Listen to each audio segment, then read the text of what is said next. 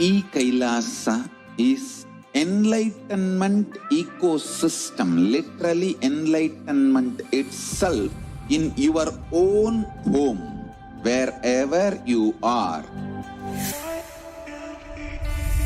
Proper customized spiritual service helping you to complete with your life negativity, withdrawal from life, self-hatred, self-denial, self-doubt, so much of tiredness, laziness. We can support you, aligning your diet, your attitude, your aptitude, your understanding about life. We can help you with everything.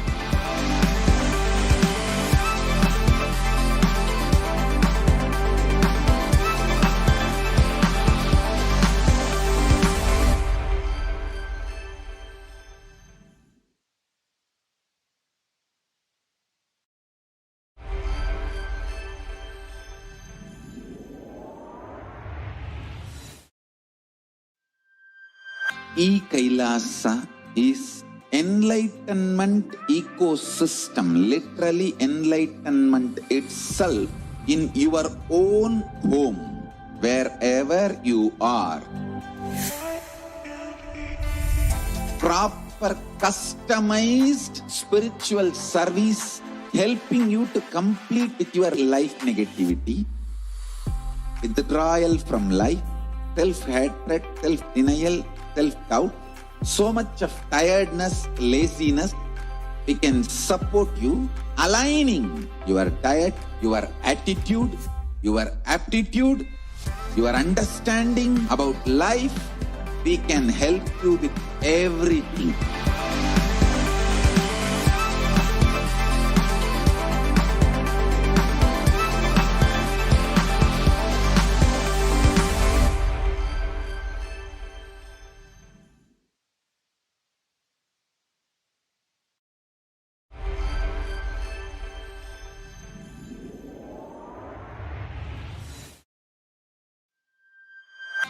Kailasa is enlightenment ecosystem, literally enlightenment itself in your own home, wherever you are.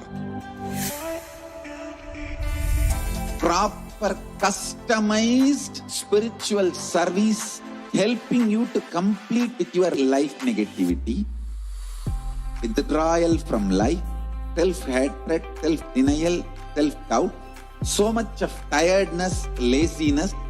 We can support you, aligning your diet, your attitude, your aptitude, your understanding about life. We can help you with everything.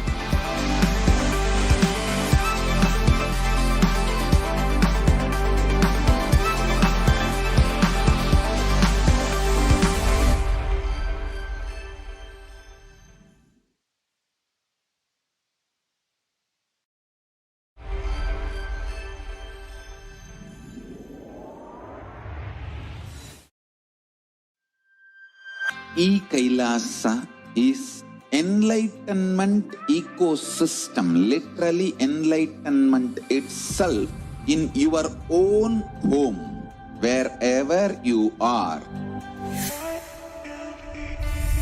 Proper customized spiritual service helping you to complete with your life negativity, withdrawal from life, self-hatred, self-denial, self-doubt, so much of tiredness, laziness. We can support you, aligning your diet, your attitude, your aptitude, your understanding about life. We can help you with everything.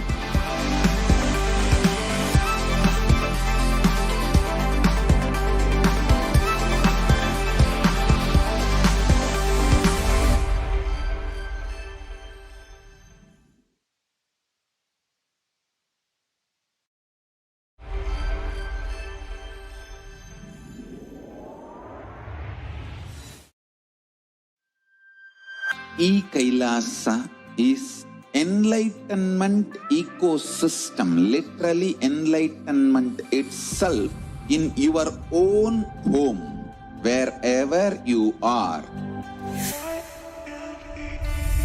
Proper customized spiritual service helping you to complete with your life negativity, withdrawal from life, self-hatred, self-denial, self-doubt, so much of tiredness, laziness. We can support you aligning your diet, your attitude, your aptitude, your understanding about life. We can help you with everything.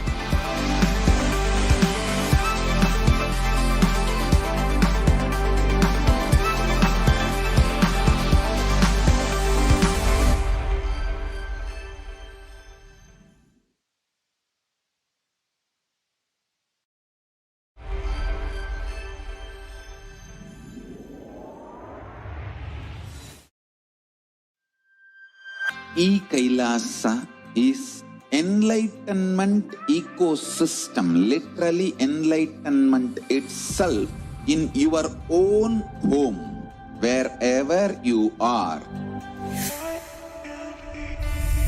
Proper customized spiritual service helping you to complete with your life negativity, withdrawal from life, self-hatred, self-denial, self-doubt, so much of tiredness, laziness. We can support you aligning your diet, your attitude, your aptitude, your understanding about life. We can help you with everything.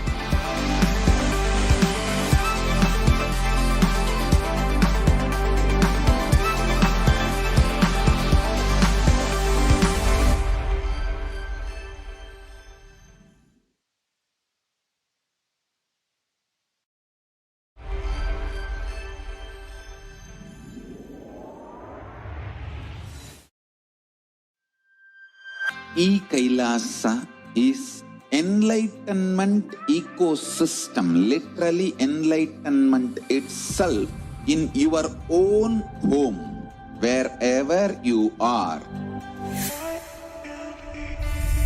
Proper customized spiritual service helping you to complete with your life negativity, withdrawal from life, self-hatred, self-denial, self-doubt, so much of tiredness, laziness. We can support you aligning your diet, your attitude, your aptitude, your understanding about life. We can help you with everything.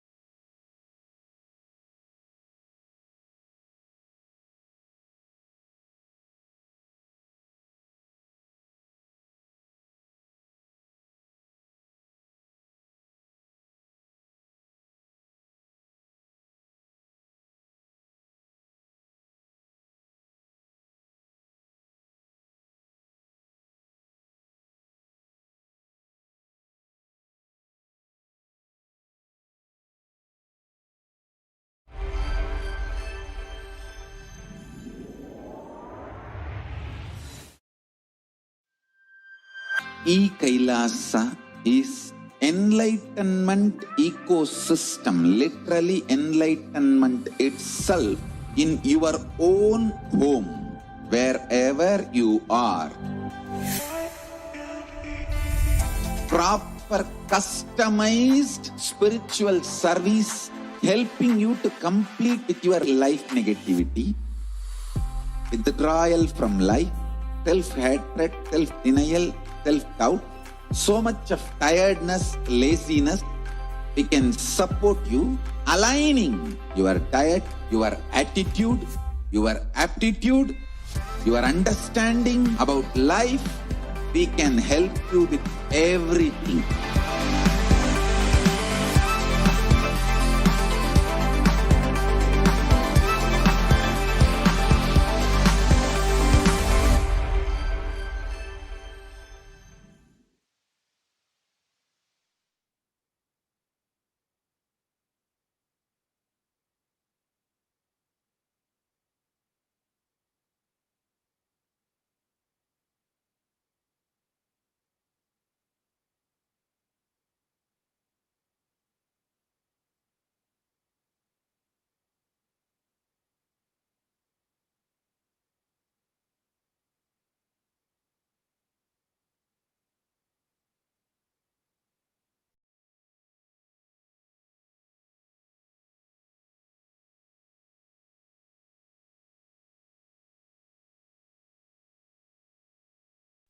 Now, Nithyanandam.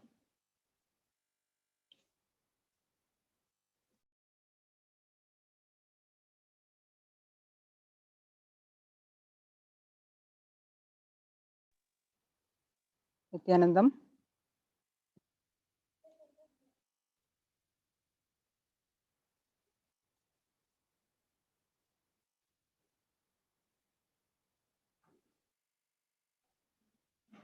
For those of you tuning in for the first time to Kailasa Nithyananda TV, welcome to the official TV programming for Sri Kailasa, the only and greatest Hindu nation in the world.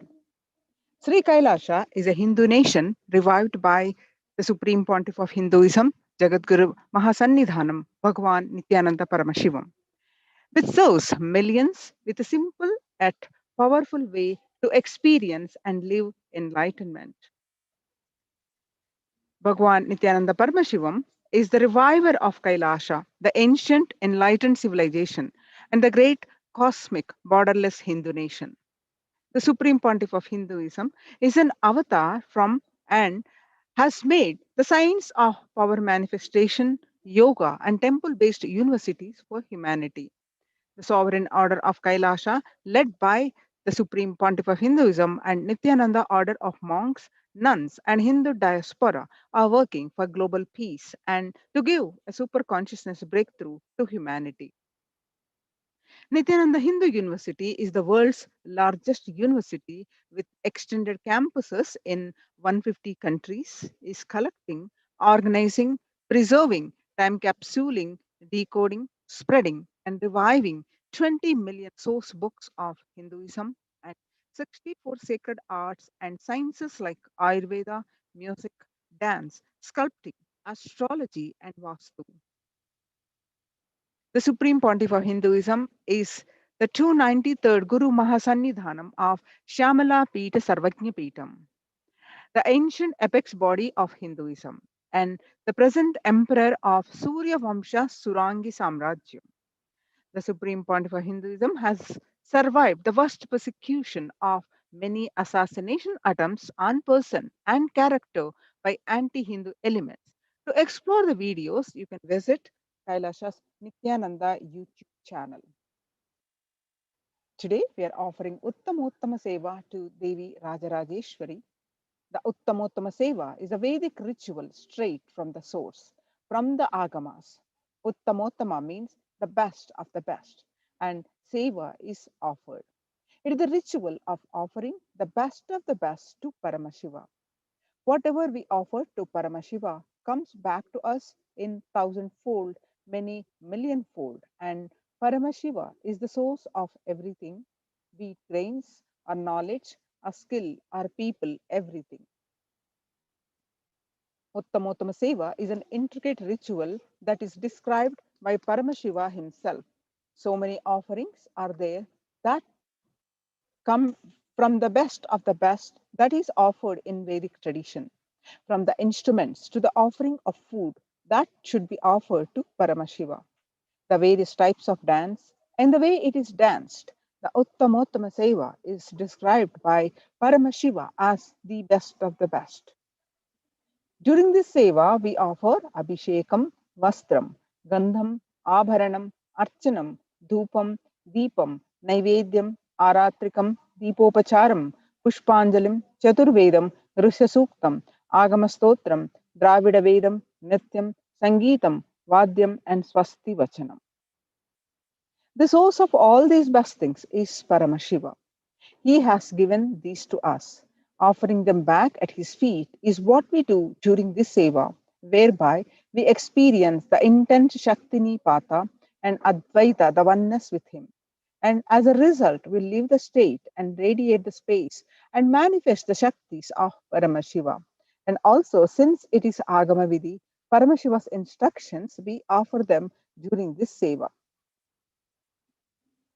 The best of the food offered as Naivedyam, the best movement a body can make offered as dance, Nritya Seva, the best of sound offered as music, Sangeeta Seva, and the best of consciousness offered as power manifestation, Shakti Avishkarana.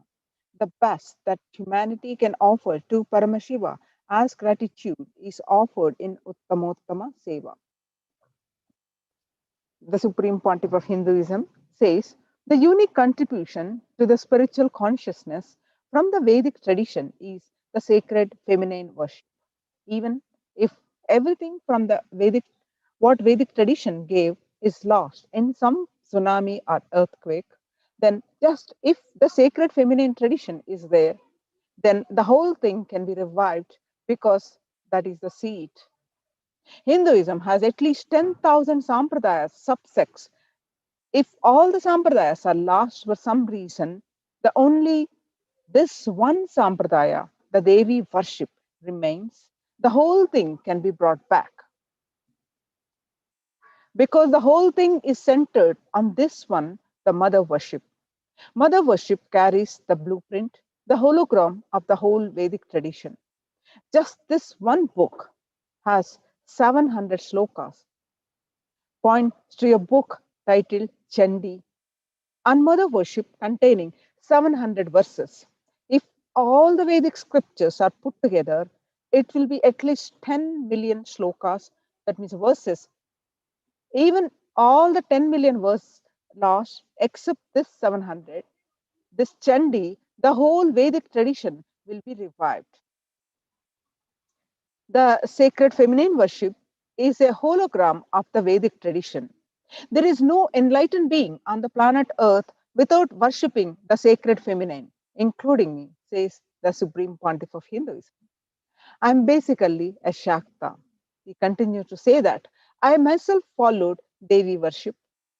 From the beginning, if you see my biology and all the deities I carved, the darshan I had, all mother based, Devi based. Ramakrishna, a great enlightened master from India who lived from 1836 to 1886, says Shiva is a Brahmin, but Devi, as the Shiva is the Brahman, but Devi has the key to reach that Brahman. Unless she opens, nobody can reach, says, continues the Supreme Pontiff of Hinduism. He says, there was a time when Paramashiva did not assume a body, but Parashakti assumed a body. That avatar is Devi Rajarajeshwari. As Shiva and Shakti cannot be separated, hence Rajarajeshwari is the embodiment of union of Parashakti and Paramashiva. Rajarajeshwari is the cosmic mother, Devi Parashakti herself. Rajarajeshwari means the royal and most supreme goddess. She is the most splendid form of the cosmic mother, the merciful and protecting cosmic energy. Rajarajeshwari is the focused form of all gods and goddesses, the sum total of all energies of the cosmos. Her care, love, mercy, and grace intensified. Rajarajeshwari is known as Avyajya Karuna Murti, the merciful without any reason. The scriptures describe her to be seated on a simhasana upon that Lord Sadashiva, Paramashiva, the cosmic consciousness whose legs are Lord Brahma, Rudra, Indra, and Vishnu. Also, she is fanned by goddess of wealth, Devi Mahalakshmi, and goddess of learning, Devi Saraswati. She is depicted to be worshipped by all the 3 crore devatas and Lord Ganesha and Subramanya.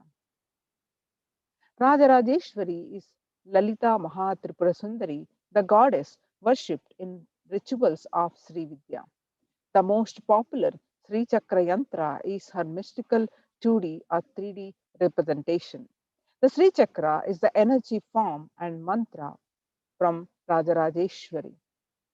The Supreme Pontiff of Hinduism says Sri Chakra is the blueprint of all the whole cosmos. There are 43 powers in the whole cosmos. Either you integrate all 43 powers within you to manifest those as powers. If you can surrender to the 43 energies outside you in the Sri Vidya Puja, you will have her blessings to manifest all the 43 powers. The methodology to experience oneness with that cosmic energy is what is called Sri Vidya. When you surrender to this worship methodology, all the wealth and knowledge of the cosmos, everything will become at your disposal. This is what represented by Mahalakshmi and Saraswati serving Rajarajeshwari. She is the mother of love and grace. All sentient and insentient beings are linked to and dependent upon her power for their existence. She is the personification of the divine desire to create the universe and also the divine desire to merge the creation back into the ultimate Brahman. Devi Rajarajeshwari is the Adhisthana Devata of Sri Chakra. She sits on the throne holding Ikshukhanda, the sugarcane, on one hand and giving blessings to devotees with the other hand, Abhaya Mudra, in Abhaya Mudra. That is, no fear. The sweet juice of sugarcane symbolizes the juice of bliss, Atmajnana, the self realization.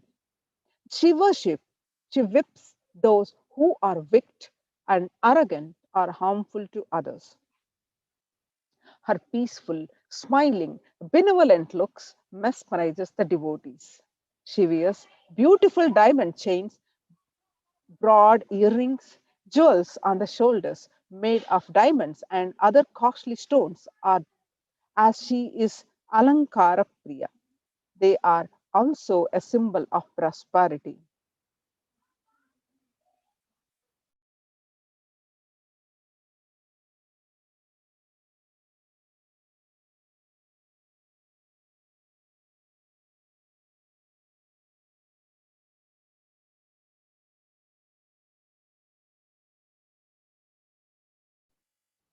She killed and defeated many demons in many kalpas, hence is known as Aparajita, as the one who cannot be defeated. Rajarajeshwari Devi is Jnana Swarupini, the embodiment of Jnana or wisdom. The Trimurtis of Brahma, Vishnu, and Maheshwara are the lords of Aksha Dikpalakas. They are called Rajeshwar, the goddess who rules over these Trimurtis is called Rajarajeshwari.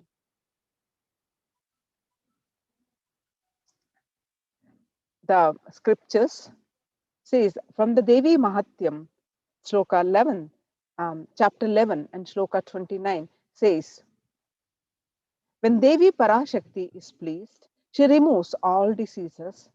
If she is displeased, she has the power to destroy everything.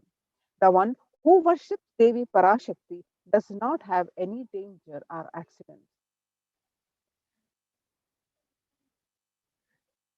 By worshipping Devi Parashakti, she removes all our fears and gives us the knowledge to make our fears redundant. When Devi Parashakti is asked, she gives enlightenment. If she is pleased, she bestows growth, prosperity, success, good fortune, wealth, abundance. Any negative influence of planets, ill effects caused by the position of the planets, or bad dreams will immediately be removed by Devi Parashakti. Worship of Devi Parashakti removes all kinds of influence of all black magic in our lives. Devi Parashakti removes all our obstacles and destroys our enemies and negative thought patterns, which stops us from manifesting our reality. Today, we are offering Chandi Homa in Adi Kailasa Sarvajna Peetham. Chandi Homa is the most powerful way to worship Devi Parashakti. Chandi Homa is a Vedic tantric fire ritual invoking the grace of cosmic feminine. The cosmic mother is worshipped in both the fierce form Raudra and the cool form Saumya. The two chief popular hymns on Devi are the Lalita Sahasranamam and the Devi Mahatyam. The former extols the mother as the most serene form, whereas the latter extols the mother as the most ferocious one. In the Devi Mahatyam, which literally translated as the glory of the goddess, Devi is worshipped as Chandi. She is the embodiment of all power, abundance, and intelligence, the embodiment of Durga Lakshmi and Saraswati. Hence, this Devi Mahatyam is Chandi. This has 700 verses, the shlokas, mantras, hence Durga Saptasati. The glory of Devi Mahatyam is beyond verbalization.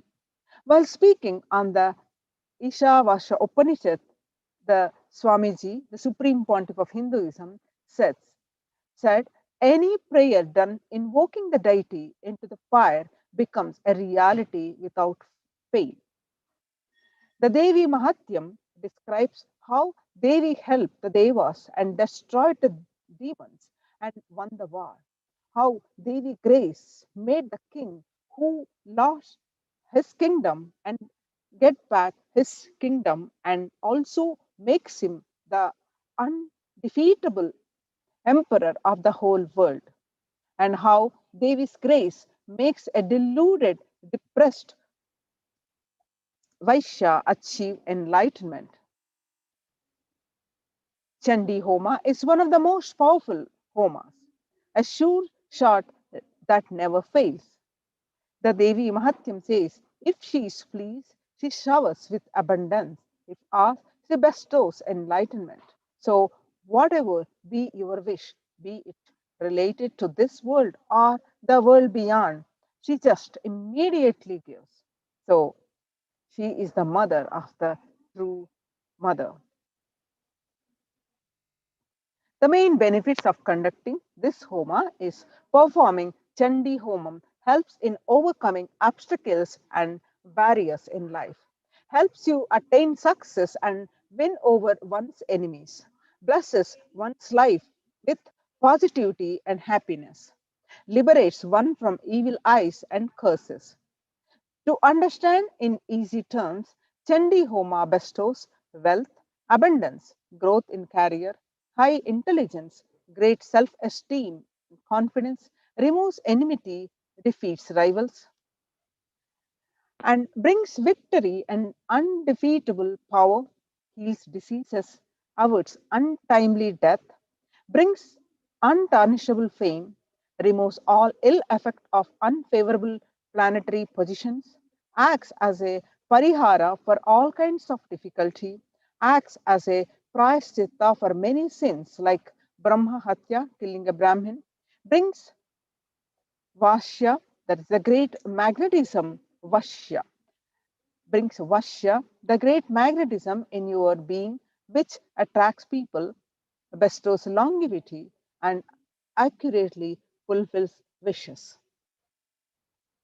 Removes all kinds of black magic, possession by spirits, spells cast by Bhuta, Preta, Pichacha, Yakshini, Dhakini, Shakini, Abhichara, Sahaja, Kulala, Jalala, Yaksha, Gandharva, Rakshasa, Brahma Rakshata, Vetala, Kushmanda, Bhairavadi, Du, Durvedhata.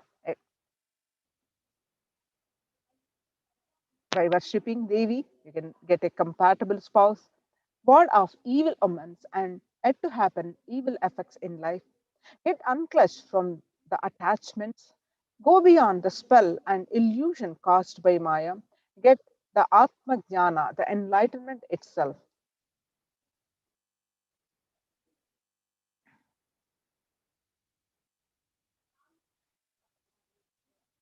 Today, our Gurukul Balasans are offering the Uttamottama Seva to Devi Rajarajeshwari.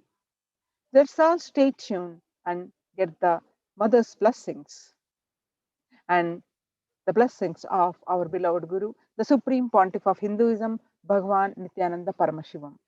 Let's all stay tuned and enjoy the Uttamottama Seva to Devi Rajarajeshwari. Thank you, Nithyanandam.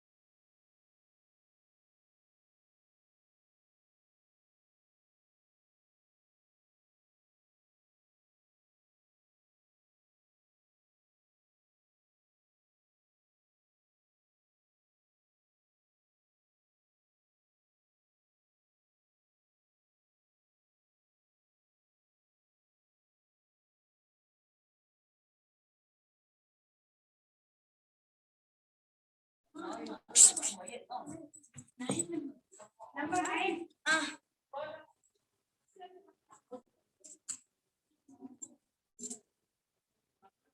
first offering of the Uttamottama Seva at the feet of Devi Nithyanandeshwari Paramashivoham Sameta Shri Nithyanandeshwara Paramashiva is the offering of the Chaturvedam.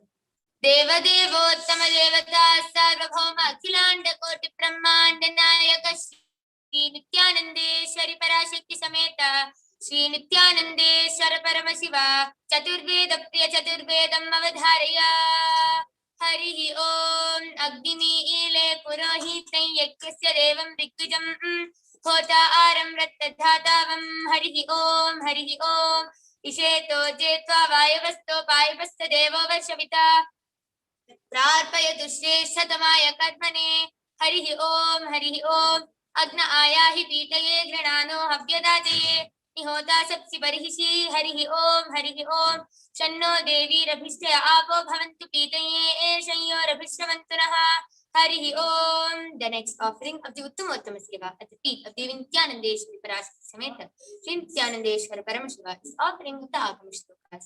Deva Devottama Devata Sarvabhauma Akhilanda Koti Brahmanda Nayaka Shri Nithyanandeshwari Parashakti Sameta Shri Nithyanandeshwara Paramashiva Agama-shloka Priya Agama-shloka Navadharaya Shri Bhagavan Uvacha Ati Kautuhala Vishta Prithasye Tatshunu Priye Yanme Netrantare Vahnet Yatvanritam.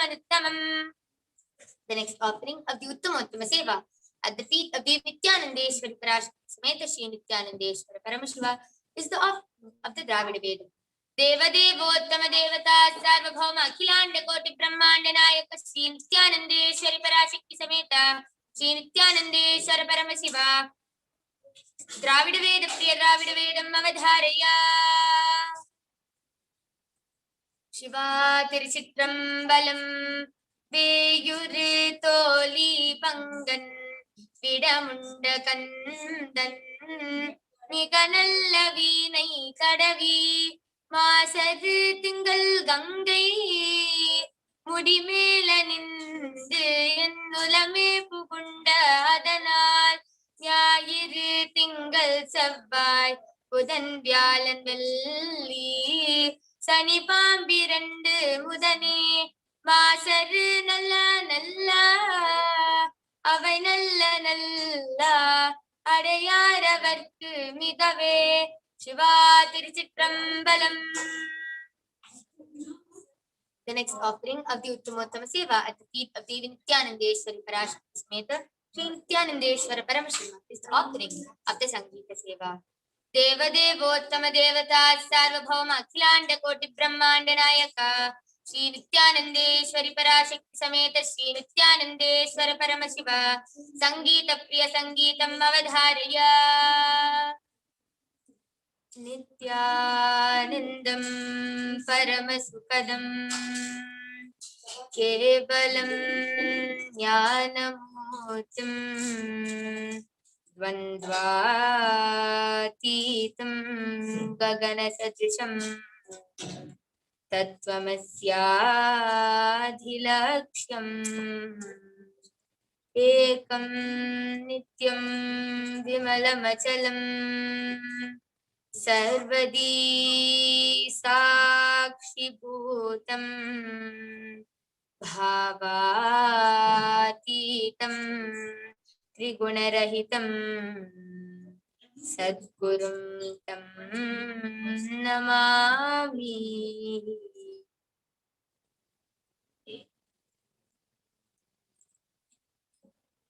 Devi Nityama Devi Saraswati Ma Devi Durga Bhavani Ma Mata Maheshwari Mangalakarini Nitya Nityeshwari Durga Bhavani.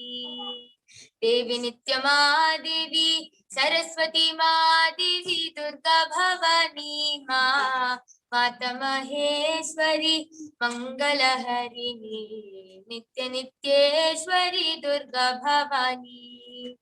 Devi Bhavani Jaya Jagat Janani Devi Bhavani Jaya Jagat Janani Mandahasini Anandeshwari, Mandahasini Anandeshwari, Jai Ma Jai Nityama Devi, Jai Ma Jai Nityama Devi, Devi Nityama Devi, Saraswati Ma Devi, Durga Bhavani Ma, Mata Maheshwari, Mangalaharini, Nitya Nityeshwari, Durga Bhavani, Devi Bhavani, Jaya Jagat Janani, Devi Bhavani, Jaya Jagat Janani, Mandahasini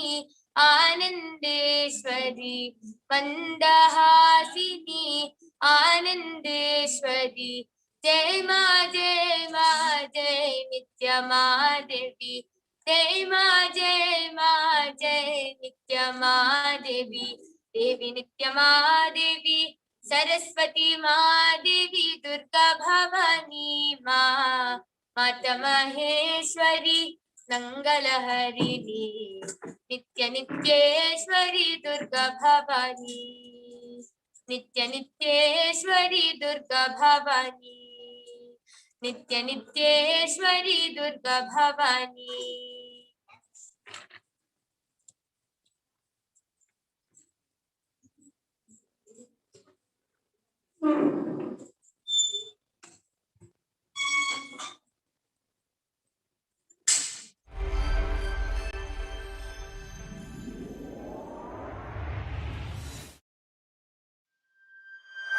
Kailasa is enlightenment ecosystem, literally enlightenment itself in your own home, wherever you are.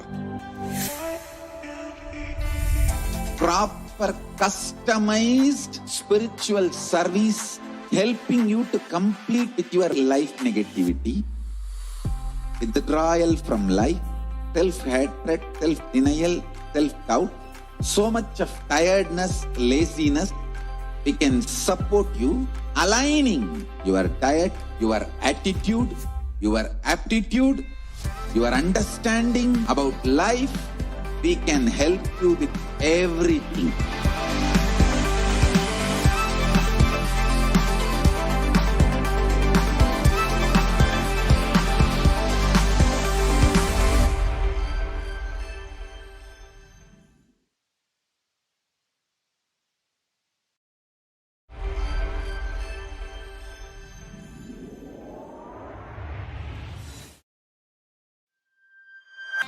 Kailasa is enlightenment ecosystem, literally enlightenment itself in your own home, wherever you are. Proper customized spiritual service helping you to complete with your life negativity, withdrawal from life, self-hatred, self-denial, self-doubt, so much of tiredness, laziness. We can support you, aligning your diet, your attitude, your aptitude, your understanding about life. We can help you with everything.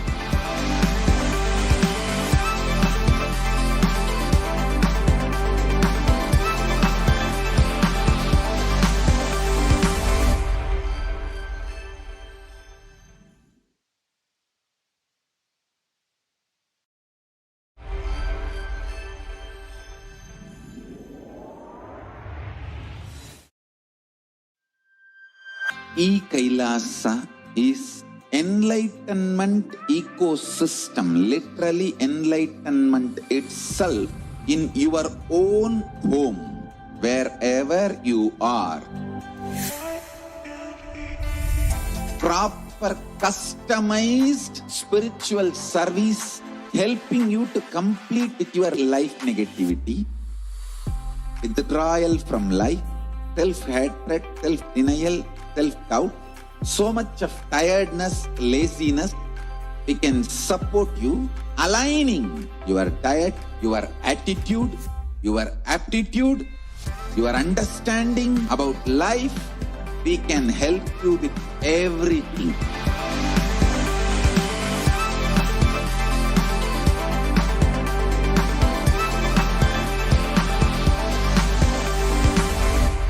Devi Nithyananda Paramashivam Shri Nithyananda Paramashivam is the offering of the Nitya Seva. Deva Uttamottama Seva Sarvabhauma Akhilanda Koti Brahmanda Nayaka Shri Nithyananda Paramashivam Shri Nithyananda Paramashivam Nitya Priya Nityam Avadharaya.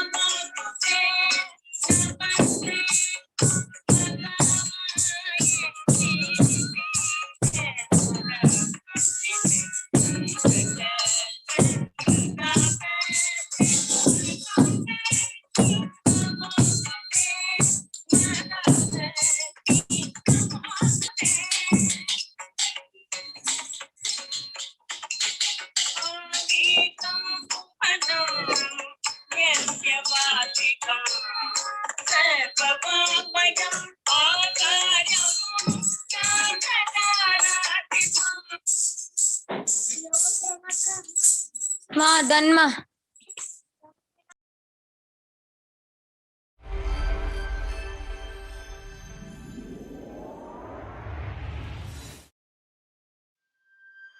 Kailasa is enlightenment ecosystem, literally enlightenment itself in your own home, wherever you are.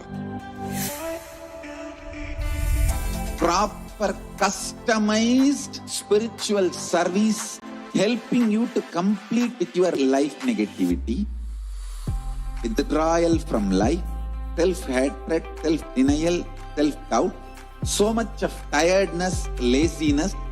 We can support you aligning your diet, your attitude, your aptitude, your understanding about life. We can help you with everything.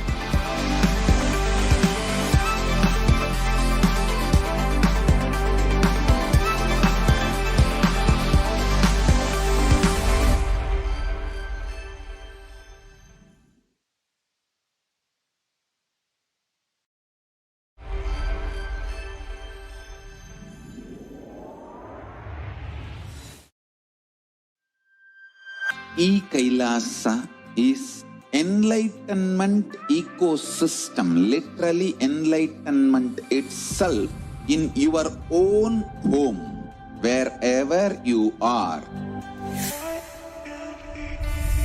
Proper customized spiritual service helping you to complete with your life negativity, withdrawal from life, self-hatred, self-denial, self-doubt, so much of tiredness, laziness. We can support you aligning your diet, your attitude, your aptitude, your understanding about life. We can help you with everything.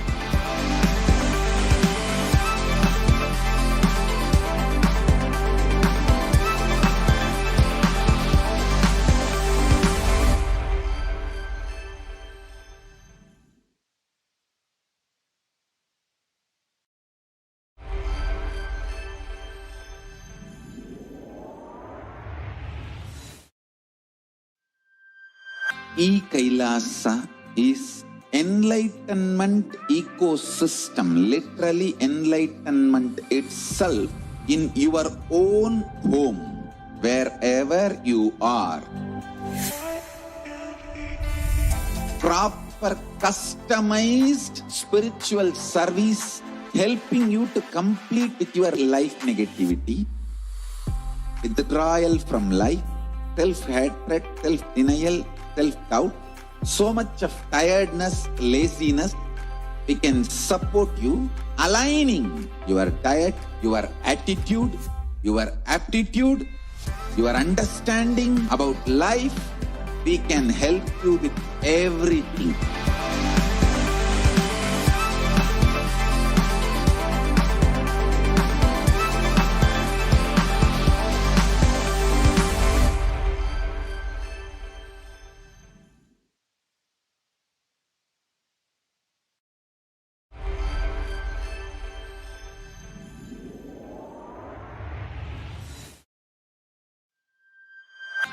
Kailasa is enlightenment ecosystem, literally enlightenment itself in your own home, wherever you are.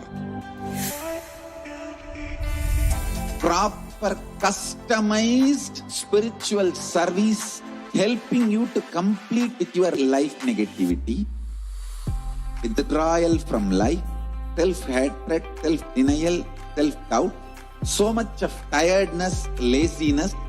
We can support you, aligning your diet, your attitude, your aptitude, your understanding about life. We can help you with everything.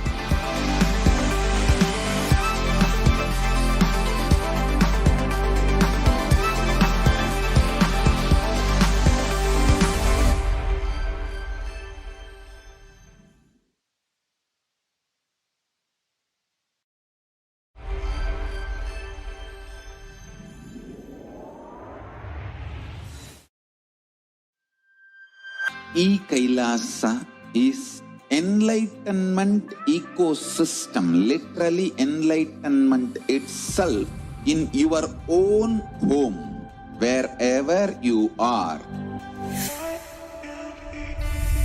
Proper customized spiritual service helping you to complete with your life negativity, withdrawal from life, self-hatred, self-denial, self-doubt, so much of tiredness, laziness. We can support you, aligning your diet, your attitude, your aptitude, your understanding about life. We can help you with everything.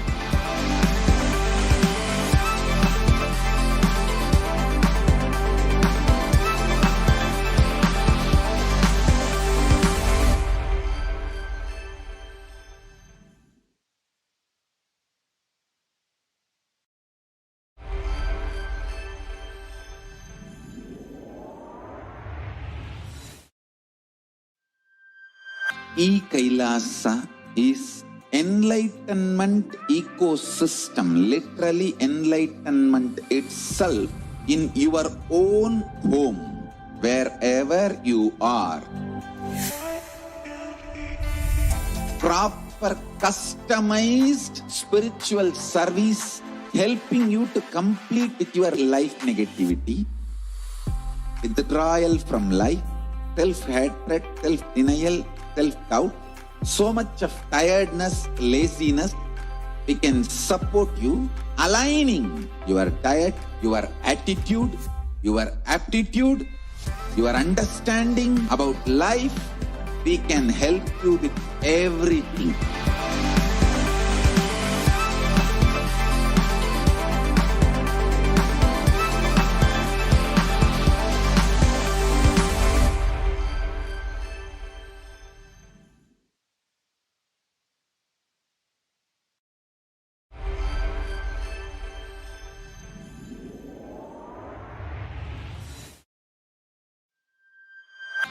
Kailasa is enlightenment ecosystem, literally enlightenment itself in your own home, wherever you are.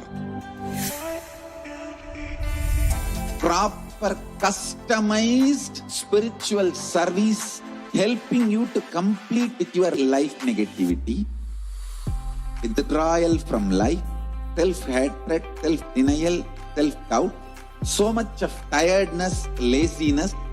We can support you, aligning your diet, your attitude, your aptitude, your understanding about life.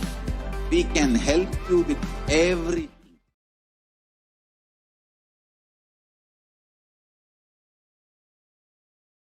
Sukadam Kevalam Jnanamurtim Dvandvatitam Gagana Sadrisham Tattvamasya Ekam Nityam Vimalamachalam Sarvadi Sakshi Bhutam Bhavatitam Triguna-rahitam Satgurum Tam Namami.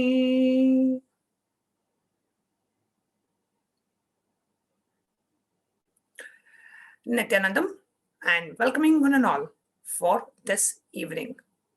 Today is an extremely important day in the calendar of Kailasa. Today, the 2nd of March, is observed as the Hindu Holocaust Day. The day when all the anti-spiritual, anti-Hindu elements committed suicide. The day when the Hindus all over the world were attacked. The day when there was a criminal conspiracy done against Hindus, against the Supreme Pontiff of Hinduism on this very day, at this very time. Today, we will be sharing with you what really happened on the 2nd of March and how we as Hindus need to understand the importance and the significance of this day. Joining me today in this panel is Ma Nitya Pranapriyananda and Ma Nitya Achalananda Swami, and together we will be sharing with you about the brutal attack on Hindus, the Hindu Holocaust that is continuing for more than 1,000 years. On this very day, the 2nd of March, in the year 2010, a doctored video was released on the Supreme Pontiff of Hinduism in an attack to delegitimize Hinduism, in an attack to delegitimize Hindu gurus, in an attack to attack, character assassinate, and physically assassinate the Supreme Pontiff of Hinduism. What followed the publishing of this doctored video was more than 70 assassination attempts on the life of His Divine Holiness, and those assassination attempts started from this very day when His Divine Holiness was in the monastery in Tiruvannamalai. Is this attack really on the Supreme Pontiff of Hinduism? Or is there more to this attack?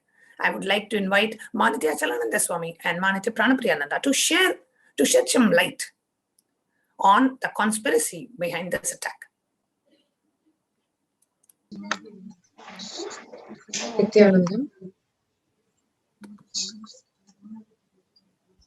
The Hindu Holocaust Day, March 2nd of 2010, literally the Hindu Holocaust Day.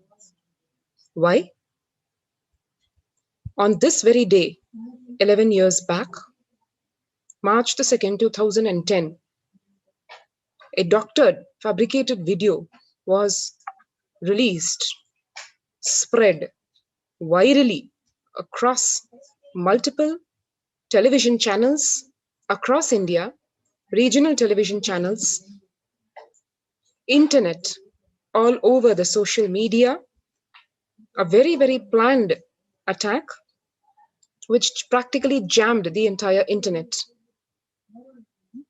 This attack was on the Supreme Pontiff of Hinduism, Jagat Guru Mahasannidhanam, His Divine Holiness, Bhagavan Sri Nithyananda Paramashivam. Why did it need such a massive attack, persecution, which was planned for years and which was to be sustained not only for weeks or months or years, but for decades to come, and which is still continuing? Probably the blackest mark in the history of human rights violations, violations of civil liberties, absolute mockery of justice, blatant contempt of law. His Divine Holiness is the Supreme Pontiff of 2 billion Hindus worldwide. He is also the reigning spiritual emperor of 17 ancient traditional Hindu kingdoms. He is the last lamp of Hinduism, which is the only living enlightened civilization from time immemorial. Many civilizations have come and gone. Yes, it is not that they have not achieved spiritual successes, but Hinduism is the only civilization which has manifested Paramashiva, the ultimate reality, in all its aspects and dimensions, be it life solutions, powerful cognitions, power manifestation, rich in its life and its living, moment to moment, day to day, living the very principle of life, which is, as Bhagavan says, be blissful. This empowering existence, needless to say, is against the vested interests who do not want humanity to be empowered, who have a reason to hold for holding people captive, enslaved, not necessarily physically, but in their cognitions, in their actions, so that their vested interests can be carried out at the cost of other human beings, other beings, even nature itself. That is really the motivation, the bigger picture of why the anti-Hindu forces got together. Even forces which ideologically amongst themselves in their so-called ideologies do not concur, even they join hands in this massive attack against His Divine Holiness. Caste supremacist militants, anti-Hindu terrorists, everybody coming together in this attack against His Divine Holiness. Let us today get into some of the details of how this well-planned, sinister conspiracy was not only launched but kept alive, and we'll touch upon just one of the thousands of attacks, legal, physical, mental, psychological, everything that was done against the Supreme Pontiff of Hinduism.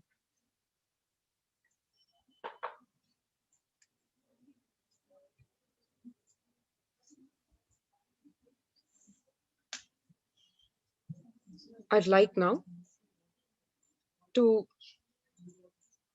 just recount what happened on this very day. Actually, literally in another 20 minutes, 7:20 p.m. is when, on March the 2nd, 2010, that doctored video was first unleashed on the unsuspecting people,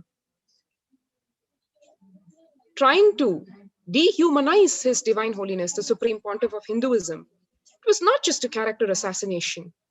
It was not just an attempt to defame His Divine Holiness. It was very planned attack to exterminate His Divine Holiness in person and in principle, because what followed on its wake was multiple assassination attempts in broad daylight, telecasted alive literally on television channels, attacks on His Divine Holiness disciples, followers, monks, nuns, sexual assaults on them, and a whole slew of unimaginable crimes which in no sane society would have gone unnoticed or forgiven.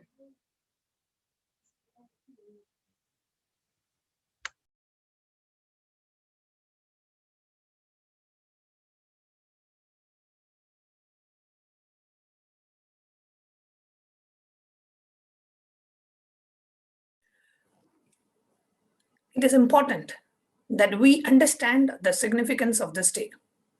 It is not just an attack on some subsect of Hinduism, or it is not just an attack on just a community, or it's not an attack on one spiritual leader of Hinduism. It is an attack on the 2 billion Hindus worldwide. It is an attack on Sanatana Hindu Dharma. And dear Hindus, if we do not wake up to what is being done to us, we would be completely wiped off. Already we have lost all the states. There is no state in the world today which is a Hindu state. And we only have Kailasa, revived by the Supreme Pontiff, the Hindu civilizational nation. Even more so, if we keep our eyes closed to the attack that's been happening to Hindus, what is going to happen in the span of the next 50 to 100 years? Let us see what happened in the last 100 years to be able to project what could happen in the next 50 years. Hindus in the span of 100 years. In Afghanistan, we are completely wiped out. In Pakistan, we are completely wiped out. In Bangladesh, we are just about to be wiped out. In Kashmir, we are eliminated already. In Kerala, we have been turned into a minority. In West Bengal, we are about to become a minority. This is what is happening to Hindus globally and in India. If we don't wake up to the reality, Hindus would be completely wiped out in India as well. You may think it is too far-fetched a goal, or it could never happen like that. How can Hindus be wiped off from India?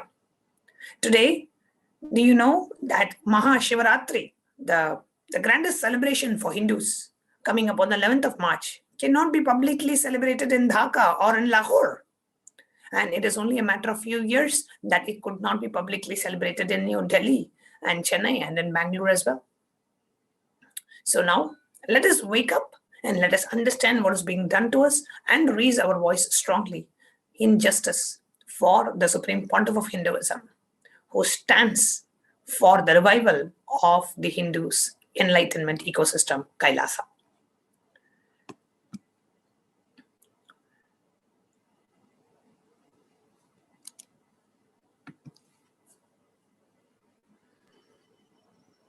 Today,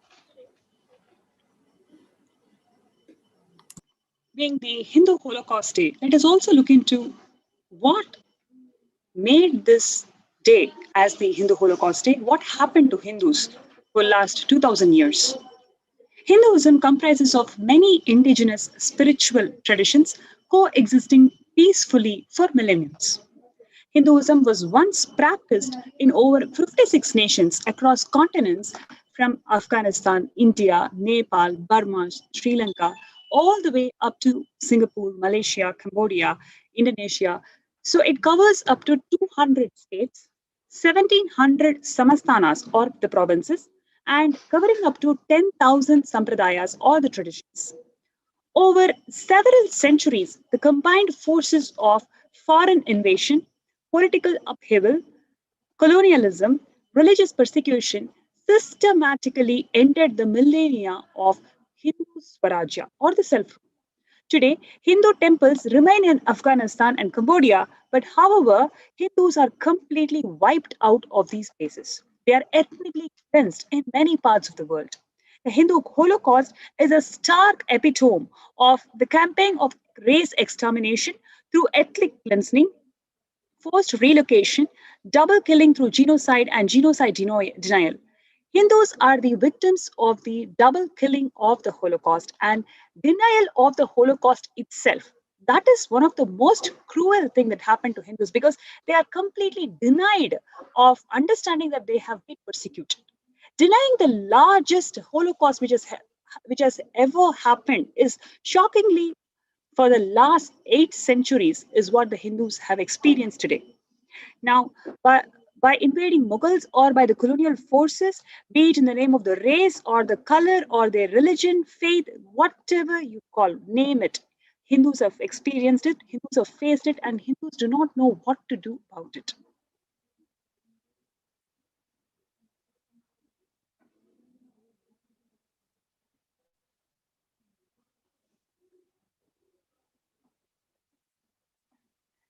one of the means and the intent of the Hindu Holocaust is the genocide in various forms. The Genocide Convention defines genocide as any of the following acts committed with the intent to destroy, in the whole or in part, a national, ethical, racial, or the religious group, as such killing members of the group, causing serious bodily or the mental harm to the members of that group, deliberately inflicting on the group conditions of life calculated to bring about its physical destruction in whole or in part. The Hindu Holocaust, which has witnessed the genocide for over centuries, and specifically the Adi Shaivite minority genocide in the 21st century, is a black bolt on the face of the humanity itself. And in the case of Hindus, it wasn't in part, it was as it is on the whole. The anti-Hindu barbaric and the colonial forces wanted the Hindus to be wiped out from the face of the planet Earth. There could be no denial of the Hindu Holocaust, the horrific and the systematic efforts to commit the genocide against the Hindu people since 20 centuries, which is evidenced by the emotional scars still borne by the descendants of its survivors. It has been a campaign of ethnic cleansing committed by various invading forces who ensured that the continuum of the persecution through ideological brainwashing and the systematic destruction of the cultural and the religious identity of the Hindu people, which led to the death of about 100 million Hindus and ideological slavery of about 1 billion Hindus. In today's world, due to the distortion of the history of centuries, it lacks a name. There is no doubt in the observers of the time that they witnessed a crime on massive and industrial scale with the survivors of the Hindu Holocaust recalling the destruction of their lives and loss of livelihood, what they termed as Hinduism. Now, while all this was happening, while the Supreme Pontiff of Hinduism, Jagadguru Mahasannidhanam, His Divine Holiness Bhagavan Nithyananda Paramashivam, with his 40 years of his spiritual contributions to the humanity and 26 years of all the activities, initiatives, various conventions, various initiations, how he revived the Kailasa for over 2 decades, enriching the world with liberating cognitions by understanding the universal truths, empowering world with the powerful initiations, and so many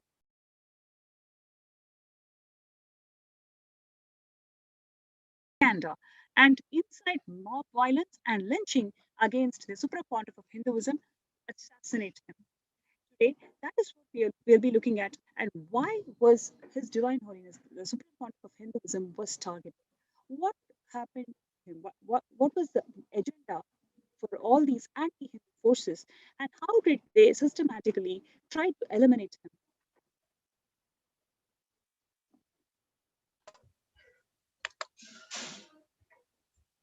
To actually understand the depth of the conspiracy against His Divine Holiness, one needs to understand really how this attack was planned way back over a decade. The attack was not just for the sake, as we said, for defamation and character assassination. It was for dehumanization, extermination of His Divine Holiness in person and in principle. Over 70 assassination attempts, over 250 sexual assaults on the Supreme Pontiff and his monks and disciples. Lawfare, meaning using the law itself as a weapon against the victim, in this case, His Divine Holiness, comprising of 120 false cases over 10 years, massive hate propaganda in electronic media for over 14,000 hours, in print media of over 25,000 articles in just 5 years, destruction of the heritage properties of the ancient spiritual kingdoms worth over $27 million, and the continuing ethnocide and genocide of the 80 million Hindus who have been exterminated worldwide in the last 7 centuries, and which continues to date, live, as we can see, even shamelessly broadcasted even on national television in democratic country. Specifically, the lawfare involved delegitimizing the Supreme Pontiff of Hinduism by hate propaganda, disenfranchising him of his civil and human rights, prejudicing him from fair representation and fair trial, repeated illegal imprisonment with brazen torture, custodial assassination attempts, supported by system justification in various forms, including the usual common processes of bureaucracy, indifference, self-deception, diffused responsibility, meaning no responsibility, and has resulted in the continued systemic complicity with torture, murder, and genocide.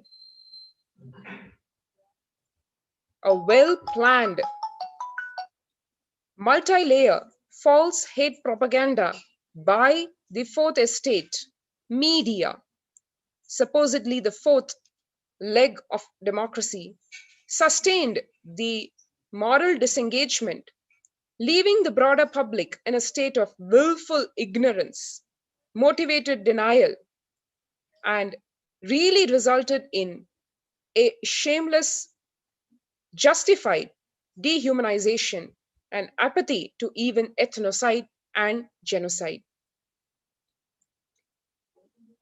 This massive, broad attack on His Divine Holiness and his entire community and the entire Hindu population at large had very, very many, not only dimensions, aspects, layers of persecution.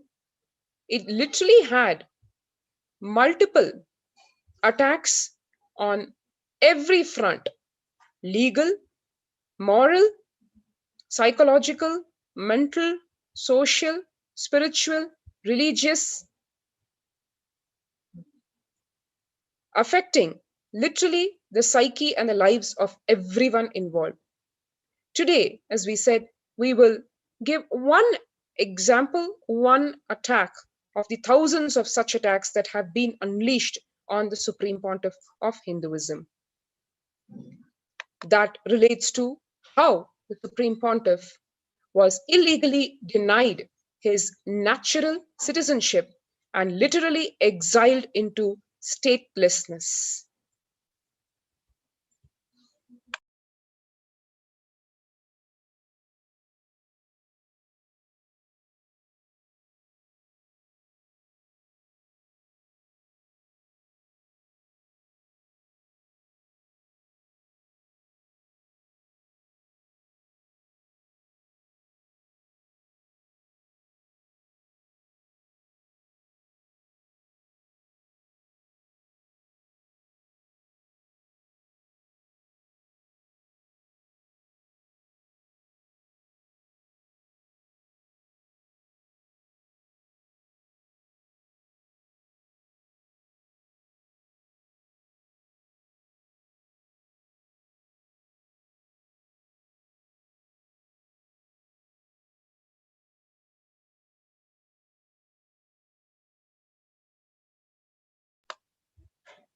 How was this done?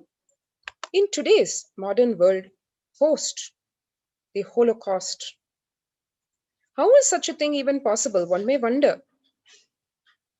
Not only an individual, an innocent being, but the Supreme Pontiff, the spiritual leader of 2 billion Hindus, how could he be illegally denied his natural citizenship, illegally exiled into statelessness?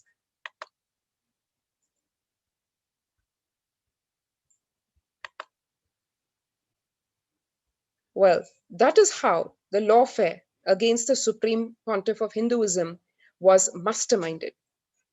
In their continued efforts to assassinate him, both physically and also to eradicate the love his devotees and disciples, the 2 billion Hindus, had for him, a massive malicious prosecution lawfare was carried out. It involved delegitimizing the Supreme Pontiff by a hate propaganda, disenfranchising him of his civil and human rights, prejudicing him from fair representation and fair trial. In the wake of the doctored video, which was unleashed on the people on 2nd March 2010, this spate of false cases were framed against His Divine Holiness. It went to such an extent, as one can see, the continuous hate propaganda which was done by the media, which was masterminded by the anti-Hindu forces, resulted in the common, so-called common people getting completely misled by the misinformation that was just flooded in all media, electronic, print, internet, everything. And there you had people believing that because the real contributions of the Supreme Pontiff of Hinduism were absolutely, literally masked away. They were never allowed to come out into the open, and instead what was fed to the people was this intense hate propaganda, which resulted in people commenting like, when will an encounter happen against Nithyananda? Why hasn't he been stabbed yet? Why is he still alive?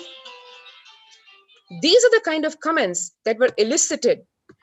This was exactly what was planned, so that this attack would be justified. Yes.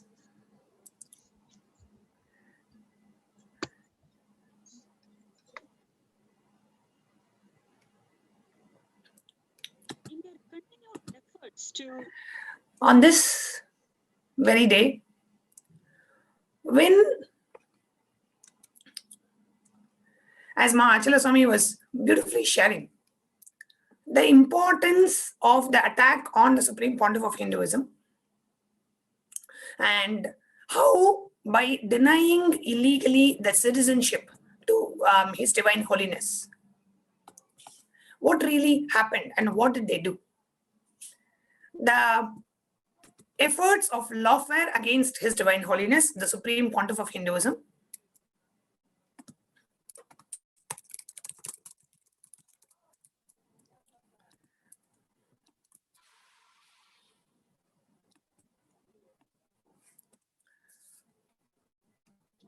in order to eradicate the love of the Supreme Pontiff of Hinduism to his devotees and to his disciples.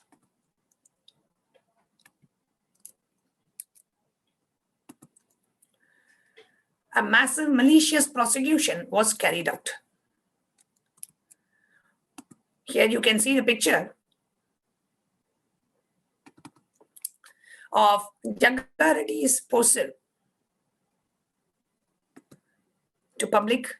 Can cops kill Swami Nithyananda in an encounter? Encounter means custodial death. While Swamiji is illegally arrested, why don't you just kill him under the pretext of something, right? And this is the public news that is spread in India. This is a Congress MLA, Jaggaradi, who is very boldly coming out in the public and saying, why is Swami Nithyananda not killed? Why can't police kill Swamiji?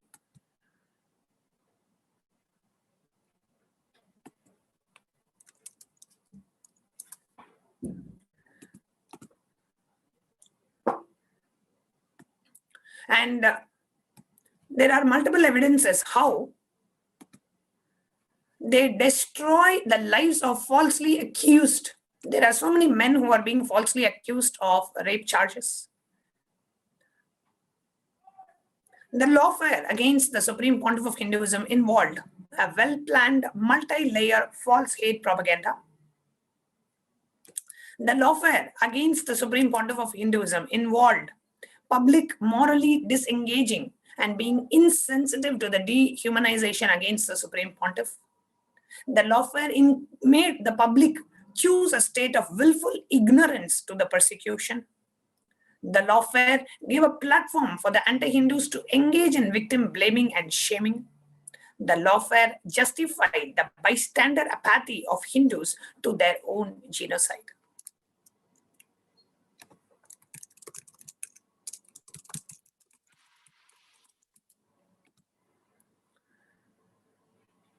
Now, the lawfare against His Divine Holiness included, in a specific instant, we would like to tell, the violating the right of His Divine Holiness to travel, unlawfully restricting the physical movement of the Supreme Pontiff of Hinduism, preventing him from traveling, restricting the Supreme Pontiff from seeking legal support, preventing the Supreme Pontiff from meeting his devotees. This was done with an intention to leave him helpless and resourceless. This was colligated with continuous assassination attempts to ensure his extermination in principle and in person.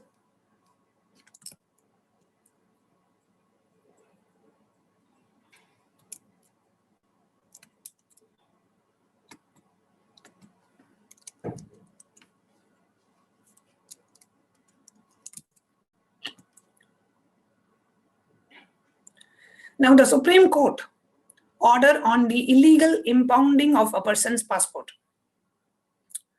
Now, in April of 2010 in Bangalore, in a brazen mockery of law, the passport of the Supreme Pontiff of Hinduism was illegally impounded on the 29th of April 2010 without any intimation or justification whatsoever.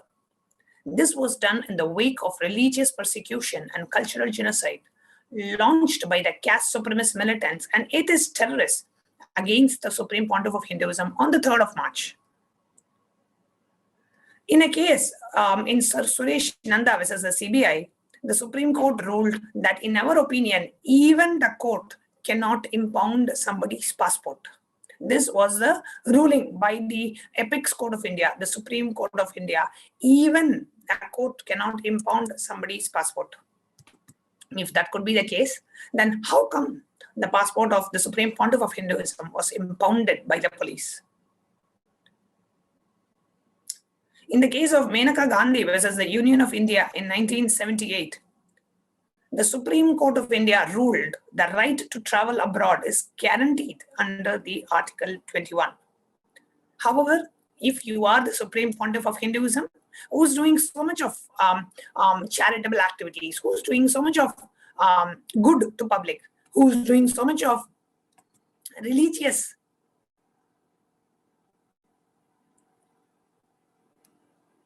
spiritual, religious activities, serving.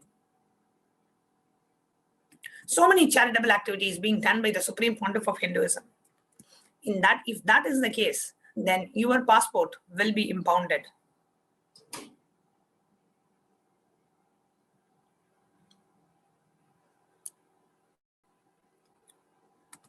Now, I just wanted to show quickly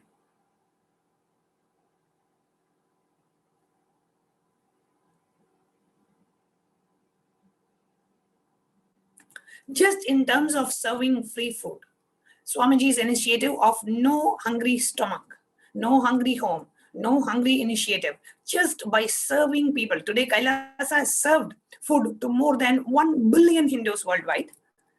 And what is actually being done to the Supreme Pontiff of Hinduism? His passport has been revoked. His passport has been illegally impounded.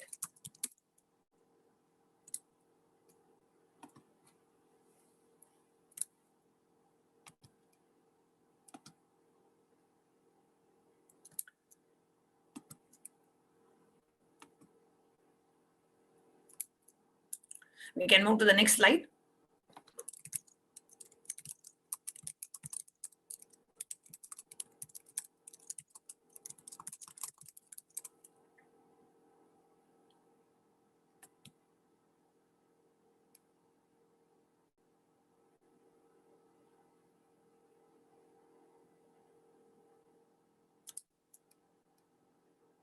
The illegal impounding of the passport.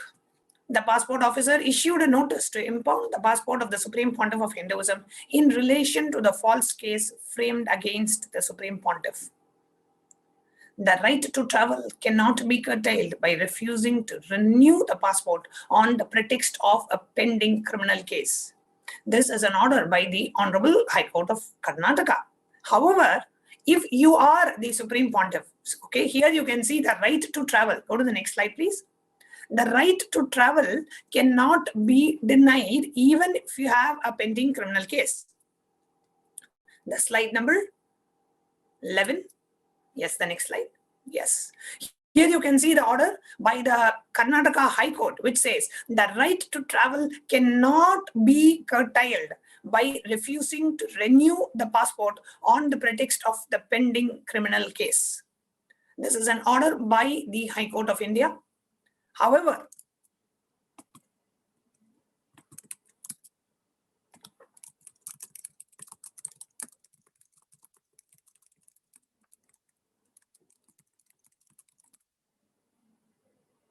if you are a Supreme Pontiff of Hinduism, if you are somebody who is serving billion meals, who is offering free food in all the monasteries, temples, everywhere offering free food, offering free food.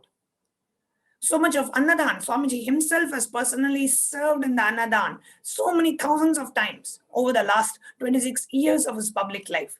Just if we take the free food serving, how many people have been served free food? How many hungry stomachs have been given free food? How many hungry homes have been given free food? Just through the free food initiative, 1 billion free meals have been served by Kailasa so far. 1 billion free meals, and continuing to serve in spite of the lockdown, in spite of the quarantine, in spite of the COVID pandemic. Kailasa continues to serve free meals. However, what is being done to the Supreme Pontiff of Hinduism?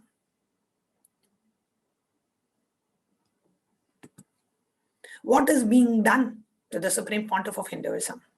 His passport has been revoked. His passport has been illegally impounded, even though there is a court ruling that the right to travel cannot be curtailed on the pretext of a pending criminal case.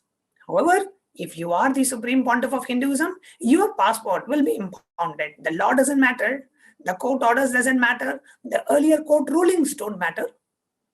But your passport will be impounded because you happen to be, unfortunately, the practicing Hindu. Not just that, you are unfortunately a Hindu spiritual leader. So no law applies to you. No constitutional right applies to you. No human right applies to you. Anything can be done and no questions asked. If you are watching this and if you feel the wrong and the injustice meted out to the Supreme Pontiff of Hinduism, it is not late. Raise your voice now. Let us ask the right people. Please tweet with the hashtag Justice for Nithyananda. Why was Swamiji's passport impounded when there is a High Court order that a person's passport and his right to travel, which is a basic human right, cannot be curtailed? Why was Swamiji's passport impounded? Because Swamiji did charitable activities, because Swamiji served 1 million free meals and he is continuing to serve, because Swamiji is doing charitable activities, because he is conducting free medical camp, offering free food. Is that the reason why Swamiji's passport was impounded illegally?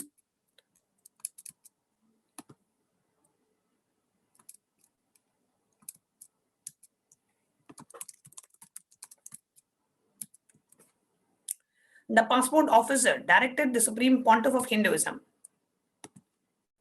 to surrender his passport along with the reply within 7 days, failing which action will be initiated to impound his passport. This notice was not a mere procedural error, but a vexatious injunction.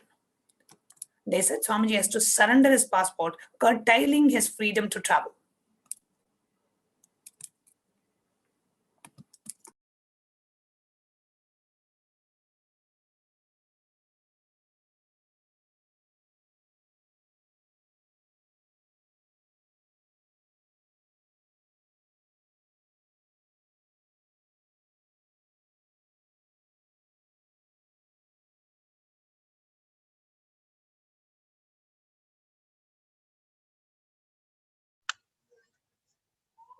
The 9th April 2010.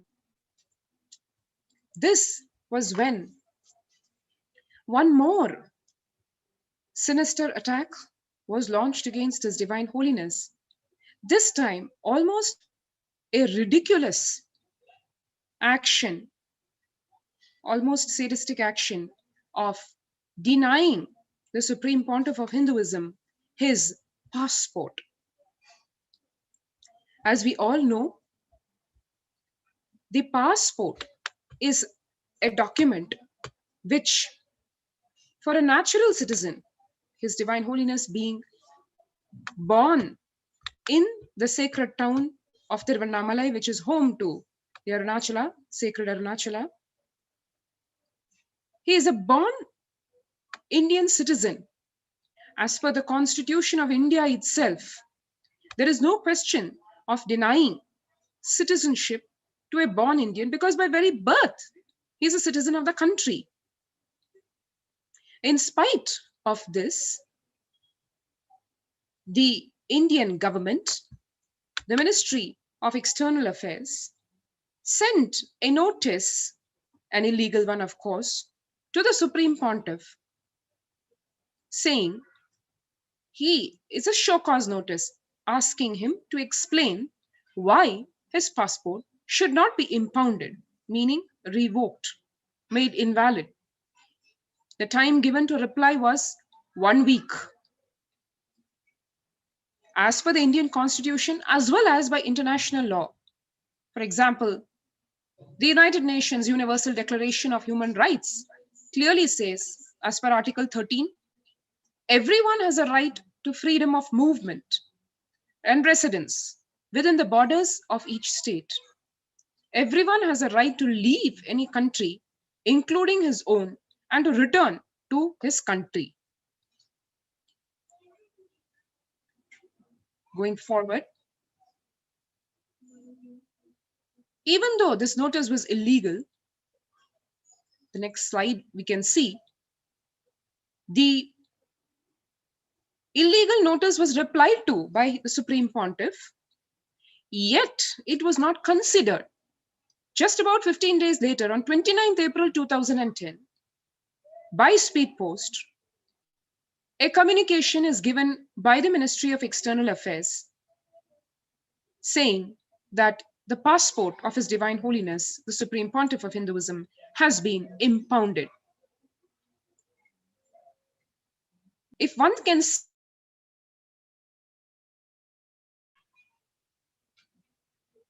first, a fabricated doctored video.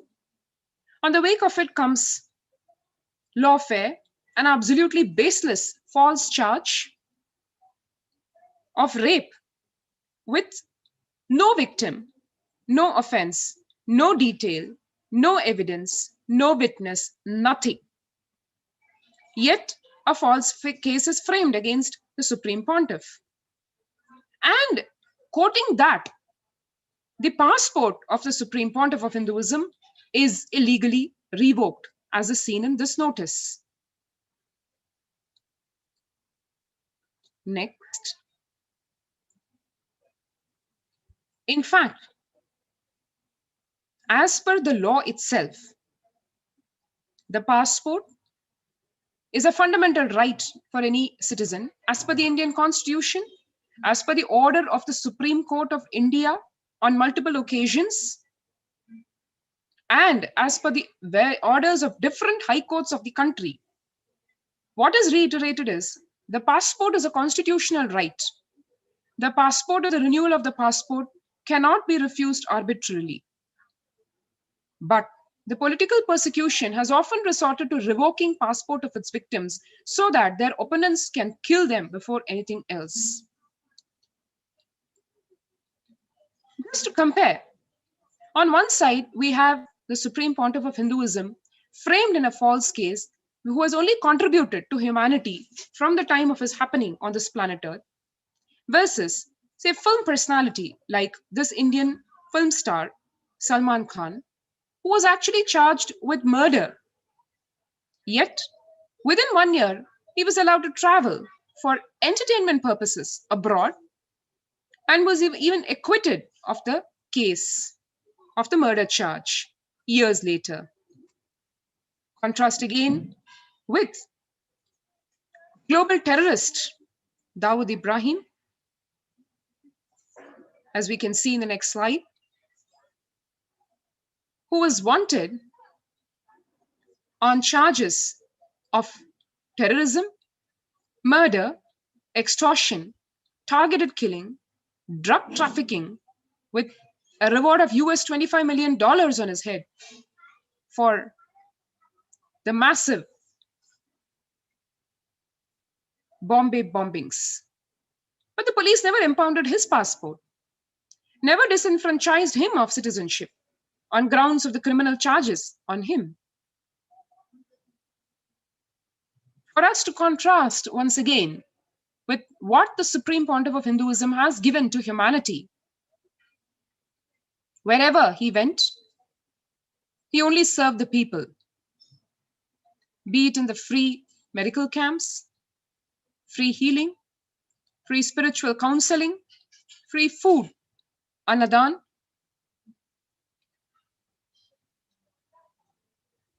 meditation programs, yoga programs.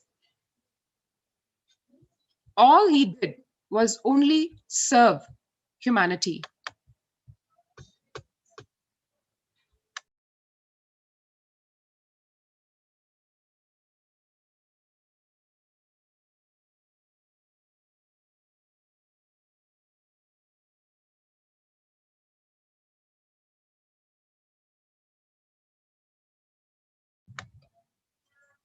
Not only serving, he was also recognized, appreciated, welcomed worldwide.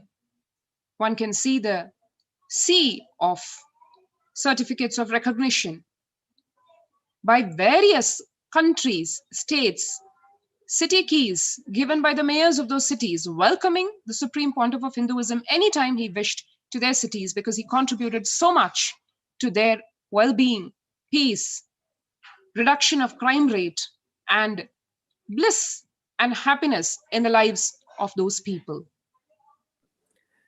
On one side, illegal impounding of the passport of the Supreme Pontiff of Hinduism.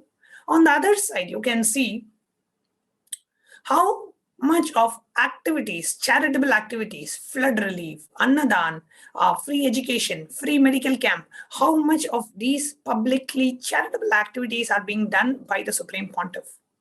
You know, it is extremely contrast to see one side, terrorist, right? Dawood Ibrahim, a terrorist like him, who has killed, who is responsible and proven charges of terrorists and bombing and attack. He is continuing to remain as a proud citizen of India. On the other hand, the Supreme Pontiff of Hinduism, who has healed millions of people, who have served billions of free meals, who has given free education, free medical care, free services, free charitable activities, multiple charitable activities in and around the world and in India, and a false, doctored video on him and a false charges on him. Everybody knows the charges against Swamiji are completely doctored. It's a persecution.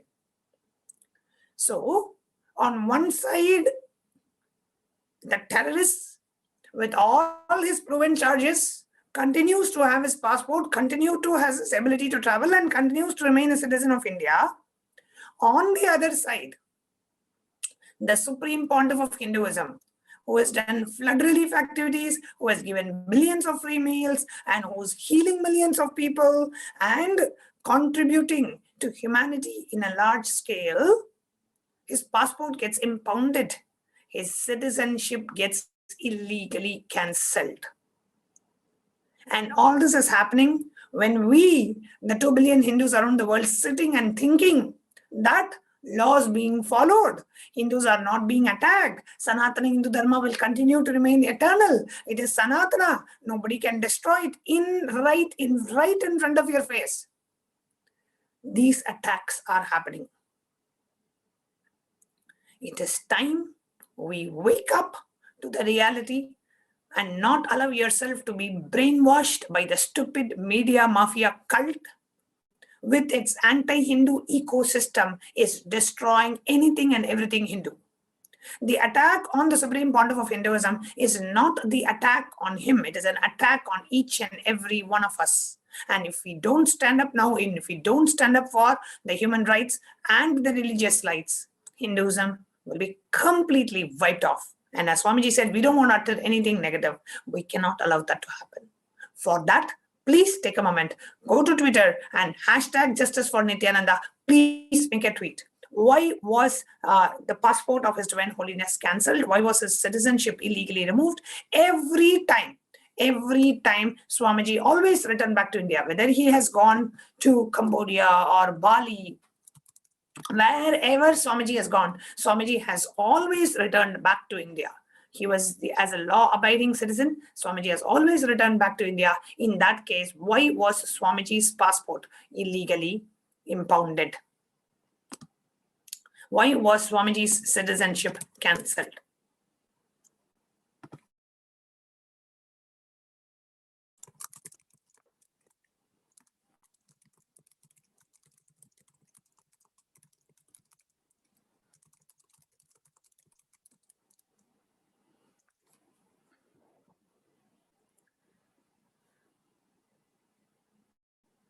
The Ministry of External Affairs, they gave a written orders to restore the passport facilities to His Divine Holiness on the 9th of August 2010. But the passport services was not restored until 2012. And during these 2 years, Swamiji was unlawfully arrested and several attempts were made to assassinate him, were made in spite of the clearance. And the passport was illegally withheld to make sure His Divine Holiness is left openly vulnerable to assassination attempts.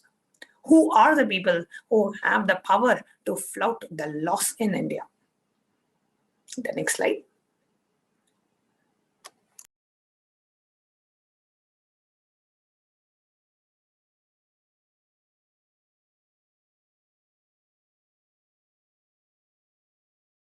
In the last 2 decades, the Supreme Pontiff of Hinduism has set up several educational, cultural, and religious institutions which have made major contributions towards the preservation of Hindu identity and its rich heritage. Yet, based on the false complaint without any thorough investigation, he was denied his constitutional right. Why? For more than a decade, he has been denied any fair investigation, and moreover, every single year, right from 2012 till 2018, almost every single year, the Supreme Pontiff of Hinduism has conducted several conventions for the international diaspora in different countries. And every single time he traveled, it was a public calendar, and every single time he has returned and always contributed more and more to this country. Despite this clear track record, why was his constitutional right denied? Here is a time for all the Hindus to stand up and think about this. If this is what is going to happen for the Supreme Pontiff of Hinduism, what about each one of you? Do you feel comfortable in revealing your identity as a Hindu today? Do you think whatever is happening to the Supreme Pontiff of Hinduism is anywhere justifiable? Why was his constitutional right denied, despite the clear track record that he has proven for several years that he has always gone for the international conventions, for contributing to the international diaspora, after teaching this liberating cognitions and powerful life solutions from Hinduism to all the international diaspora? He has always written, despite contributing so much to Hindus and to the humanity, why was his basic constitutional right denied? Here is a time for each and every Hindu who is watching out today. Let us all voice our opinion, voice our views about why the Supreme Pontiff of Hinduism's constitutional right is denied. Please use the hashtag Justice for Nithyananda, and I request every single person to voice your opinion in Twitter using the hashtag Justice for Nithyananda. Absolutely. And here you can see the illegal impounding of the passport. Please move to the next slide.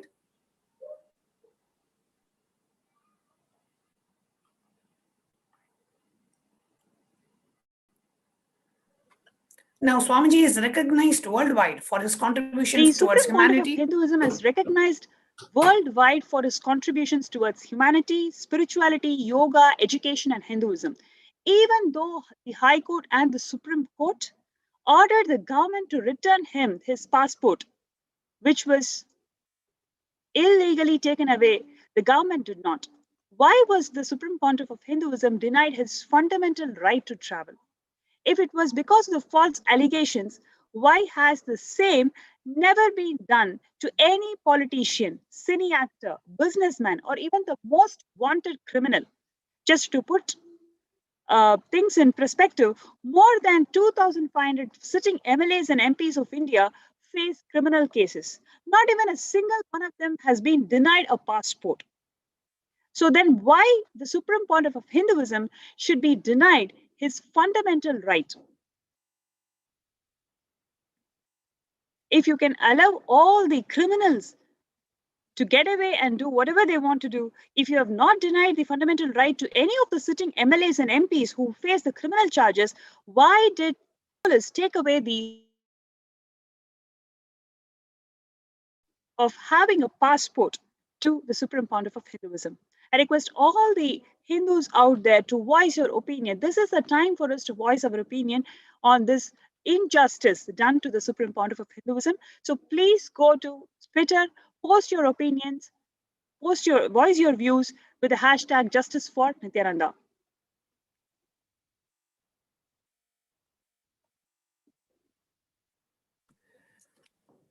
And we want to now play a video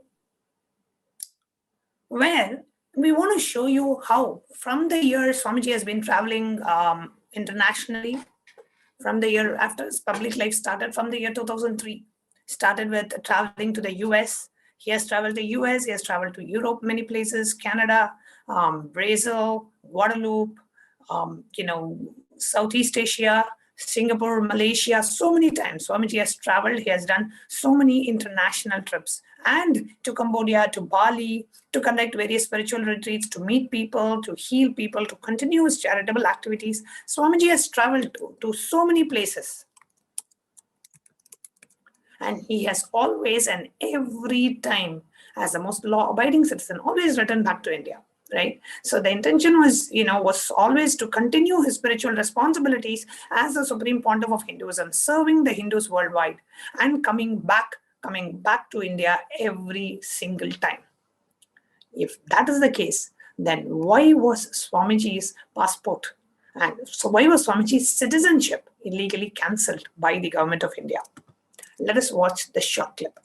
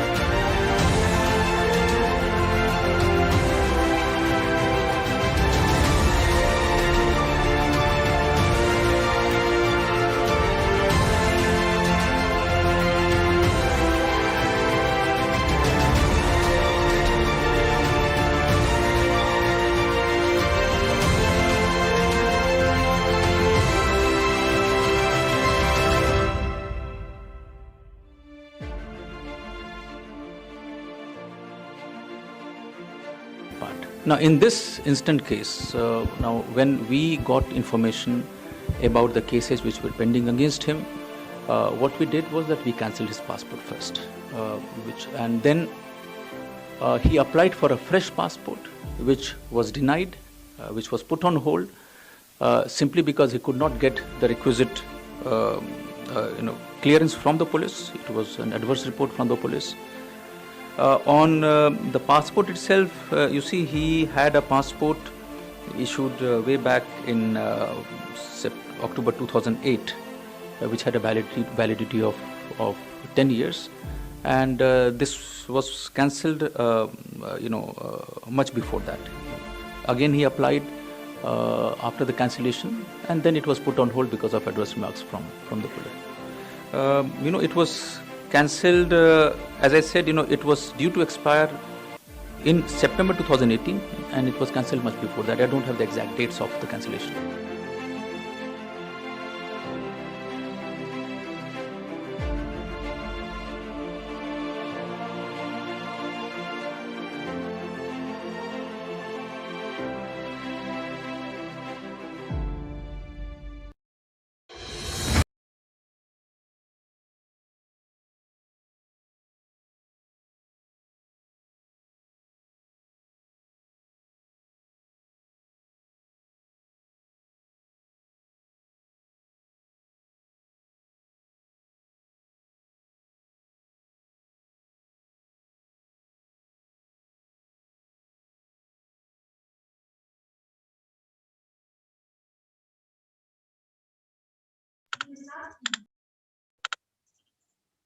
One can just take literally a flashback in time, what all His Divine Holiness, the Supreme Pontiff of Hinduism, has given to humanity in all its dimensions: spiritual services, social services, taking humanity to the next level, giving that superconscious breakthrough in the consciousness. All this, for us to just recollect and enjoy, let us see what His Divine Holiness has been contributing, and over the years, how he has traveled literally to every part of the world. And as a law-abiding citizen, in spite of the illegal ban on his travel, impounding of his passport, cancelling his citizenship, in spite of all that, even though he knew this persecution is being done purposefully to exterminate him, yet he remained a law-abiding citizen throughout, because he, as a role model for 2 billion Hindus, carried a huge responsibility on his shoulders. So let us take this time to see what the contributions, just a glimpse of His Divine Holiness were, and let us continue to spread this hashtag #Justice for Nithyananda virally across the various social media to bring to the world what he has and what he is.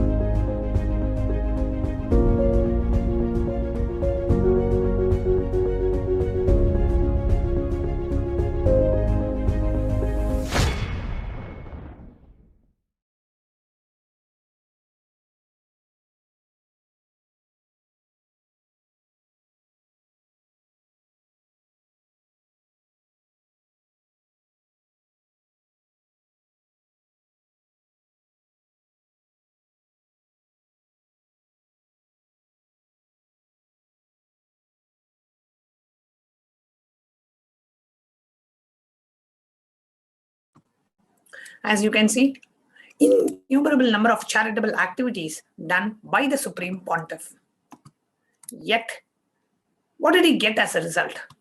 His passport was illegally cancelled. His passport was illegally revoked. Now, dear viewers, whatever we have shared, so many things so far. Let us take a moment. I want each of us to go to Twitter and use the hashtag Justice for Nithyananda. What was the one most atrocious thing that you felt? The diabolical conspiracy done against Hindus and the Supreme Pontiff of Hinduism. There are so many things out of the facts that we shared. Take any one aspect that really impacted you, that you felt, oh God, is this really true? That so much of injustice is being done, law is not being followed openly. Lawfare is being done on the Supreme Pontiff of Hinduism. No questions has ever been asked. No media covers this. No television channel covers this. It is just buried under the ground because it is a lawfare against the Hindu Guru. It is a lawfare against not just a Hindu Guru, the Supreme Pontiff of Hinduism. How many times the media would have called Swamiji as rape accused and self-styled godman and fugitive and whatnot? Has the media once ever brought this out to the public that Swamiji's fundamental rights as a citizen has been illegally cancelled? Swamiji's fundamental human rights have been violated multiple times. So I want each of us to take a moment, go to Twitter and use this hashtag. The hashtag being Justice for Nithyananda. Use this hashtag and go ahead and tweet. What was the one most inhumane thing that you found in the lawfare, the persecution on His Divine Holiness? Please take a few moments to go to Twitter and make a tweet as you are listening to our sharing.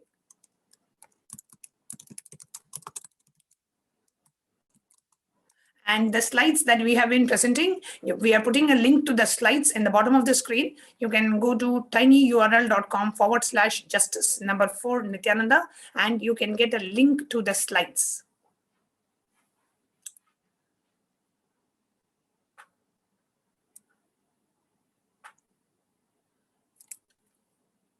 I invite each and every one of us to go on Twitter right now. Take a moment to go to Twitter and tweet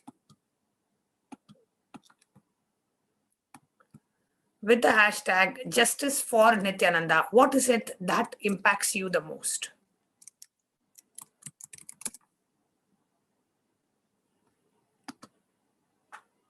Let's see all the latest tweets that is coming up against to standing up and raising our voice on this day of Hindu Holocaust Day, the 2nd of March.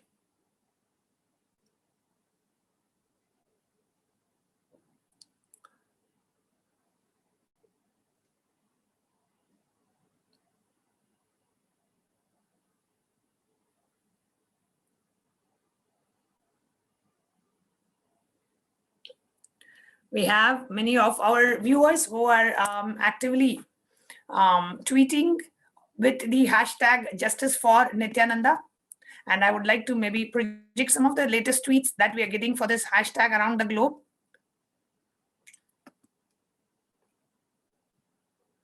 Let us see. What is this hashtag revealing currently?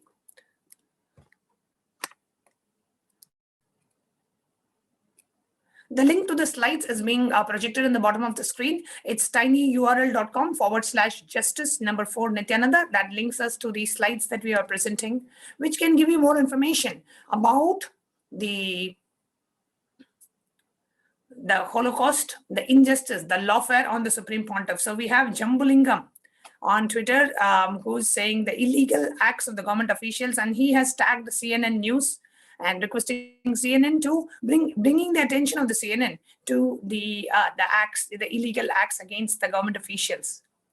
And we have Dr. Shanti from Bangalore, who has shared the live feed and telling people, please listen to what is being shared. And Jambulingam Maya has also tagged BBC World Ma Vishala is saying, when there are clear orders by the High Court for not impounding the passport, then what was the reason for the passport officials to do so?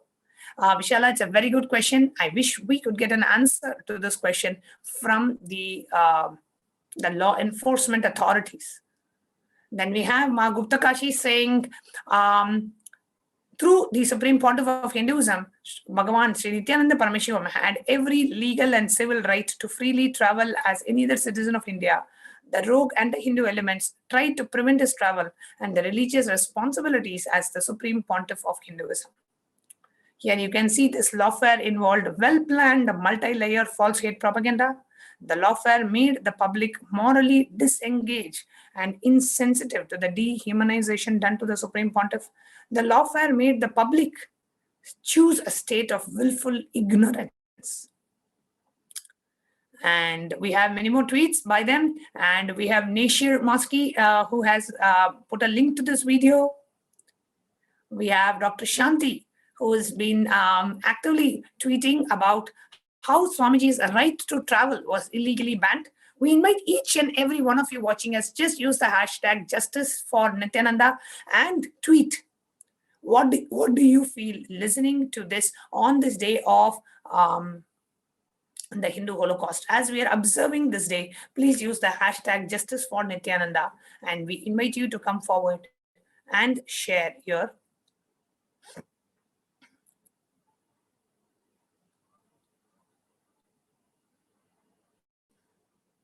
thoughts.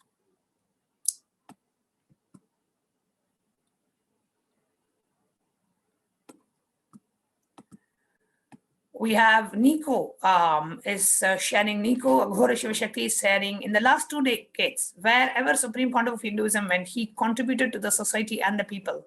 Yet, based on the false complaint, without any investigation, Swamiji was denied his constitutional right. Why? And she has tagged the United Nations.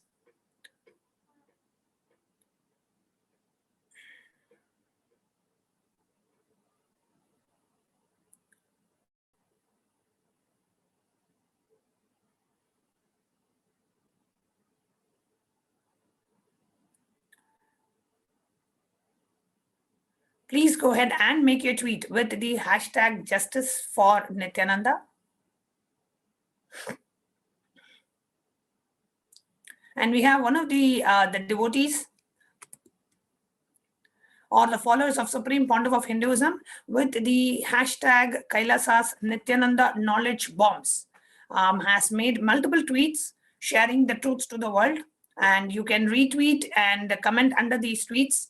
If you go to Kailasa's Nithyananda Knowledge Bombs at Nithyananda KB, you can see this particular Twitter handle has made many tweets asking the right question. So you can retweet. Here he says, the Nithyananda Knowledge Bomb handle says, Swamiji is not only the respected citizen, but Mahamandaleshwar of Mahanirvani Akhada, the apex body of Hinduism. Denial of citizen rights shows how much respect Hindus get in India. Absolutely true. And there's a lot more. So you can retweet, you can quote and retweet the tweets made by Kailasa's Nithyananda Knowledge Bomb. Multiple tweets have been made pressing multiple charges on the Supreme Pontiff so that he can be eliminated by custodial torture or illegally convincing him with a life sentence. This is what is happening to Hindu gurus in India. And there is no one to protect Hinduism in India. Somewhere Hindu sadhus are being mob lynched. Somewhere their passports are getting cancelled. So true. You can, I invite all our viewers, if you can retweet the tweets of Kailasa. Has made so many beautiful tweets. So you can just retweet these tweets and you can comment. So if you just go to here, retweet, and you can either directly retweet them or you can retweet with a quote. So there are many tweets made by the Kailasa's Nithyananda Knowledge Bomb. You can retweet them. You can take them and retweet. You can put your own comments under it. You can go and engage and reply under these tweets. Multiple tweets have been made by this one Twitter handle, Kailasa's Nithyananda Knowledge Bomb. Continued harassment. They put pictures of the orders, the official letters. You can see here. So you don't have to make new tweets. You can just retweet there, engage with these tweets, share these tweets. Beautifully, Kailasa's Nithyananda knowledge bombs have made such wonderful tweets. So you can take this information and just retweet them.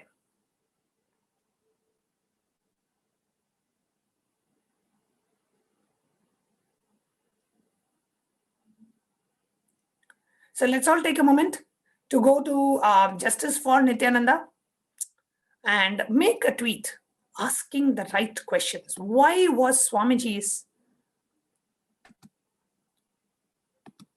passport and citizenship cancelled?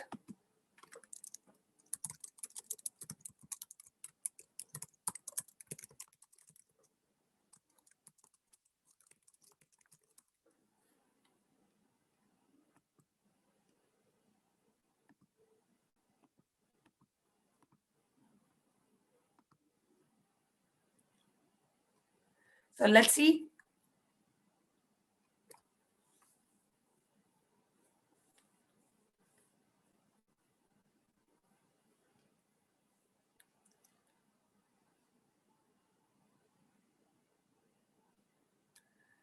And we have Ma Devika Rani, who is tweeting hashtag Justice for Nithyananda. I feel Swamiji was persecuted unfairly. Why?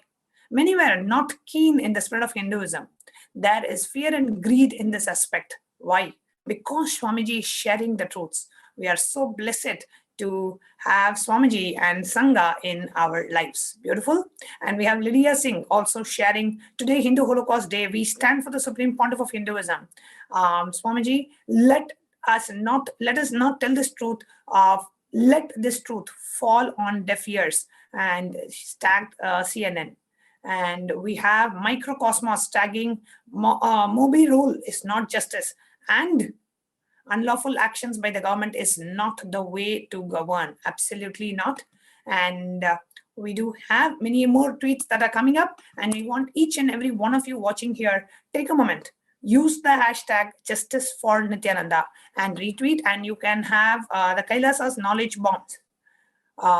Twitter handle has made a lot of tweets, so you can retweet them, you can tag them, you can engage with them. Take a moment to share what you feel. Unless we raise our voice, these atrocities, the Hindu Holocaust, can never stop. We as Hindus have to come together and use the hashtag Justice for Nithyananda. And you can tweet, you can retweet, you can engage with the tweets. While you're listening to this segment, we invite you to kindly be active on Twitter.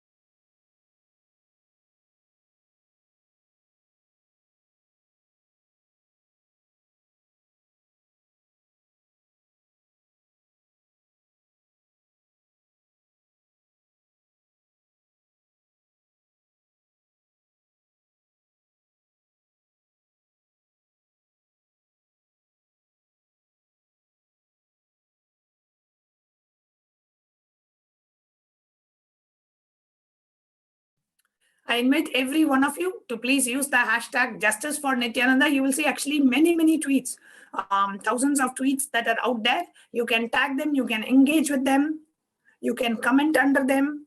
Please engage with those tweets. and tag the right people and ask the right question. You can see here so many tweets that are being made by the global Hindus who are standing up for this on this very important day of the Hindu Holocaust Day. So many hundreds and thousands of tweets that are out there. Go ahead and retweet them, tag them, engage in a conversation. Let us ask the right question. The right question is, why was Swamiji's citizenship illegally cancelled? That is the question that we need to ask. Let us tag human rights activists, social media influencers, celebrities, law enforcement authorities, government bodies, and ask them the right question. Why was the citizenship of the Supreme Pontiff of Hinduism illegally cancelled?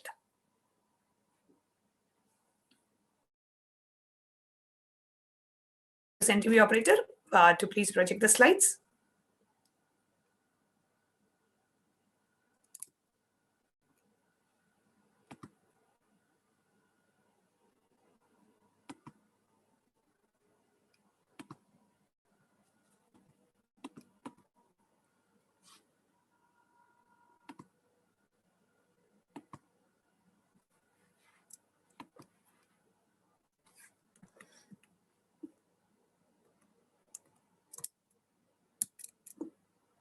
Yes.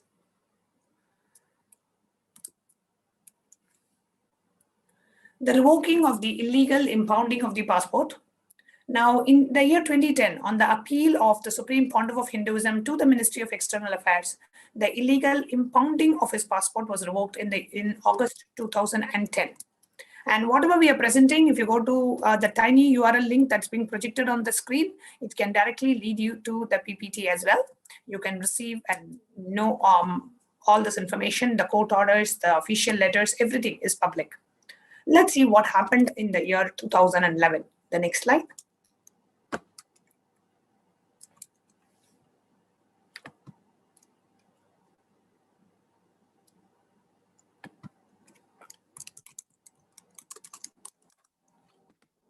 Now, on the 21st of April 2011, the Ramnagara District Court gave an order stating that Supreme Pontiff of Hinduism may leave for any pilgrimage to Kailash Manasarovar and other places. The following months, the High Court of Karnataka ordered to relax all the bail conditions and directed that the passport of His Divine Holiness, Supreme Pontiff of Hinduism, be returned, and that Supreme Pontiff of Hinduism could travel to any place at any time that he desired. In spite of this court order, the Supreme Pontiff of Hinduism was illegally denied his passport and harassed multiple times by the government officials while traveling. The question to ask is, why was this done to him?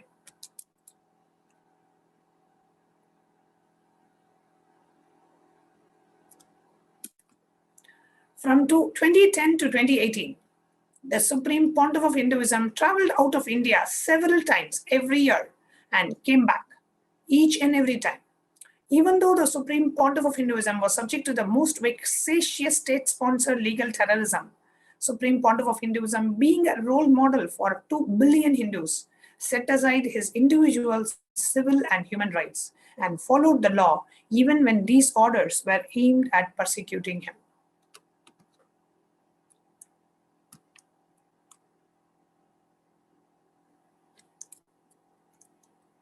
What happened in 2012? The trial court passed the order to release the interim custody of the passport till the disposal of the case. The Supreme Pontiff of Hinduism was empowered to have his passport by trial court order, the order of the High Court, the apex court of the state, the Supreme Court on laws relating to the passport. On the 9th of August 2010, the order of the Ministry of External Affairs, the Constitution of India, and the Universal Declaration of the Human Rights, Article number 13. Yet, let's see what happened. Though the Supreme Pontiff of Hinduism had every civil and legal right to freely travel as any other citizen of India, the rogue anti-Hindu terrorist elements tried their best to harass and dehumanize the Supreme Pontiff and prevent him from traveling in the fulfillment of his religious responsibilities as a Supreme Pontiff of Hinduism. The anti-Hindu elements continued their attack. The government officials harassed Supreme Pontiff of Hinduism and 32 of his devotees by stopping them in all possible ways from even starting their pilgrimage or yatra. On the 2nd of August 2012, Swamiji was harassed while traveling to Kailash Manasarovar and stopped at the immigration illegally, in spite of the fact that the Supreme Pontiff had multiple court orders that allowed him to travel freely anywhere in the world. The next slide.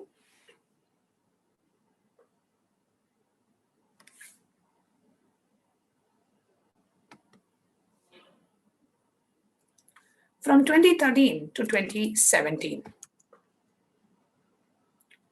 every year, Swamiji traveled to other countries of the world and always returned.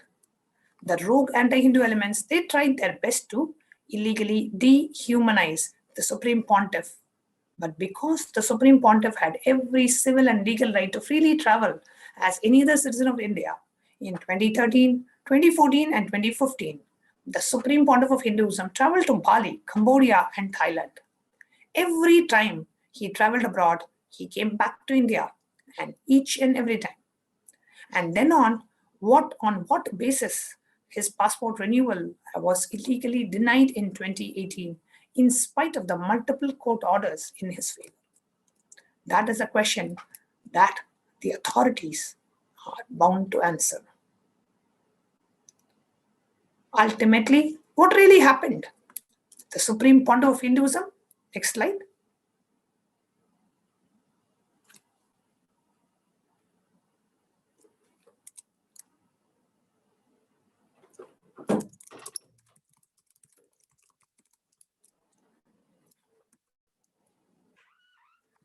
In 2018, the Supreme Pontiff of Hinduism was denied renewal of his passport. Though the court had ordered custody of the passport to the Supreme Pontiff, in spite of Supreme Pontiff being the most law-abiding citizen who traveled almost every year from 2010 to 2018 and always returned to India unfailingly, though Supreme Pontiff of Hinduism personally appeared and submitted his documents at the passport office. The next slide.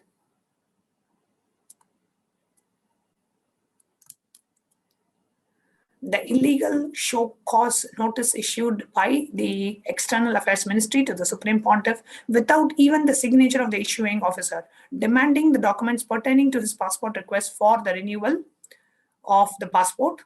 And on the right side, a due reply from the Supreme Pontiff to the legal show cause notice sent along with the copies of the demanded documents. All these are available for you.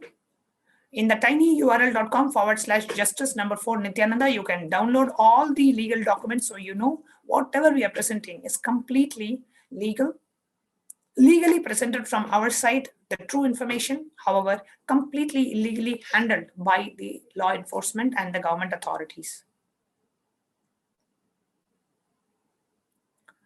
Now, in December 2018, the next slide, the news reported that the Inspector General of Police confirmed that the Superintendent of Police of Ramnagara District, Ramesh Bhanot, has rejected the passport renewal application of the Supreme Pontiff. The grounds of rejection were unlawful and a repeat of 2010, which has already been struck down by the High Court, specifically in favor of the Supreme Pontiff, and also struck down in the Supreme Court of India in a third-party case. Then, why was Supreme Pontiff of Hinduism denied of his passport? Does government want to follow the Constitution of India or whims and fancies of the anti-Hindu rogue elements?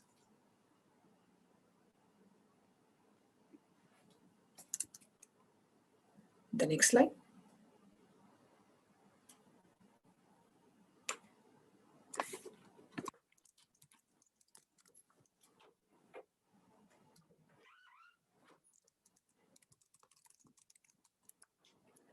Here we can see very clearly how the Supreme Pontiff of Hinduism was illegally denied his citizenship, how his citizenship was illegally cancelled and revoked. We invite each and every one of you to raise up your voice with the hashtag Justice for Nithyananda, and you can download the slides that we presented and ask the right question, tag the right authorities. Let us raise our voice on the day of the Hindu Holocaust, the 2nd of March. Let us raise our voice to ask the right questions to ensure that this should never ever repeat again in the future. So with this, we thank each and every one of you for joining us. We will be moving on to the next segment of this evening, which is the Nithyananda Satsang by the Supreme Pontiff of Hinduism, Jagadguru Mahasanidhanam, His Divine Holiness, Bhagwan Nithyananda Paramashivam. Let us get ready for the Satsang by chanting the Mahavakya, Om Nithyananda Paramashivoham. And let us all get into a space of deep devotion, gratitude and surrender as we chant the Mahavakya. Nithyananda.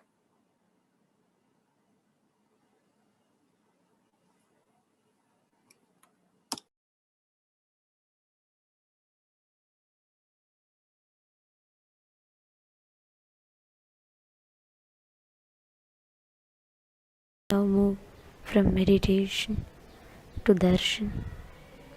Slowly, very slowly, please open your eyes.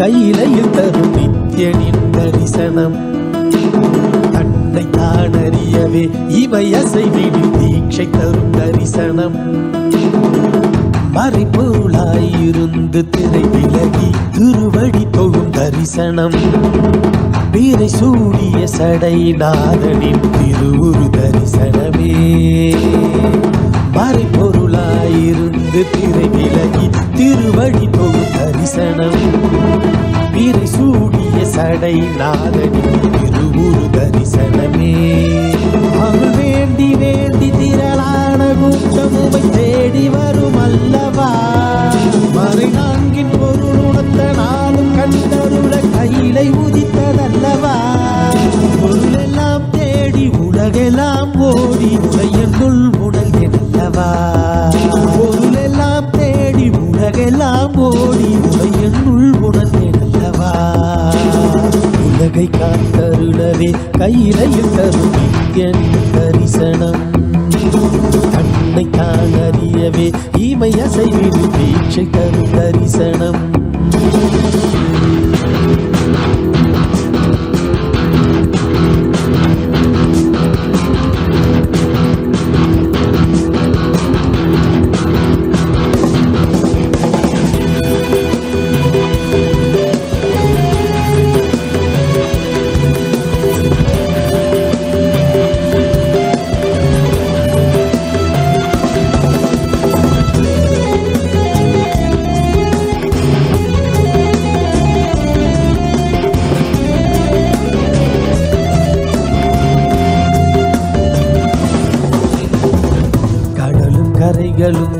முன்திரு கைகள் தந்ததே இரவும் பகலுமே ஒன்றிரு கண்ணில் அசையுதே நாங்கள் என்ன கோள்கள் என்ன உம்மை பற்றிட இரண்டு புவனங்களும் உம்மை சுற்றிட பொருளும் அருளும் தர மனதில் இருந்திலக பரமசிவ தரிசனம் மாயை வென்றுவிட ஞானம் வென்றுவிட மோட்சம் தரும் தரிசனம் பல சித்த புருஷர்களின் ஞானியோ ஓம் Nityananda Nithyanandeshwara Paramashiva Samarambam Nithyanandeshwari Parashakti Madhyamam Asmadacharya Paryantam Vande Guru Paramparam.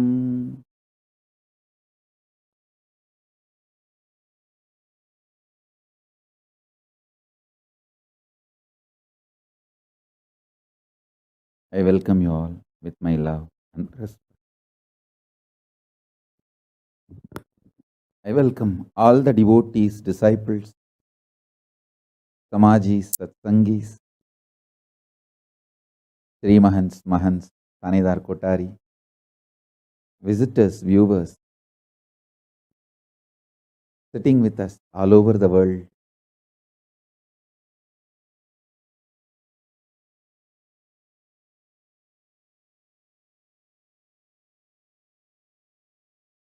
I welcome all the ministers, ambassadors, diplomats, e-diplomats, citizens and consulate generals and supporters of Kailasa. I welcome all of you with my love and blessings.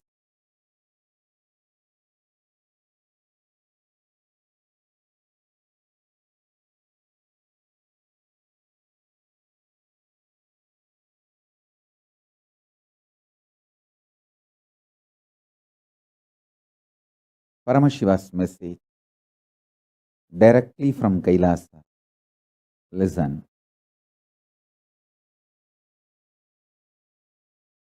Karma is not something which you committed or omitted. It is not the dosha which comes due to something which you committed or omitted. It is the blind spots, unattended blind spots, or deluded understandings about the Dharma, the software based on which you function, the source code of the software based on which you function. Blind spots about that software, delusions about that software's result is karma. Listen. I'll repeat.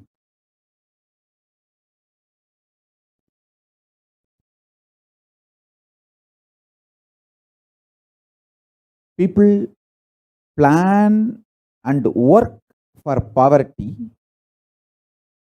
but blame poverty on karma. Hey, listen. When you postpone what you need to do for money, you are doing what is needed for poverty. Understand?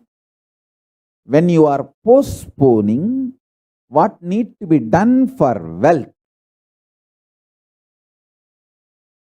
you are preponing what is need to be done for poverty. When you don't want to be exposing your blind spots to yourself, when you want to be in delusion, when you are postponing what you need to do for wealth, you are preponing and doing what is needed for poverty. Learn to open your eyes to the software based on which you are functioning.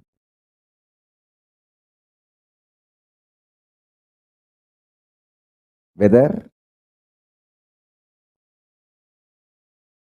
in the individual level towards enlightenment or social level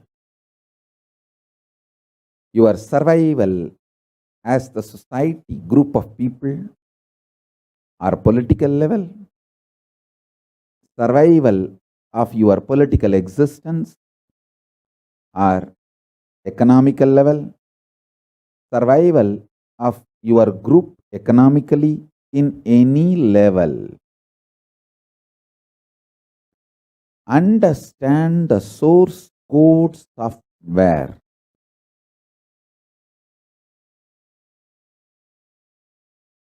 I understood the source code software of myself,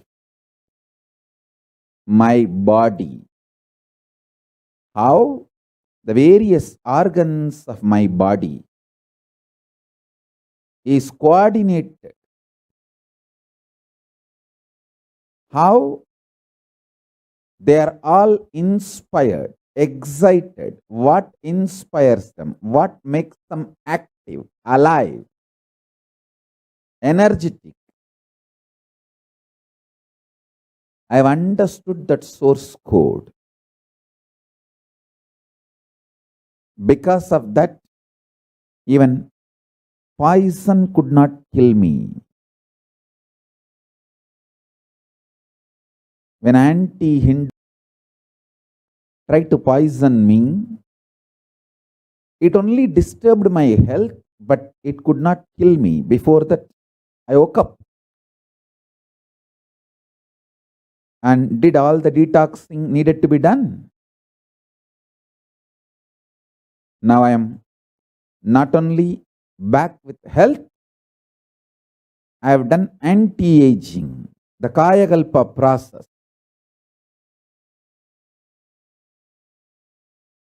All my knowledge, research, everything I received from my gurus and with my own experience, and when I taught my disciples and from their experience, everything put together. Now the whole Kayakalpa science is ready, tested on my body, and full proof.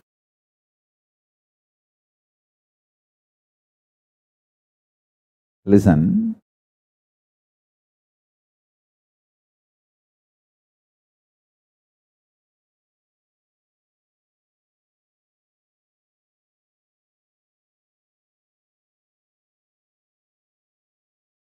When I understood the Dharma of my body, how my intra-organs and internal organs and external body, physical body, all these are interconnected, coordinated, organized. How all my 5 structures relate with each other. The physical structure, breathing structure, mental structure, cognition structure, conscious structure, how all these 5 structures of me relate with each other. How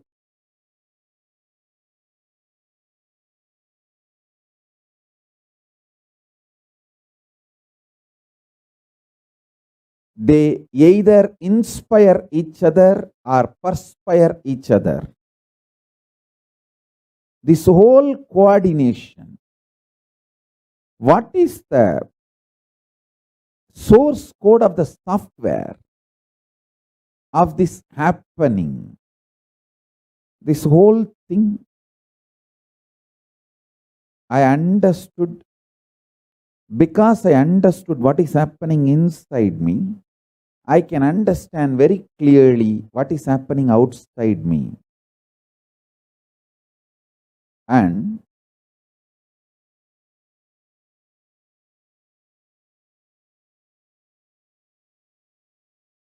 I tell you,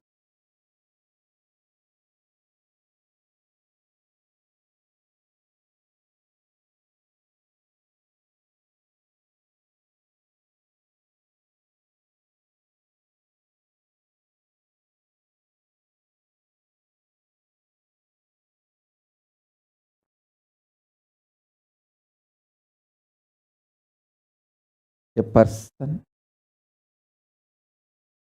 who unclutches and understands his source code, the source code of his internal software, becomes the best person to strategize even for social success, economical success, political success. That is why in those days, the Rajagurus, enlightened beings, they formed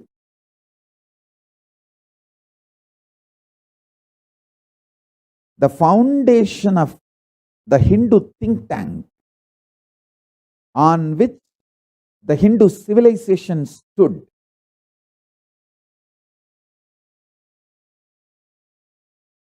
It is actually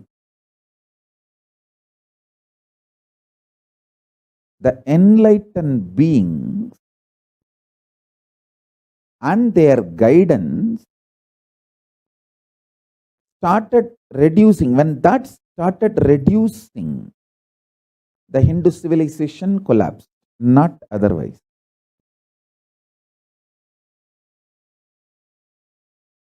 Not otherwise.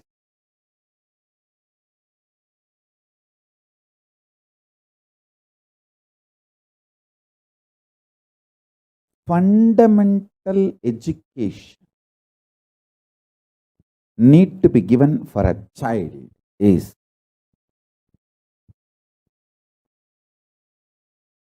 the child should discover its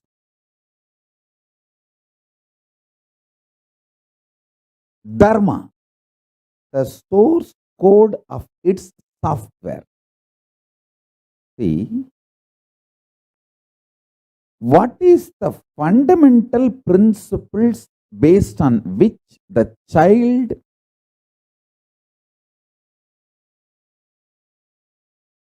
has printed its body?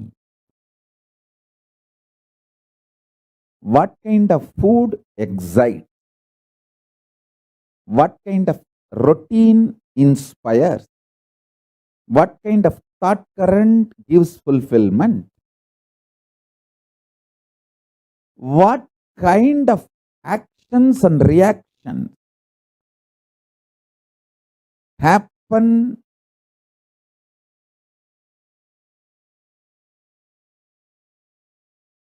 in your internal organs? A child should be given this education. I tell you, the greatest gift I received from my gurus is this education. Once I understood the first principle of me, I just know everything. I become Sarvanya. I can know anything. Understand? I am not talking out of arrogance. I am telling you the truth as it is. I can know anything. If there is a crisis in social level or national level or international level, I can look into it and understand the whole plan, how it is going to manifest. Sometimes I'll tell few things and sometimes I won't tell. But if you see the strategies I do for my life and for my Sangha, you can understand I know the crisis which is going to come and how it will open up and what will be the impact of that crisis on national level, international level, everything. If you just know how I act and react, see, especially if you are my devotee for last 10 years, If you are associated with the Sangha, at least last 5-6 years, just sit and think through what all the kind of decisions I took about myself or about the Kailasa, Sangha, every level. Don't bother about what I conveyed to people or did not convey to people. Many times I won't convey completely because people are not ready to listen. People are not ready to listen, not interested in real solutions.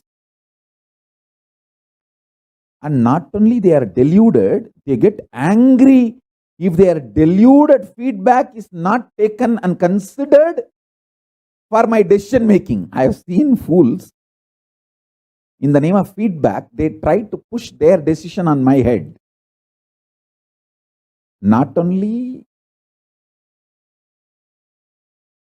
they don't get out of their delusion, they want to sink along with sinking the whole ship. I said, nothing doing. No. If you want to sink, maximum you can sink. That is your freedom.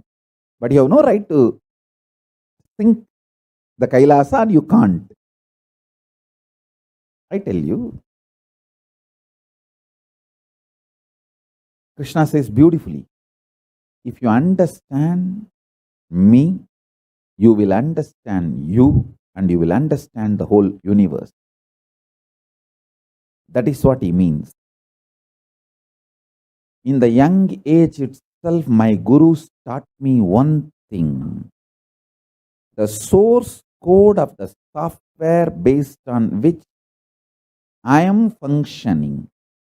The first principle based on which I 3D printed myself. Once I know that, I know everything. Listen.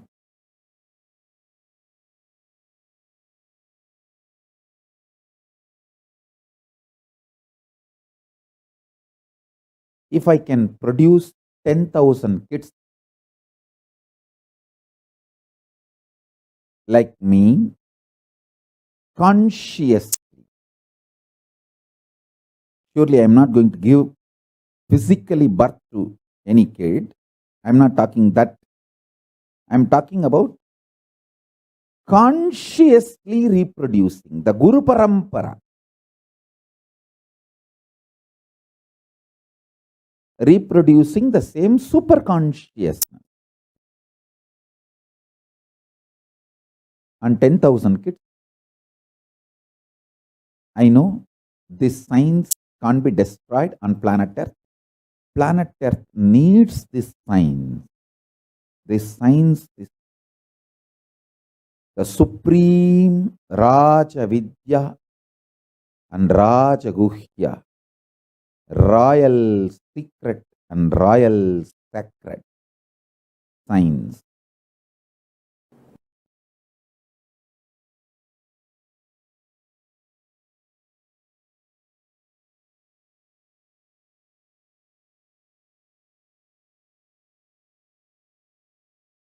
If you want joy, fulfillment, success, knowledge, powers, turn towards your consciousness, because that is where all these are generated.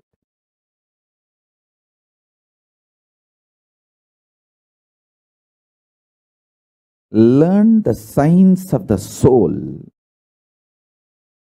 The source code of the software based on which you are functioning, you are operating, you are giving commands, you are generating commands.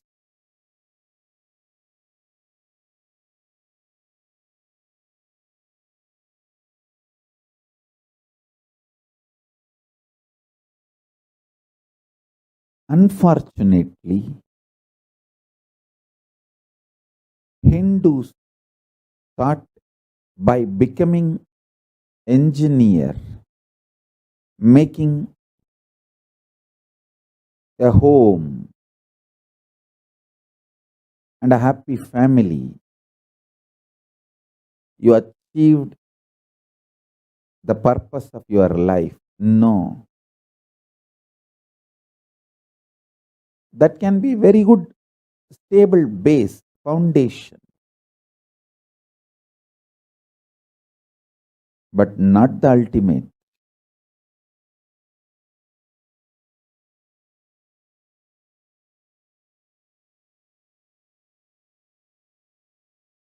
Stop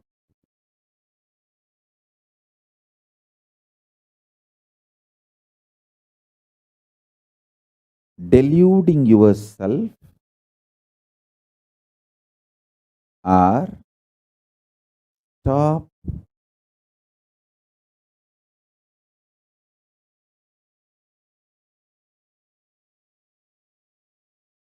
torturing yourself by constantly generating the commands which brings life negativity. But when the results come, crying victim, playing victim card. You can't prosecute life. Understand? People try to tell me constantly, God is unjust. Hey, you can't prosecute God. If you think God is unjust, you are a fool. You are trying to verbalize your delusion.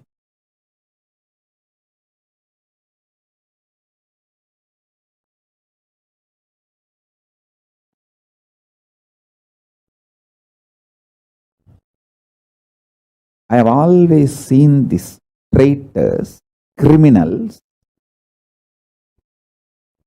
They use this word, oh, my feedback is not taken. Hey,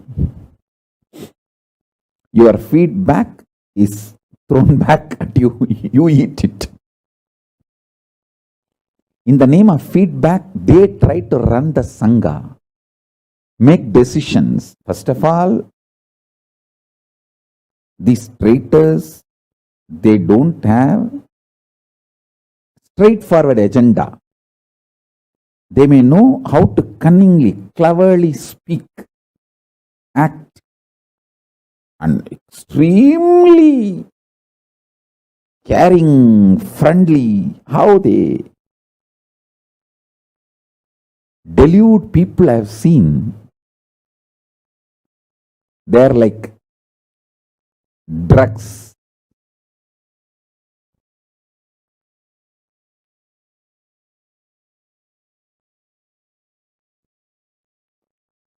Drugs may give you the feeling of exalted moods, but it will destroy your consciousness once and for all, irreparably.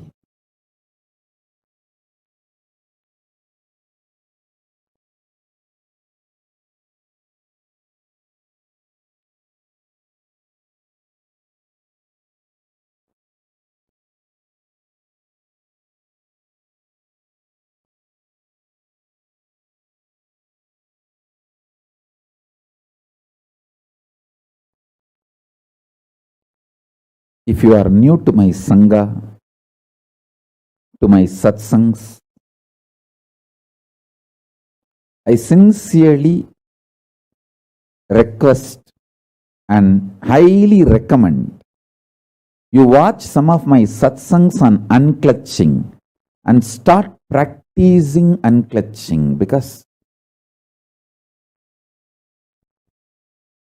when you unclutch, you will know the source code of the software based on which you generate commands in your life. You act in your life. The way you cognize information, the way you respond to life, the way you define what is right and what is bad, what is good, what is bad, what is right, what is wrong. the way you define your purpose, your goal, everything will become clear.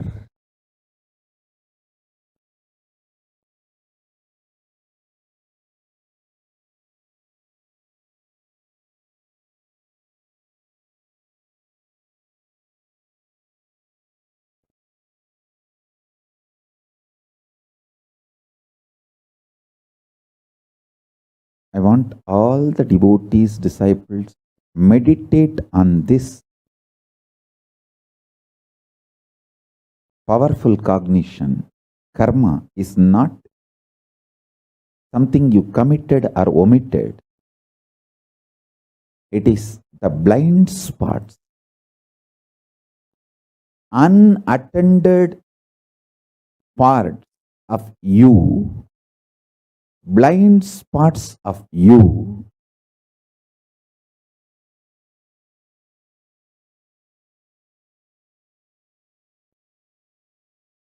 the conscious blueprint you carry about you, inside you, the unattended parts of that deluded parts of that is karma.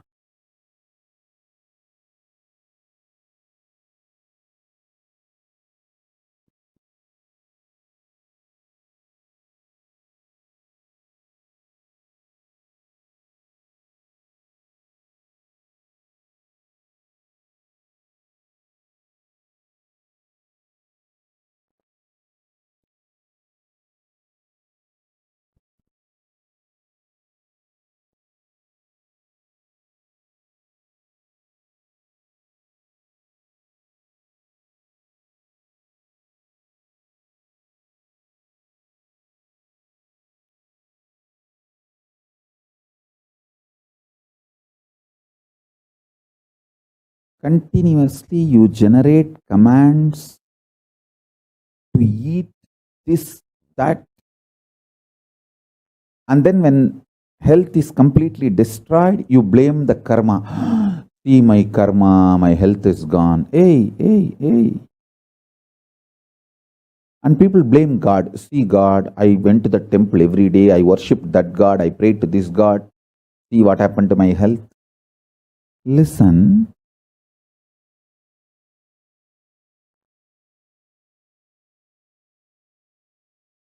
Multiple times God appeared in your screen and told you to do Pachapatni Vratam, fasting, Langanam Paramaushadam.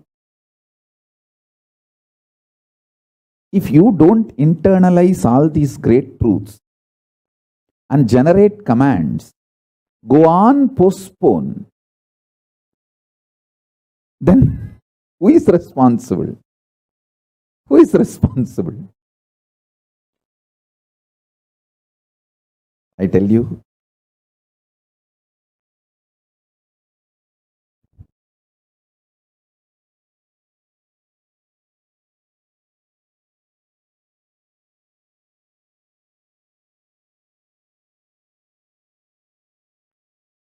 do not allow the parasites sitting in your muscle memory to sign on behalf of you. When they generate commands on behalf of you, they strengthen their existence, not you. This is exactly the traitors have done in my Sangha.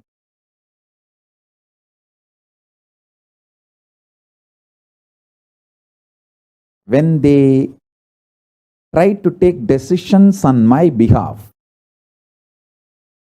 they strengthen their interest, not the real interest for which Sangha was created. See, I'll give you the signs of parasite. Whenever you go through the intense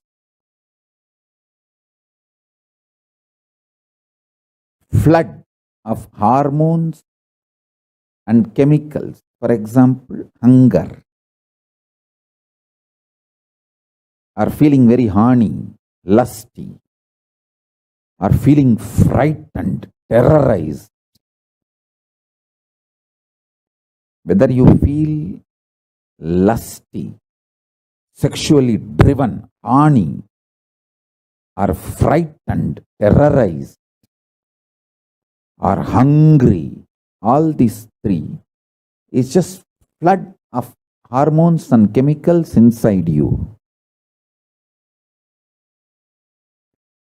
Whenever the hormones and chemicals are flooded inside you, the womb, mother component for the parasites to be born is created. The egg, garbha, for the parasites to be born is created. The good news is you can live without letting the parasites happen in you. But if you decide to dump food the moment you feel hungry, your action is the male component, sperm inserted into that egg. Your actions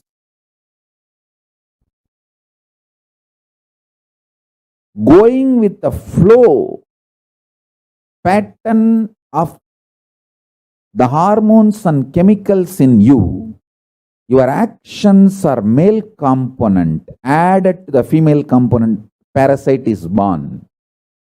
Your actions are the male component required for the parasite to be born in you. The chemicals and hormones make the womb, egg, female component for parasites.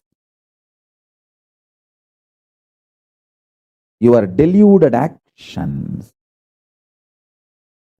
going with the flow of the hormones and chemicals, those actions are male component for the parasites to be born. When they both happen, when they both meet, parasites are born in you. Listen, never eat the moment you are hungry.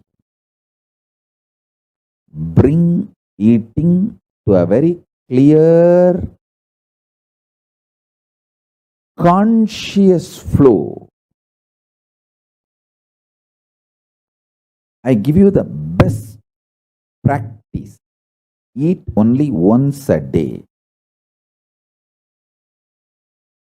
Listen to every line. Eat only once a day. At least within next 6 months, come to this practice. Raise yourself. Eat only once a day. Keep everything you want to eat before the puja. Offer everything to Paramashiva and Guru in the puja. All this as a reason. Because when you eat only once, your whole body will feel the hunger. Even though you are feeling hungry and the food is in front of you, you cannot eat immediately because you have to do the puja. Whole thing has to be offered to Paramashiva. The delayed gratification will happen. So the agitated parasites will not get strengthened by your repeated actions of fulfilling them whenever they trigger you. See, when the parasites are born, they get strengthened by triggering you and making you act on the same pattern. I told one of my daughter, when you are depressed, frustrated, want to break everything around you, just lock yourself and sit. Don't cooperate with that parasite. Don't take decisions or act when the parasites triggers you.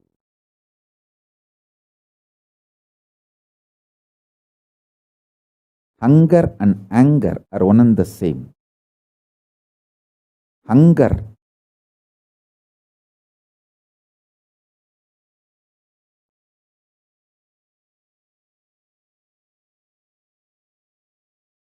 triggers the parasite, which triggers the pattern of anger. Listen.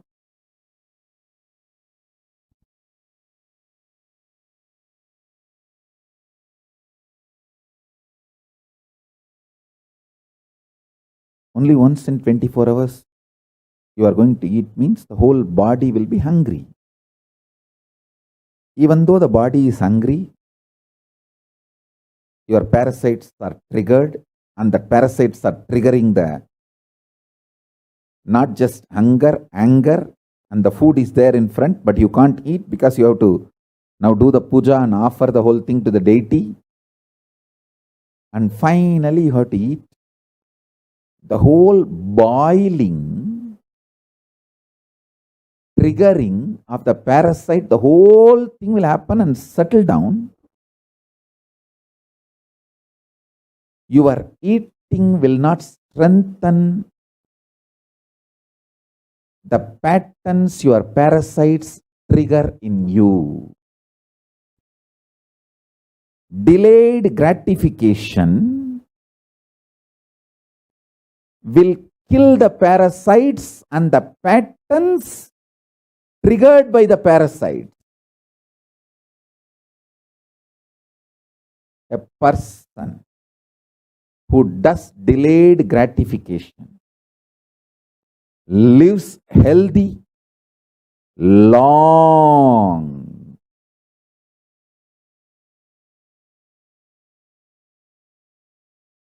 Lives healthy, long. Because the parasites in him can't trigger patterns in him. I tell you, don't think hunger triggers only the commands to get food and eat. No. The hunger triggers the kind of irritation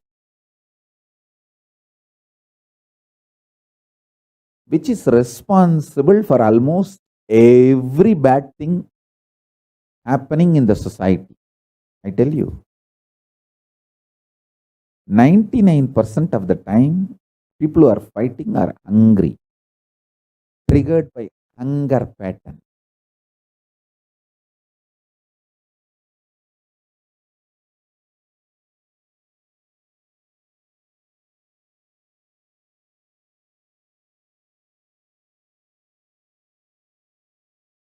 Annadana is the best strategy.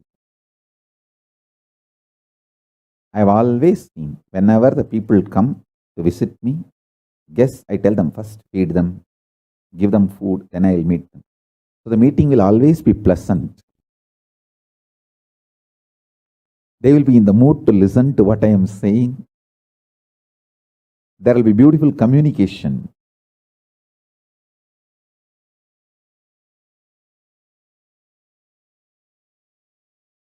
I am giving you multiple understandings.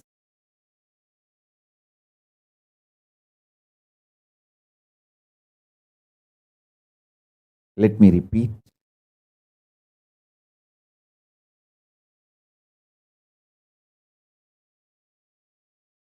I don't feel bad about repeating and boring you. Even if you feel bored, it's okay to listen again and again than to miss the great truths. First thing, listen. The hormones and chemicals, when they are flooded inside the body, they create the womb, egg, female component for parasites to be born. microbes to be born. When you act due to the flooding of the hormones and chemicals, action is like a male component, sperm, to give birth to the parasite. When the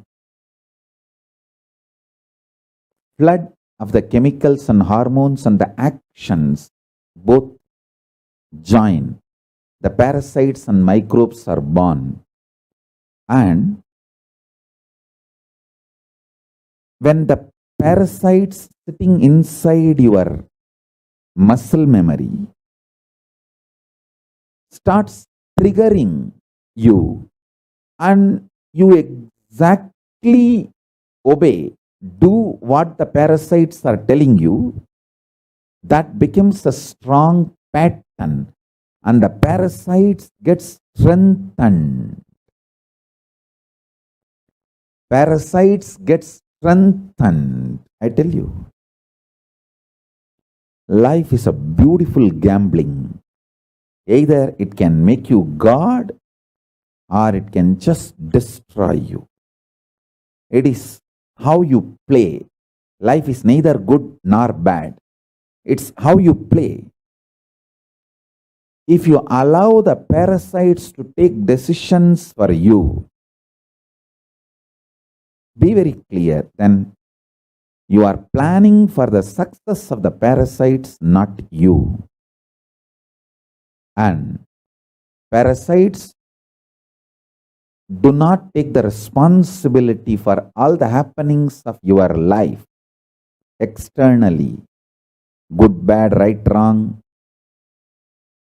It's only you who need to take the responsibility for the good, bad, right, wrong. It's you who is going to enjoy or suffer, not the parasites which is hiding inside your muscle memory. They just continue to suck you and make you believe parasites and the patterns generated by parasites are you. They literally take over your identity. Understand? When I open my third eye, I burn your parasites, not you. But you always say, oh, Swamiji is so ferocious. Hey, I am ferocious on your parasite, not on you. I love you. When I show my ferociousness, I make a loud statement, I love you. And I am burning your parasite.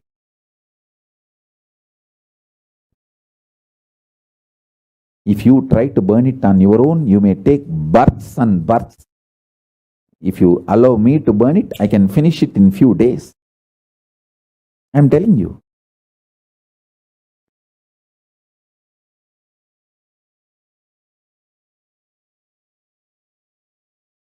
Make these simple things. Make one meal a day as a life. That also keep everything ready. The smell, hot food, fresh food. And naturally, all the patterns, parasites, everything will be triggered inside you. You'll be already hungry and the smell of the food, but you can't eat because you have to do the puja now. Once you keep everything ready. The delayed gratification. So after the puja, if you eat, you will eat exactly what you need, how much you need.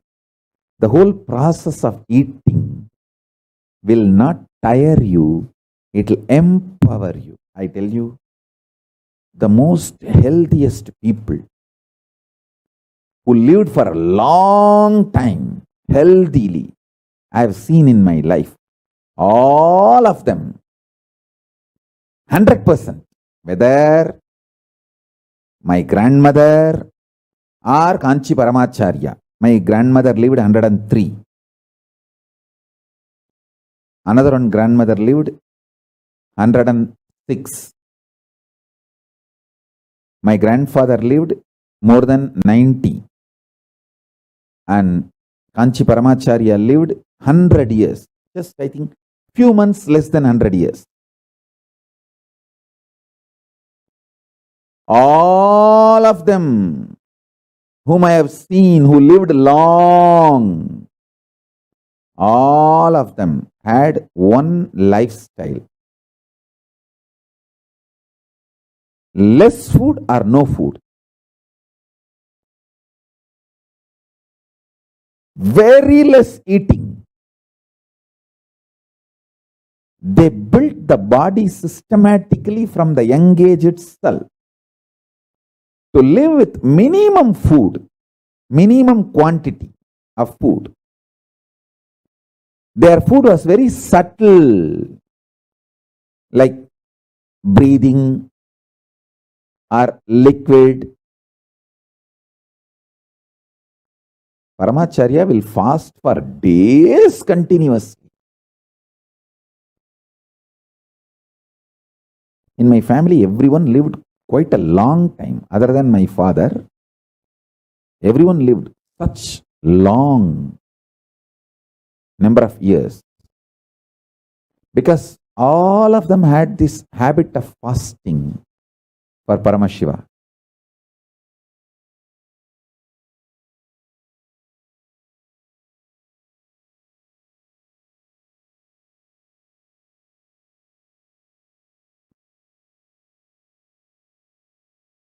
Listen,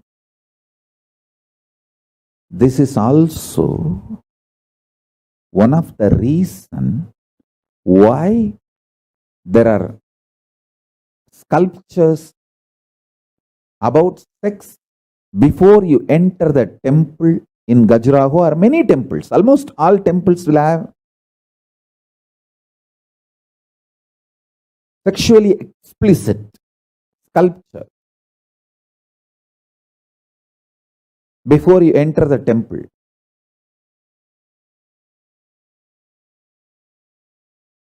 It's like delayed gratification. You have come to the temple. There are multiple reasons. One, that is the way that proper right sex education was preserved and presented to generations in Hindu tradition. And second, you are sexually triggered, but you can't act out. Now you have to go to the temple inside and do puja.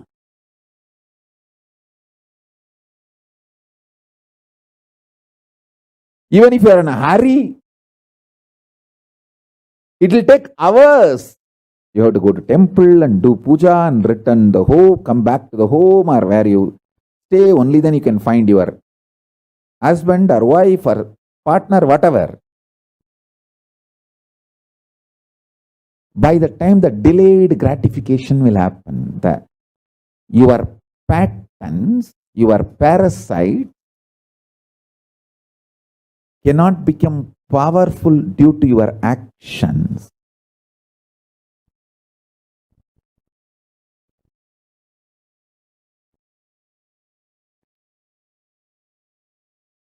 If you listen to my instruction and practice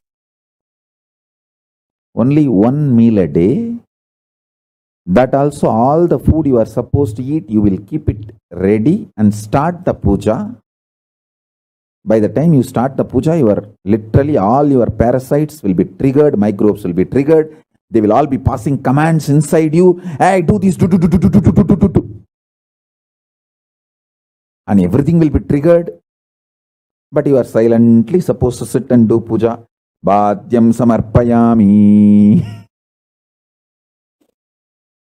By the time you finish the puja and start eating, all that patterns will settle down and beautifully the delayed gratification will happen. Your eating will not strengthen your parasites, microbes and the patterns triggered by them. If you understand this, you will also understand why the sexually explicit sculptures outside the temple. Because when you see them, you'll be triggered. But You can't act now. You have to go inside the temple and do puja. So the parasite and the patterns triggered by parasites will just melt down. Your action will not strengthen the parasites and the patterns triggered by the parasite. This will empower you. This will empower you.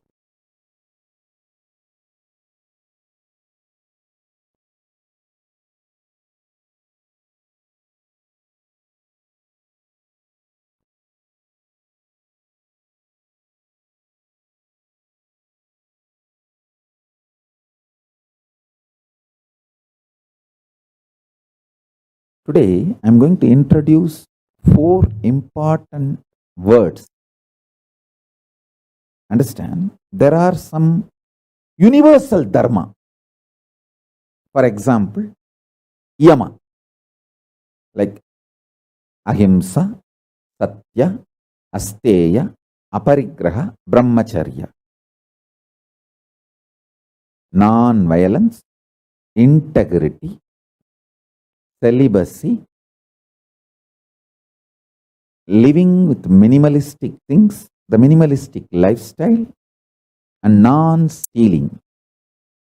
These 5 are sarvabhaumya vrata, universal virtues. Whether you are a Shaivite, Vaishnavite, Smarta, Tantric, Agori, any sampradaya you may be, you may have a little different interpretation of these universal values in your sampradaya, but that value itself is sarvabhaumya, universal. Same way, Shravana Manana Nidhyasana. See, this yama, ahimsa, satya, asteya, aparigraha, brahmacharya, this 5 is popularized by Patanjali's Yoga Sutra, but that does not mean this 5 belongs to only Yoga Sampradaya. This is universal. In Agama also, if you go to Agama, you will see the same yama, maybe with a little different definition, that's all. Different wording, that's all. And you go to Tantra, you will see the same 5 with maybe little different definition, that's all. If you go to Vedanta, you will find the same. Either Vaishnava or Shaiva, Shakta, Gaumara, Ganapatya, Smarta, Agora, Pashubhata, in any tradition if you go, these 5 are like a universal values. Same way, Shravana Manana Nididhyasana, intense listening, cognizing, coming to powerful conclusions and manifesting, living. Shravana Manana Nididhyasana. This template is introduced by Vedanta Sampradaya, but it is universal, which can be applied in all Sampradayas, even in Shaiva tradition. Shravana, listening, coming to the powerful conclusion, Manana, and Nididhyasana, manifesting, is a basic template. Same way, today I am going to introduce 4 words. This is a basic template for the whole Hinduism. All Dharma-based traditions. Buddhism, Jainism,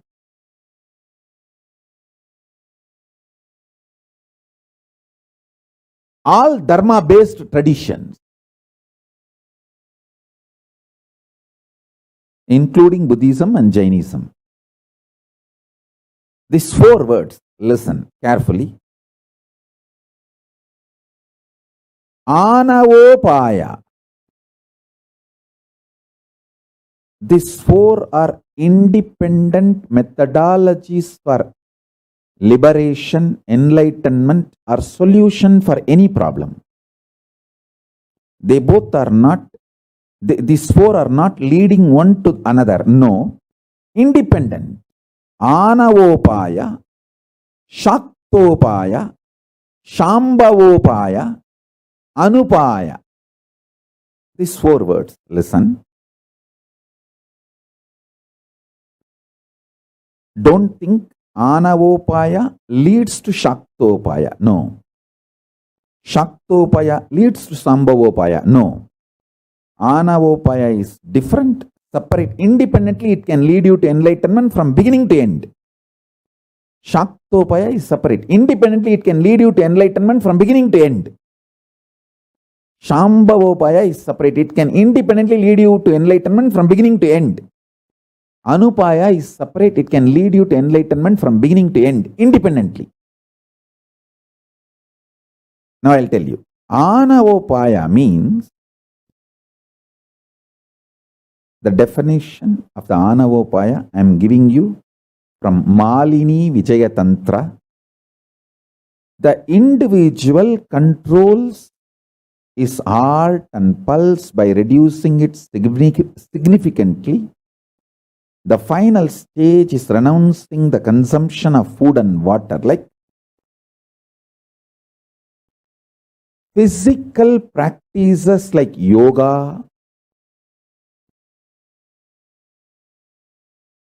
Nirahara Samyama,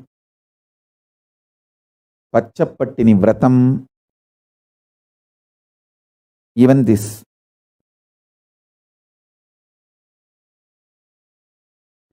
Anavopaya means working on your body.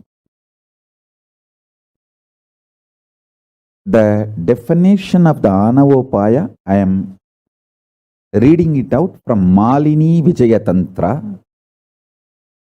The individual controls his heart and pulse by reducing it significantly.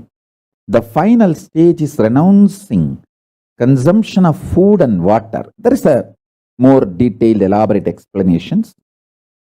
I'll give you one by one.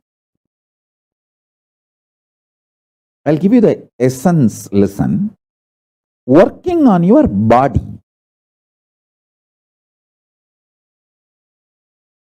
and achieving the state of Paramashiva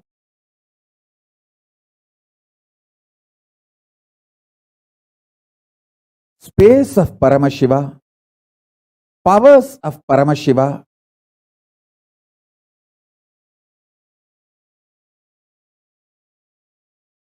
being of Paramashiva, superconsciousness of Paramashiva.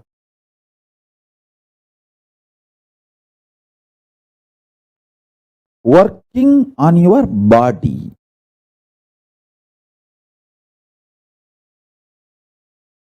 Fundamentally, cleaning all the parasites, microbes, and the patterns triggered by the parasites and microbes. This whole science of Anavopaya is all about detoxing yourself from all the parasites. This science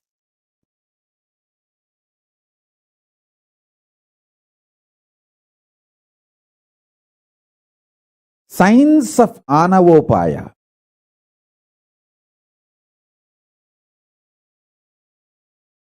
is always most easiest. It can show you the results immediately. I'll give you one example. If you start taking Haritaki powder, Kadka pudi, Haritaki powder, don't think it will only cleanse your intestine and it will only work as a laxative and you will become healthy. It's only a small effect of Haritaki powder. Every night, if you take Haritaki powder, not just It will bring you health. It will remove all the parasites from your muscle memory, intestine. When the parasites are removed, suddenly many of the addictive patterns will lose power over you. Just by Haritaki powder, I have de-addicted so many people from smoking, alcohol, multiple drug addictions.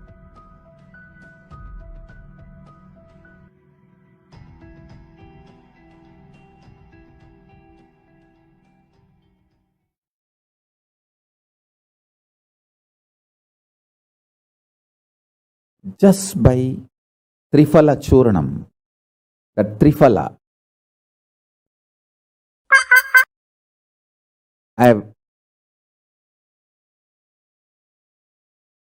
de-addicted many people from hunger patterns, anger patterns, the craving for junk food.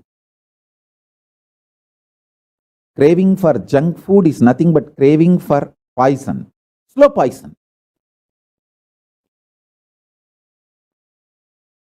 Knowing it is a poison, knowing it will disturb your health, knowing it is going to disturb your health.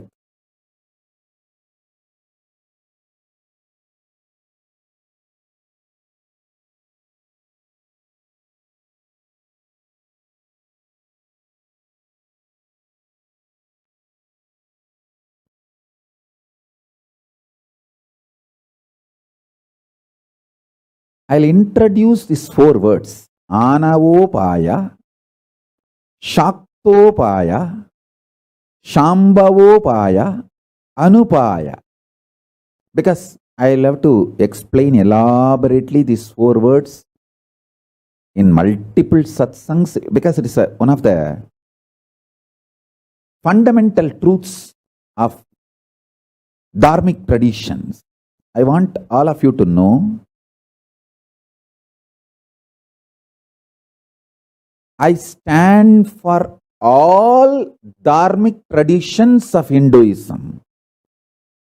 Adishaiva, Shakta, Vedanta, Saura, Ganapatya, Gaumara, Kashmira Shaiva, Pashubata, Smarta, Bauddha, Jaina.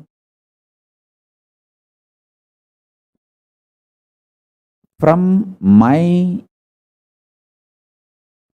experience, I can say there are still 10,000 living streams of Hinduism.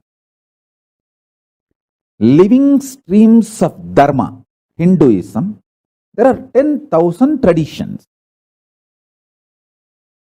I am going to revive all 10,000.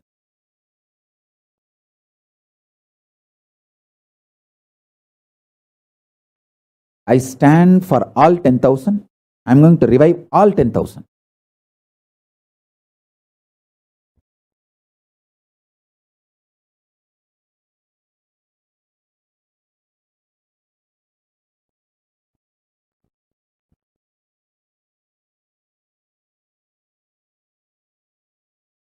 These 4 words are fundamental truths.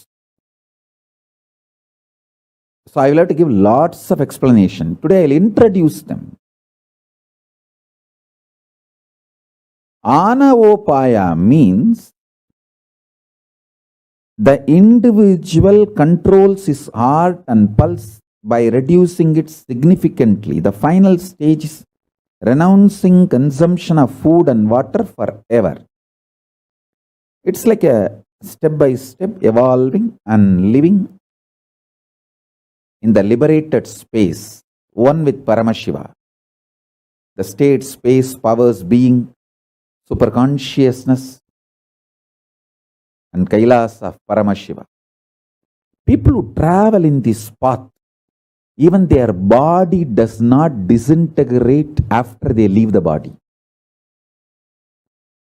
In Thailand, still there is a Buddhist tradition.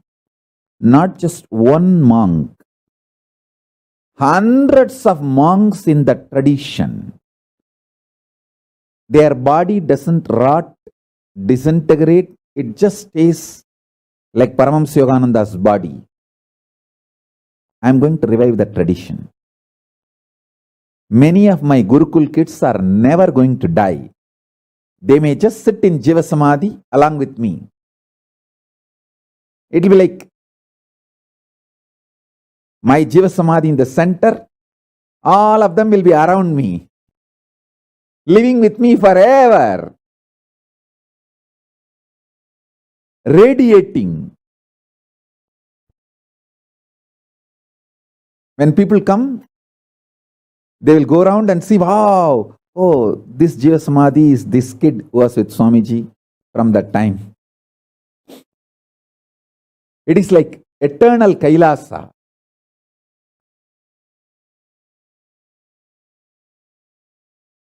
Divya Sariris. I am planning for 10,000 enlightened beings in Jiva Samadhi along with me. 10,000 enlightened beings. Their body will not rot, or it will not go through any of the dead bodies.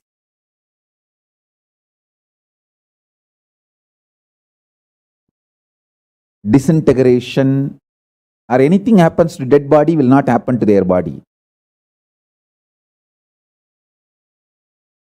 Because I can see, listen,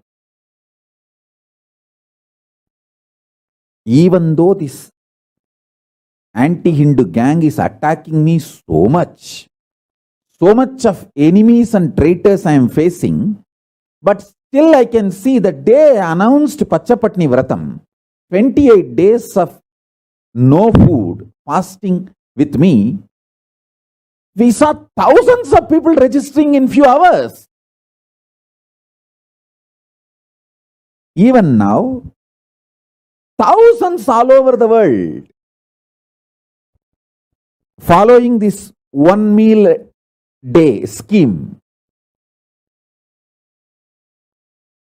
1 meal after puja. Thousands are following. Hey, it's not that the people who are following this 1 meal per day are poor or middle class. Hey, they're all not just millionaires. Some of them are even billionaires. Multimillionaires and billionaires.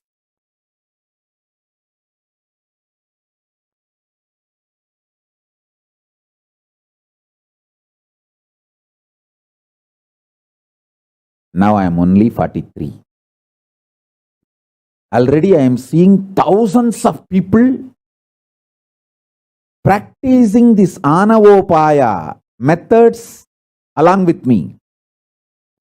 I am going to be in the body, active, healthy, at least next 150 years.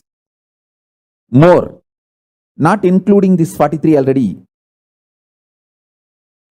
Because these bloody fellows, the Hindu enemies and Hindu traitors, wasted a lot of my time. And I am a non-violent person. I don't go and attack them. I don't go and fight with them. I don't go and kill them. I don't react to them. I just decide to live longer. Maganangla. சும்மா இருந்திருந்தா 120ஓட நான் பாட்டுக்கு back பண்ணிட்டு போலான்னு தான் plan பண்ணிட்டு இருந்தேன். 126 தான் பிளான் பண்ணேன். வீணா போனா இங்க ஏகப்பட்ட டைமை வேஸ்ட் பண்ணிட்டானுங்க. என் பொண்ணு பிள்ளைகளெல்லாம் இப்ப வளர்த்து நான் ஆளாக்கி அதுகளை எல்லாம் அரசிகளாக்கி அரசர்களாக்கி பார்த்து அனுபவிக்க வேணாம். அதான் முடிவு பண்ணிட்டேன். மகனுங்களா, இதுக்கு மேல தொடர்ந்து வம்பு பண்ணீங்கன்னா 1000 வருஷம் ஆக்கிட வேண்டா.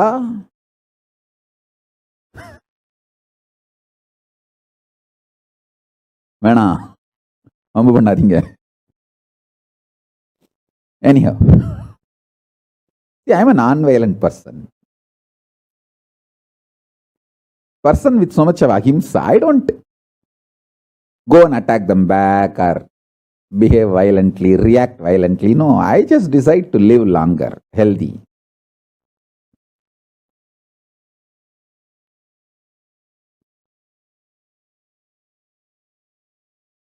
I can comfortably take Padmasana challenge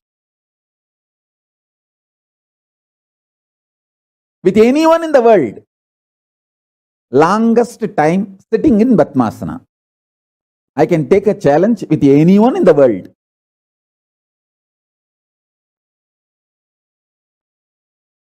Sitting in Padmasana is one of the very important scale to see whether somebody is healthy or not. See, without back support, I don't have any back support. My spine is very straight, sitting on the seat. Without back support, sitting in Padmasana, keeping the Merudanda straight, the backbone, neck and the head in straight line, keeping the Merudanda in straight, sitting in Padmasana, I can take a challenge with anyone in the world. The longest number of hours without moving, sitting in Padmasana.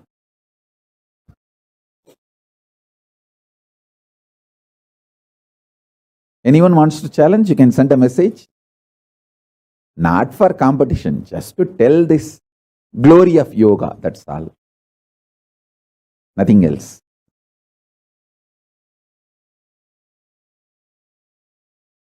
I can see the same habit is getting built in my kids.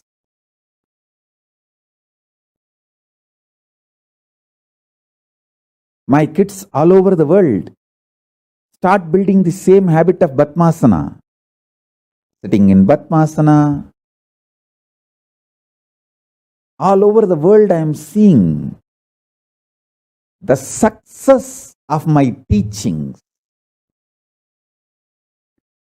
Now itself, thousands are practicing this Lankanam, Paramaushadam, fasting is the ultimate medicine. This Anavopaya techniques, methods I am giving, and I am going to be in the body, healthy, living, teaching, spreading my mission at least next 150 years more. So that is why I am very sure I can easily make minimum 10,000 fully enlightened through this Anavopaya, and body will not go through any disintegration even after they leave the body. It will be just Jiva Samadhi. Like Ramanuja in Srirangam.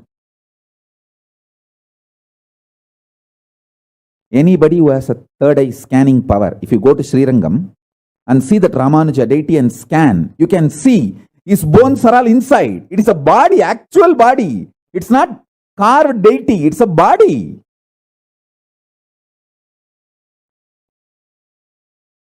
It's traditionally embalmed as per the Hindu tradition. In Hindu tradition, the embalming is done while you are alive. It's not that after you leave the body, they do some process, pull out the internal organs and infuse some. No. While you are alive itself, your diet and your pranayama, everything is done properly, in such a way that your body is embalmed. So after you leave the body, nobody touches it. Just it becomes deity. I tell you,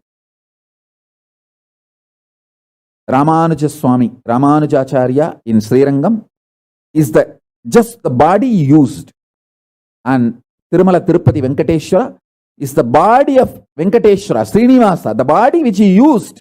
He just stood and became a deity. It's the very body he used. It is not stone deity. If you have a third eye body scanning power manifested, if you can scan people and see their body inside, go and stand in front of Venkateshwara and pray to him, request him to show him. You will see clearly, he will show his whole body.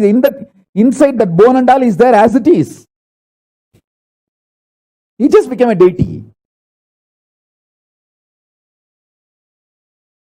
Same way the Ramanujacharya in Srirangam, he just became a deity. And in Vrindavan, Raghavendra Swamigal is sitting just as a deity inside his Jiva Samadhi.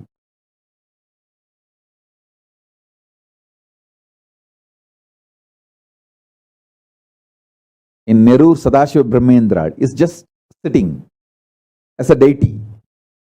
And Trailinga Swami in Kashi, I can go on giving you the list. So now we have the science. We will revive it. At least 10,000 people will achieve full enlightenment through Anavopaya, through this methodology. So they can sit in Jiva Samadhi around me. That will be the most powerful energy center in the world. Literally Kailasa on planet Earth. The second methodology is Sattopaya. It means the method of the mind. The definition of the Sattopaya from Malini Vijayatantra, Shaktopaya is that Upaya which functions by the means of energies. Shaktopaya is also called Jnanopaya because it is the means which originates from Jnana Shakti, the energy of knowledge. It means by holding the powerful cognitions, you manifest the state of Paramashiva, space of Paramashiva, powers of Paramashiva, and being of Paramashiva, superconsciousness of Paramashiva. Shaktopaya. Most of the teachings I do is from Shaktopaya methodology, because I give you the powerful cognition and ask you to hold that powerful cognition and manifest powers.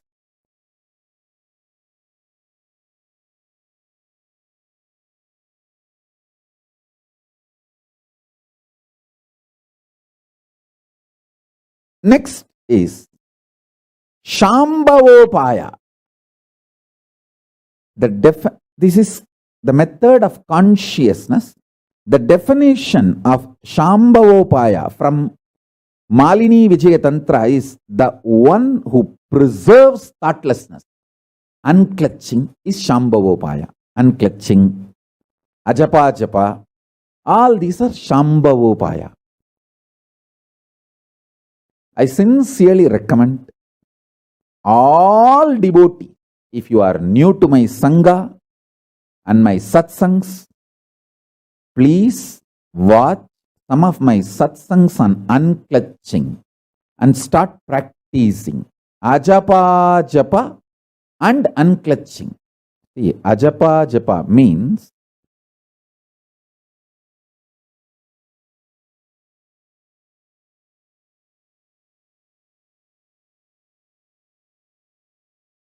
without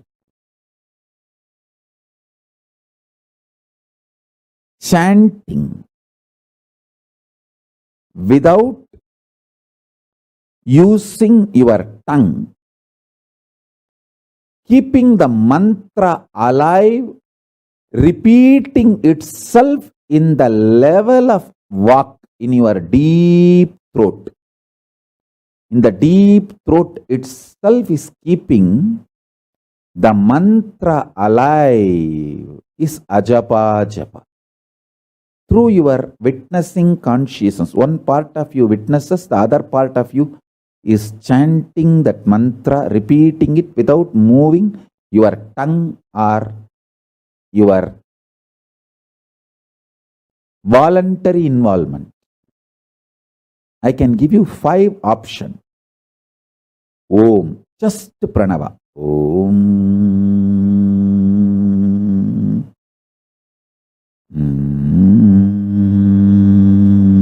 Om. You don't even need to make noise. Om. Mandukya Upanishad declares this is the most powerful sadhana. Then next, just Shiva, Shiva, Shiva, Shiva, Shiva, Shiva, Shiva. It is not just mantra alone. Paramashiva himself. Third,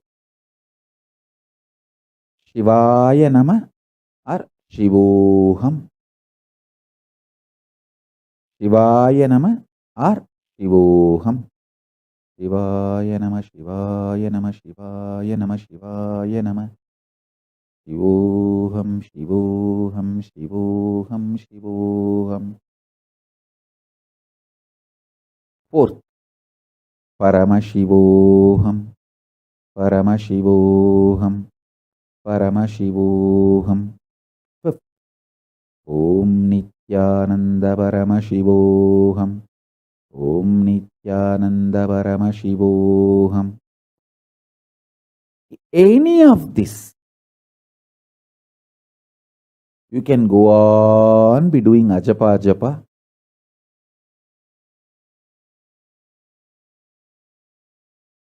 You will experience Shambhavopaya. Understand? Listen carefully.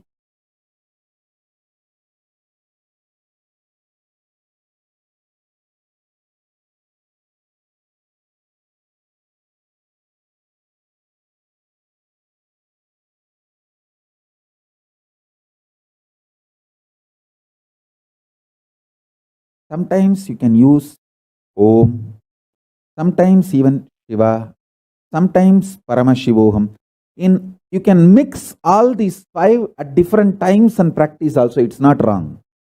All 5 of this. Actually 6 mantra because I added Shivaya Nama and Shivoham both. All 6 of this are in same frequency.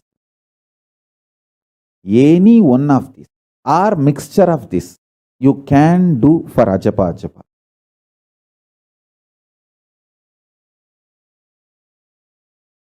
Sometimes you can just be doing Shiva, Shiva, Shiva.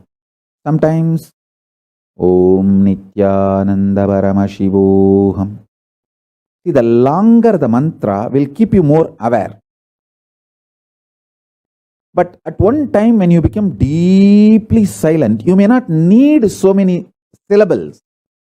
So at that time it can just merge into Om Nithyananda Paramashivoham can merge into Paramashivoham, then it can merge into Shivoham, then it can merge into Shiva, then it can merge into Om.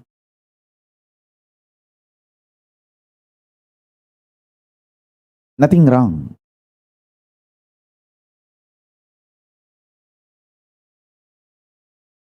Shambhavopaya. Just by the thoughtlessness of unclutching or ajapa ajapa, manifesting the state, space, powers and being of Paramashiva is Shambhavopaya.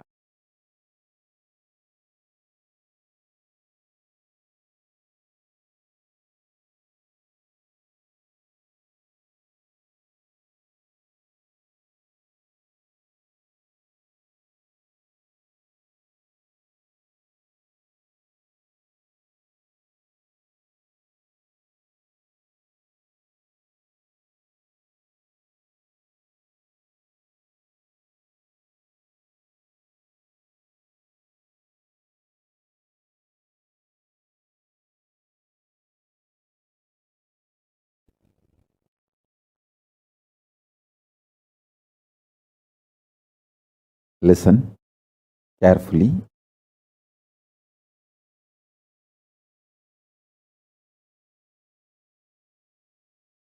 The fourth one is too important. You need to attentively listen. Anupaya means the methodless method.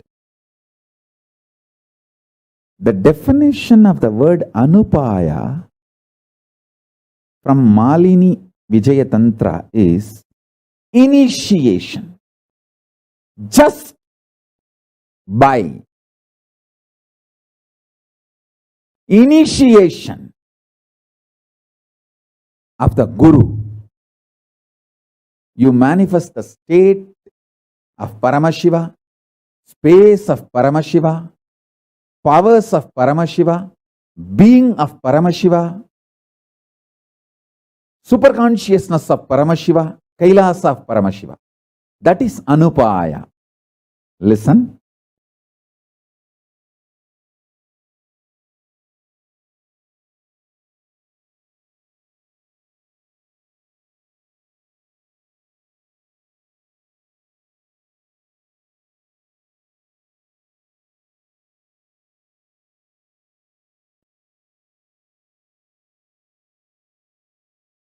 Listen.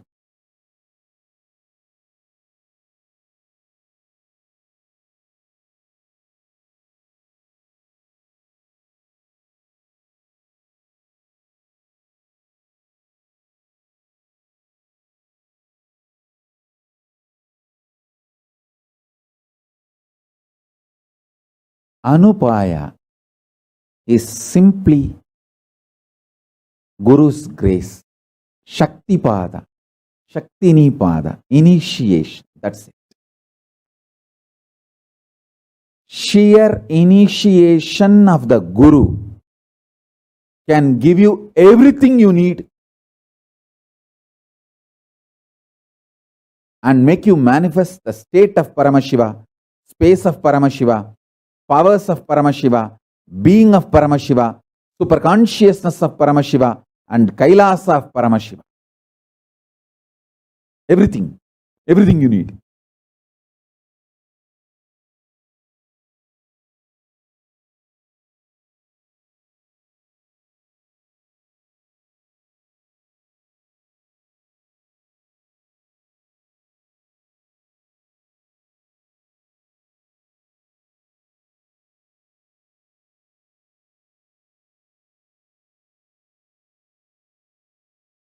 So these four upayas, Anavopaya, working on your body, mind, detoxing yourself from all the parasites, microbes, and manifesting Paramashiva.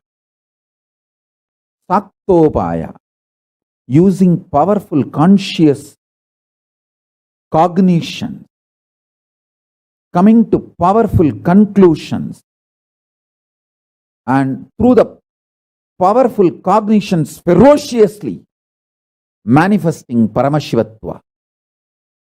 Manifesting Paramashiva through powerful cognition is Shaktopaya. Shambhavopaya is unclutching, manifesting Paramashiva through unclutching, ajapa japa.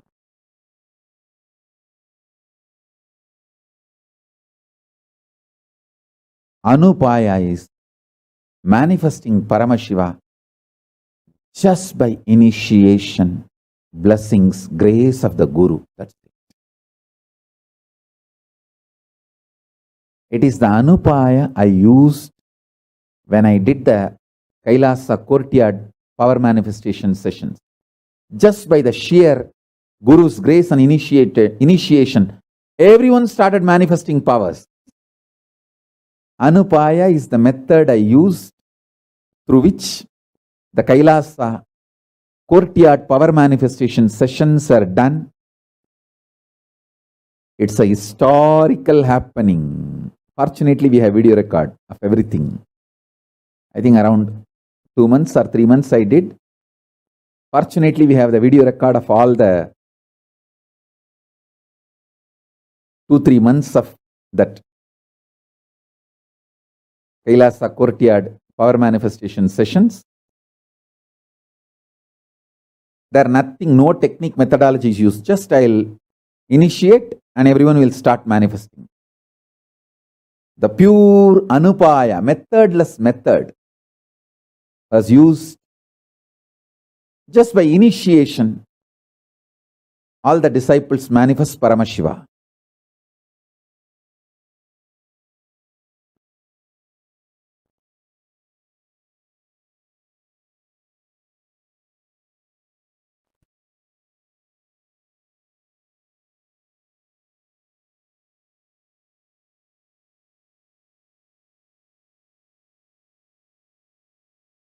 For every problem, all these 4 methods can find solution. Through all these 4 methods, we can find solution. Through these all 4 methods, we can find liberation from all problems. We can find ultimate solution, enlightenment for all problems through all these 4 methods. I'll continue to expand on all these great truths in further satsangs. Now with this, I bless you all. Let's all radiate with integrity, authenticity, responsibility, enriching, causing, living Shuddhatvaida Saivam, the state, space, powers, being, superconsciousness, and Kailasa of Paramashiva.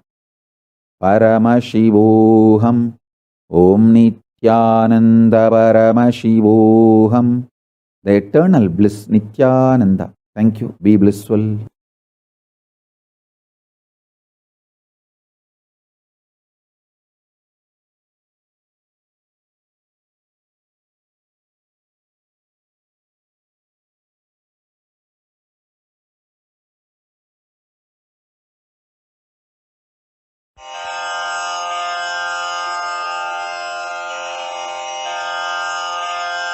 Shri कैलासोन्नतद्वादशान्त Shyamala पीठारूढ Shri Meenakshi सुन्दरेश्वरा भिन्नस्वरूप परशिवपुत्र रत्न कुमार गुरुमण्यतुल्यावतार श्री पार्वती स्तन्यपानलब्ध दिव्यज्ञान विश्रुत सकल निगमागम सारभूत द्राविड वेद प्रवक्त्रे श्रीमत् परमशिव करुणा समधिगत मुक्तामय चतुरश्रयान गीयमान छत्र चामर श्रीचिह्न काहलादि समस्त बिरदावल्यलङ्कृत ज्ञान विज्ञान चक्रवर्ती सर्वजन संघ सद्यो निर्वाण दीक्षा व्ययापवर्गवर्ष विश्राण जीमूत परमत कलभ केसरी शैव सिद्धान्त स्थापनाचार्य श्रीराजाधिराज पाण्ड्य महाराज गुरु क्षपण शाक्यादि महान्धकार निवारण ज्ञान भानु वीक्षणानर्हार्हध्वजोच्छेदन पूर्वक श्रीमद्वृषभध्वज स्थापक शैव समय कर्त्रे सर्वज्ञ पीठारूढ श्री जगद्गुरु श्री ज्ञान संबंध देशिक स्वामी वागीश सुंदर माणिक्य वाचक स्वामिनाम् अवतार भूत श्री ज्ञान संबंध स्वामी पुनरुद्धृत श्यामला पीठ सर्वज्ञ पीठ 93 गुरु महासन्निधान अरुणगिरि योगीश्वर परंपरागत अरुणाचल सर्वज्ञ पीठ गुरु महासन्निधान कैलास परंपरागत कांची कैलास सर्वज्ञ पीठ 33 गुरु महासन्निधान नित्योत्सव नित्य मंगल नित्य कल्याण नित्य रजित कैलास परंपरागत आदि कैलास नित्यानंद पीठ महासंस्थान महासिंहासन पीठ कर्तः साक्षात् श्री परमशिव समुद्भूत कैलास परंपरागत वैवस्वत मनु इक्ष्वाकु हरिश्चंद्र भगीरथ श्रीरामचंद्र शूरसेन इत्यादि अनवच्छिन्न सार्वभौम चक्रवर्ती परंपरागत 64 योगिनी मंडित 64 संप्रदाय प्रवर्तक मनुधर्म शासन सूर्यवंश प्राप्त सर्वज्ञ पीठ सुरांगी साम्राज्य मूर्धाभिषिक्त चूड़ामणे साक्षात् श्री परमशिव समुद्भूत कपिल महागुरु पुनरुद्धृत महानिर्वाणि पीठ अष्टोत्तर सहस्र श्री महामंडलेश्वर साक्षात् श्री परमशिव सिंहासनाभिषिक्त समस्त गणनायक श्री महागणपति समारंभ अनवच्छिन्न पीठाधीश्वर गुरु परंपरा प्राप्त अटल पीठ अष्टोत्तर सहस्र श्री अटल पीठाधीश्वर धर्म मुक्ति स्वर्ग पुरस्वर्ण पीठ त्रयोविंश गुरु महासन्निधान कैलास परंपरागत आदिपीठ सर्वज्ञ पीठ जगद्गुरो श्री कैलास पुनरुद्धारक श्री कैलास परमाचार्य श्रीमत् परमहंस परिव्राजकाचार्य वर्य सच्चिदानंद प्रणव स्वरूप श्रोत्रिय ब्रह्मनिष्ठ श्रीमज्जगद्गुरु श्रील श्री भगवत् श्री नित्यानंद परमशिव श्री ज्ञान संबंध देशिक परमाचार्य स्वामिन् अत्रागत्य परिपाल्य च अस्मान् विज्ञान वितरणेन विजयी भव जय जय।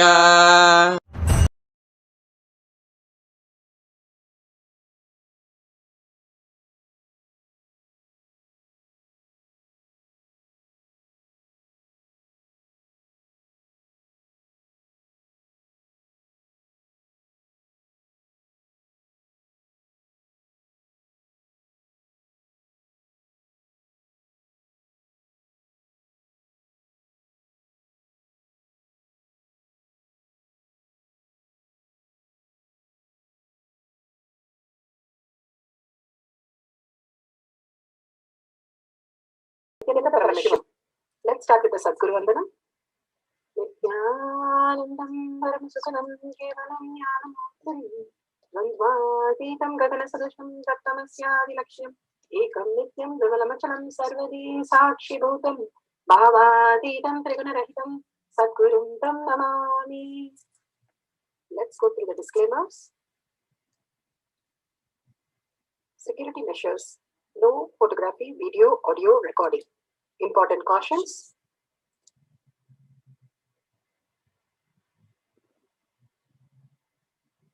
Please be aware of the important cautions.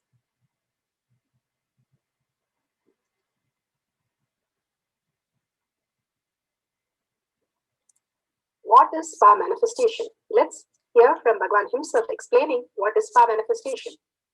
All the 25 states of consciousness, when they happen in you, due to your chemicals and hormones ups and downs, it is powerlessness. When it happens in you, out of your free will and consciousness, it is powerfulness. That's all. When you fall into sleep, it is powerlessness. When you enter into sleep, it is powerfulness. When you fall into dream, it is powerlessness. When you decide to dream, it is powerful. So I have added the ultimate powerfulness, Turyadita, in your whole being and doing, manifest all the powers. Understand, power manifestation is nothing but cognitive shift. It is not work. It is cognitive shift. Understand? It is just cognitive shift. It's not work. Work is a 4-letter word. Power manifestation is cognitive shift. Playing with life. Playing with being alive. Static matter, dynamic activity, strategic existence. All these three has no boundary. You are one with it. You are alive in everything. Everything listens to you. Everything decides as you want. Power manifestation is cognitive shift. raising your frequency, not work. Now let's understand who is Paramashiva. Bhagavan himself has beautifully explained the Paramashiva in all of us. Paramashiva does manifestation, maintenance, rejuvenation, pulling out of delusion and liberation. He resides in his supreme Paramashiva Swarupa as Ajomuha, Radhomuha, unborn, beyond form, formlessness. Is Paramashiva Swarupa. That Paramashiva Swarupa manifests with these 5 faces as Sadashiva, Tatpurusha, Vamadeva, Ahora, Satyojata, Ishana. 5 faces he manifests and does the Panchakritya, Srishti, manifestation, Sthiti, sustenance, Samhara, rejuvenation, Prabhava, pulling out of delusion, Anugraha, liberation. Understand? He does all these 5 jobs.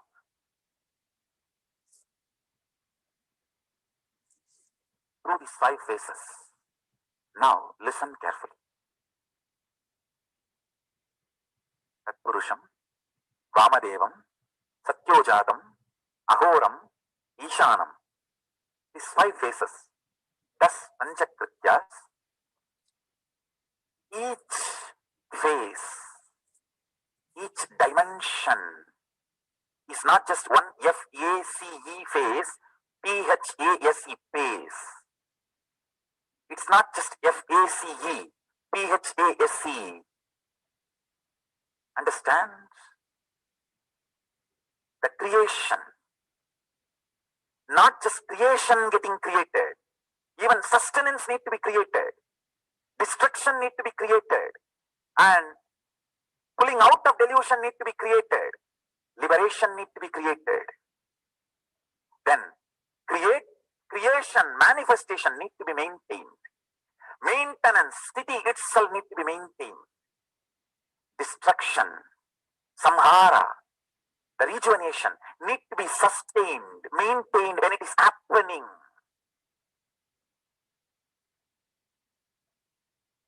Pulling out of delusion, prabhava, need to be maintained when it is happening. And anugraha, liberation, need to be maintained when it is happening. Those micromilliseconds when it is happening.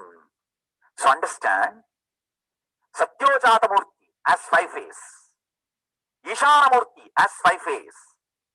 Vamadeva Murti has 5 phases. Agora Murti has 5 phases. Tatpurusha Murti has 5 phases.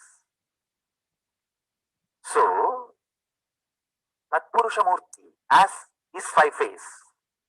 Agora Murti has his 5 phases.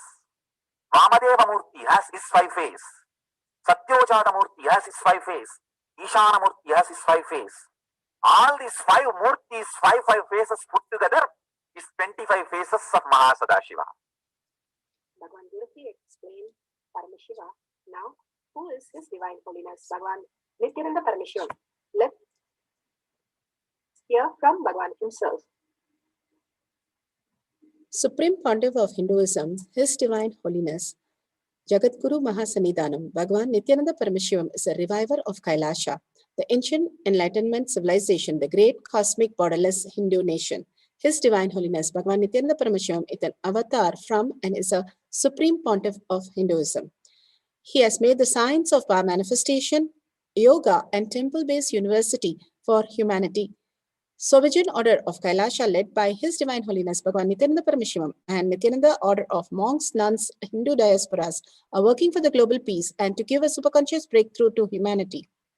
Nithyananda Hindu University, world's largest with the extended campus in 150 countries, is collecting, organizing, preserving, time capsuling, decoding, and spreading and reviving 20 million source book of Hinduism and 64 hearts Sacred arts, science like Ayurveda, music, dance, sculpting, astrology, Vastu, and many more. His Divine Holiness Bhagwan Nithyananda Paramashivam is 293rd Guru Maha Sannidhanam of Shamala Pita Sarvanya Pita, ancient apex body of Hinduism, and present Emperor of Suryavamsa Surangi Samrajyam. His Divine Holiness Bhagwan Nithyananda Paramashivam has survived the worst prosecution of multiple assassination attempt on person and character by anti-Hindu element. The Shastra Pramanas, the Pramanas Bhagwan beautifully gave us to understand the higher reality. Science of power manifestation is authentic, time-tested, and foolproof. The Shastra Pramana are the eternal, unchangeable truth, the Vedas and Agamas, revealed in the source and results of the Rishis, Munis, Ganas, Nayamas, Alvars, who are the authority of Hinduism, the Vedic Rishis, who are the scientists and who have tested the science of power manifestation. Atma Pramana, account of His Divine Holiness, Bhagwan Nithyananda Paramashivam.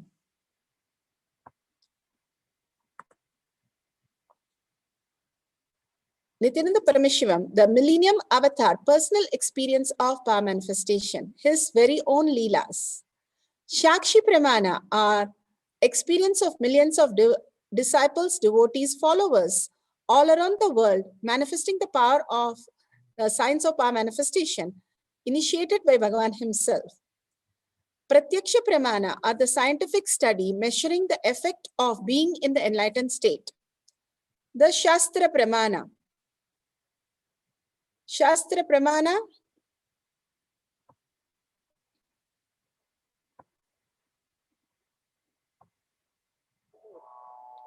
Evamekatmabhavena samsitasya tu yoginaha sarvajñatvam pravarteta vikalparahitasya tu Evamekatmabhavena samsitasya tu yoginaha sarvajñatvam pravarteta vikalparahitasya tu. Sarvajñanotvara Agama, verse 15. Bhagavan beautifully says, all knowingness in all its fullness within such a yogi who established himself in absolute non-dual oneness with Lord Shiva and who keeps himself free from all sort of differentiating notions. The exalted superpower of all-knowing Sarvajñatvam gets unfolded in all its fullness. Bhagavan beautifully says how he is able to manifest all the knowledge that is available in all the universe, simply because he can just understand the whole system, look at it from a very different angle, the higher space, and simply solve it. If there are clay, the kids are playing and the clay breaks and the kids start crying, you will know exactly how to fix the clay and give it back. That's exactly how Bhagavan functioned with all of us. He knows how we are made of, the consciousness.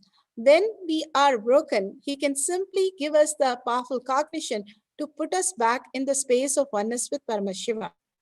Bhagavan beautifully says how he has manifested all these powers just is possible when the higher cognition, the mature cognition that happens in him by detoxing the body and doing all the beautiful space of manifesting the powers of Paramashiva.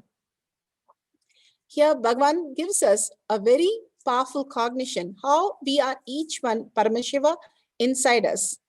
A beautiful Buddha story where once the Buddha temple was to be broken and the Buddha was made of clay.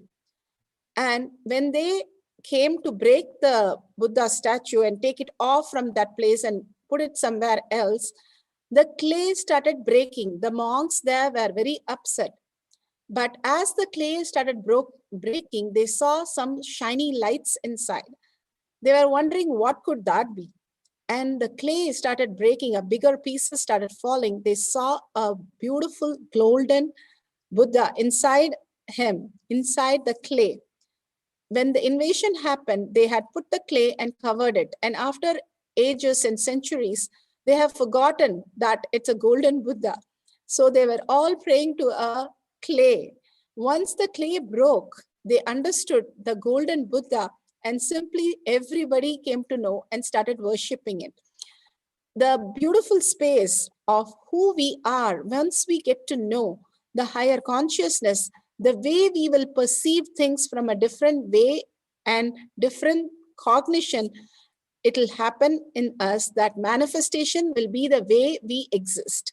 Instead of the bacteria and the microbes running our life, Bhagavan says, you could be a superconscious breakthrough being who could have the manifestation of the as a lifestyle. The beautiful space of Aptas, the Rishis, Munis, Ganas, who have lived, the Siddhas, and manifested all these powers. Bhagavan spoke about Raghavendra and Trilangaswami and Ramanuja. Everybody lived the higher space. Venkatachalapati, he just became the idol, the great Tirumala, where he stands as a real physical. When we go and scan, he says we'll be able to see the bones inside him. Simply that is possible when you are in the oneness with Paramashiva.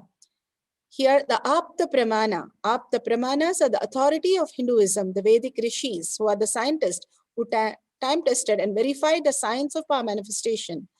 Power of foreign languages. We have so many siddhas move into a different location and able to manifest huge powers into bringing a new culture and new civilization. Each of the siddhas. Boger is said to have gone to China and beautifully manifested the power of yin yang as Tao. And he is said to have bought the Shiva and Shakti as yin and yang. It is said that as per the last wishes of the Guru, Boger proceeded to China to spread this knowledge of Siddha science. And strangely enough, the journey is said to have been made with the aid of an aircraft. He demonstrated to the Chinese the detail of the construction of the aircraft and later built that beautiful craft with a steam engine. How Boger's life, just by scanning and able to manifest the higher reality. We have even other siddhas moving to the Middle East, even learn Arabic and talking in Arabic. All these are possibilities when simply you are in oneness. Guru Namachivayam, he was a Karnataka person, but when he went to Tiruvannamalai temple, simply Shiva told him to sing in Tamil. And he just sang and sang and sang, and the door opened it in Tamil.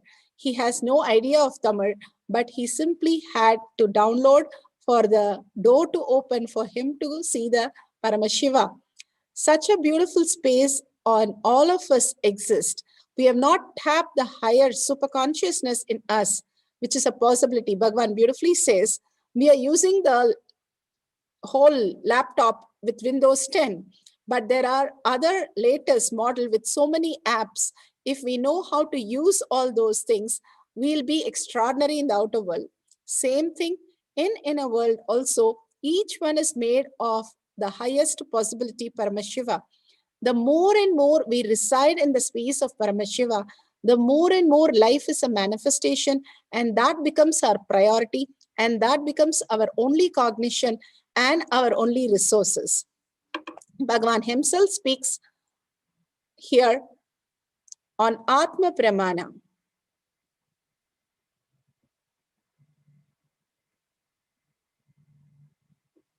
Of learning and downloading Hindi, different languages. Right. One more funny. They're very successful trying to pick up to Akashic records. I was able to very successfully, against tactics, 25 sentences I picked up.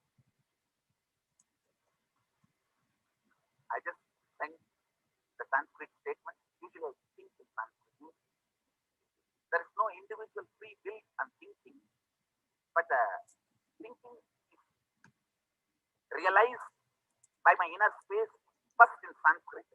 Then it gets translated either into English or into Tamil. If I'm doing some administration work, that gets translated into English. Tamil. If I'm giving satsang, it gets translated into English. So yesterday I tried to send that raw material, the Sanskrit, into this Hindi software. The statements came off. So beautiful. He plays the Leela of downloading a new language and manifesting as reality. How Bhagavan says, I think in Sanskrit. All the enlightened being, now they are saying how Sanskrit is so powerful, bringing the whole organized and detailed way of all the phonetics and linguistic and everything. That's the ultimate language for us to experience the space of enlightenment. The beautiful Apta Pramana, Shastra Pramana, and Atma Pramana. Now the Shakshi Pramana, that we are going to manifest the power of all knowingness. Beautifully, you can have the instruction, your cameras ready. Have your cameras ready with the timestamp. The more and more we record all these great moments and share, the more power manifestation becomes more consistent. We start understanding anything we do consistently and sincerely every single day. Simply, we'll know the higher expansion. Whatever you put to cosmos, you get a feedback of more intelligent system. When you are involved with power manifestation continuously, you will get a feedback into that, also into higher reality. What we are constantly thinking is the feedback that we get from the cosmos. If you're manifesting powers constantly, understanding that life is a manifestation, you will know how to manifest all these powers simply. So when you're sharing, it's very nice if you have some video recording, and these moments that they are capturing is phenomenal. Don't miss to record. Apply the Jnananjan in your third eye and your lobes. If you have the Jnananjan, and if you know what's Jnananjan, you can apply. It's okay. If you don't have, you can apply the Vibhuti also. Such powerful space it creates for us to manifest. Ask the partner to show some questions in foreign language. Unknown, scan and write in the same language the answer as seen through you through third eye. Make sure your partner, or if you don't have a partner, take up a language that you have never known, write the line, translate the line into that language, and simply you'll be shocked. The words are absolutely correct. If it is matching exactly, then you manifested the power. If you get even few things correct, you have started manifesting. If you have even the Kundalini energy, then you are manifesting the powers. More and more entanglement, more and more manifestation happens. Make sure you share the video and listen to others' power manifestation for more and more entanglement and power manifestation. The more we entangle with others, the movie does not touch the screen. We will be manifesting the powers. Power manifestation instruction. Sit straight with your head, neck, and spine in a straight line. The Kundalini energy races to your Agnya. Remember Bhagavan in your third eye. Again and again, when you remember, you manifest huge powers. Absolute unclutching to experience the state of Paramashiva. Complete completion to experience the space of Paramashiva. Bhagavan beautifully said, Anavo Paya. Then he said, Shakshto Paya, Shambhavo Paya, and Anupaya. The beautiful space, he said in Courtyard, Anupaya is the method I used, where simply by the grace and initiation, everybody manifested huge powers. That is possible when we are ready. When you try to burn a banana stem, it will not, because it's full of water. But when the dried leaves you want to burn, it just gets burnt in a second. When a guru wants to initiate, we should be like that, like a camphor, simply catching it up immediately. For that to be prepared, again and again, unclutch from this world. It's not going to make you anything. Just because you remember something, contemplate on something, you're not going to achieve anything much better rather than confusion. Bhagavan beautifully says, in spite of you, your life runs. That is how we are running our life. When we understand and stop doing anything, our life will be much better. Silencing ourselves will give a better result than trying to think through something. What needs to happen happens fully when we do not interfere. Interfere with our confusion. More and more aligned to the oneness with Paramashiva, let life manifest through us the highest and the most beautiful way. Everything happens for our more inner space to expand into the Paramashiva space. So nothing can be wrong happening to us. So with that, let's do the Tyaga. Our only resource is Paramashiva. Let's declare that. And Shaktipada, every time you watch the oneness capsule, you are in quantum entanglement with what you're watching. And here you're watching Paramashiva himself.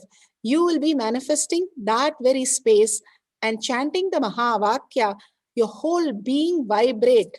How Bhagavan beautifully said, the Ajapa Ajapa, you don't move your part of the body or you don't make an effort. It just goes on like a tune in your head, which you hear and it goes on. That is Ajapa Ajapa. Continuously hold that space for Ajapa Ajapa by chanting loudly for you to listen, and then it becomes slowly and slowly into the internal self where you don't have to chant, but it becomes a tune. That deep space will make you manifest huge powers. Now let's start sitting straight. Have a pen and paper. Whatever language you want to translate, go ahead and translate. And chant the Mahavakya. Contemplate on each of the truth that Bhagavan had given. Very powerful and making us more and more manifest just by contemplating on these truths. Let's start chanting the Mahavakya.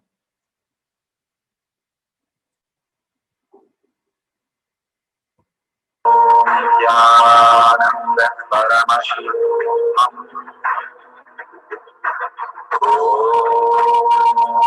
Nithyananda Paramashivoham.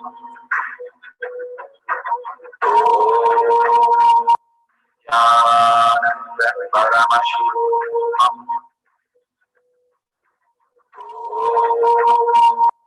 Nithyananda Paramashivoham. Paramashivoham.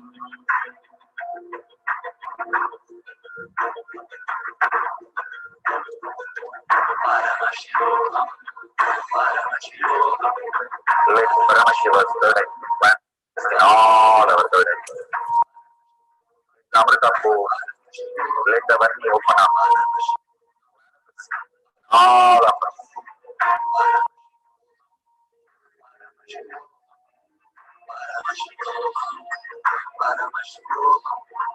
Let Paramashiva overflow to manifest the powers in all our third eyes. Nithyananda Paramashivoham. Nithyananda Paramashivoham.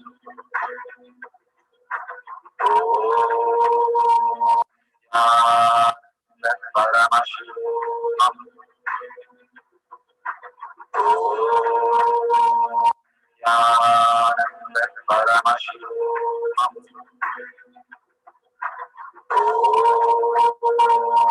Nithyananda Paramashivoham.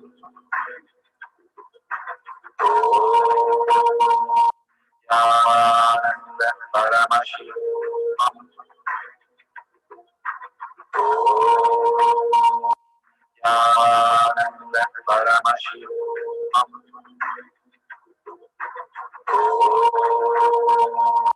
Nithyananda Paramashivoham.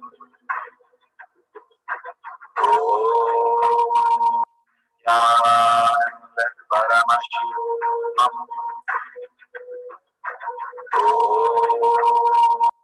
Nithyananda Paramashivoham.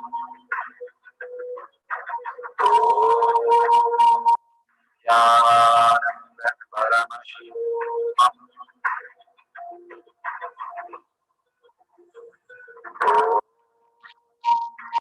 Nithyananda Paramashivoham.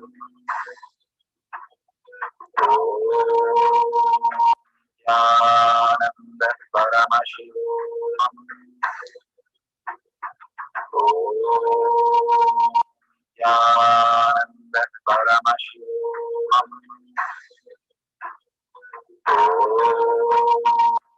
Nithyananda Paramashivam. Nithyananda Paramashivam.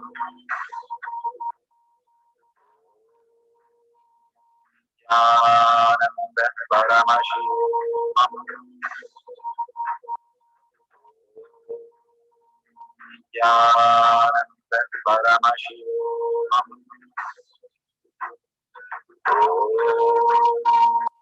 Nithyananda Paramashivoham.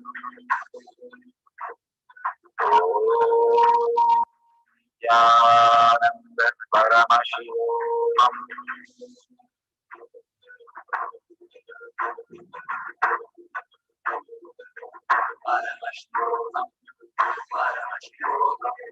Let Paramashiva's third eye manifest in all our third eyes. Let the Amrita force, let the Varni open up.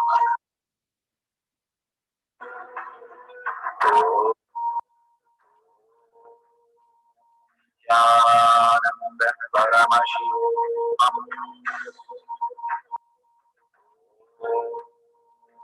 Nithyananda Paramashivoham.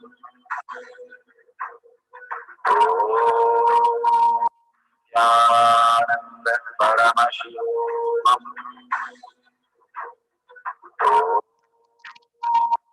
Nithyananda Paramashivoham.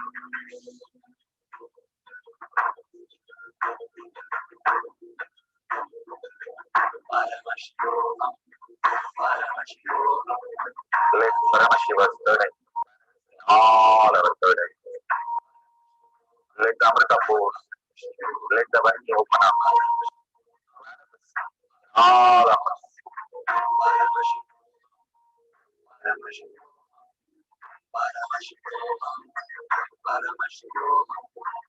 Let Paramashiva overflow, manifest the powers in all our third eyes.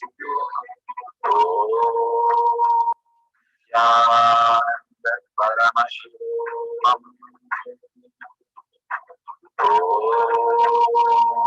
Nithyananda Paramashivoham.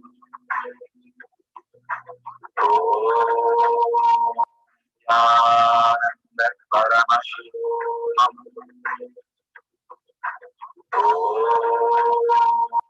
Nithyananda Paramashivoham. Nithyananda Paramashivoham. Nithyananda Paramashivoham.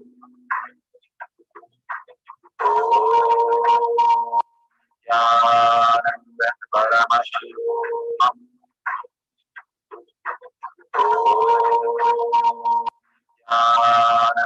Paramashivoham. Nithyananda Paramashivoham. Nithyananda Paramashivoham.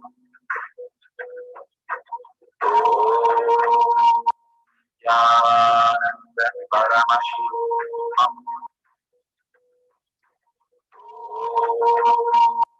Nithyananda Paramashivoham.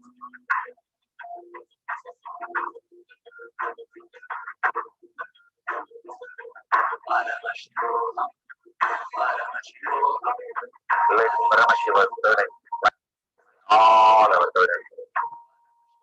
Let the Amrita force, let the Varni open up. All of us.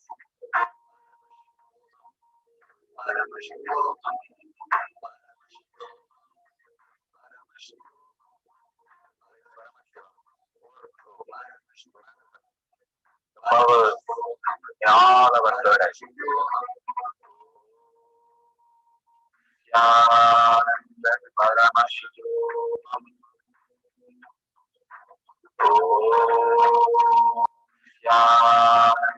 Paramashivoham.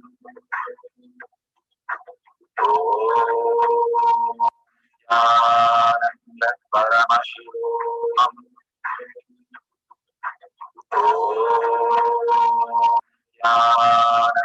Paramashivoham. Paramashivoham.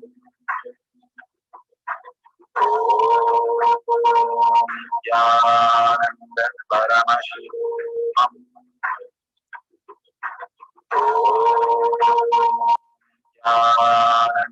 Paramashivoham. Paramashivoham.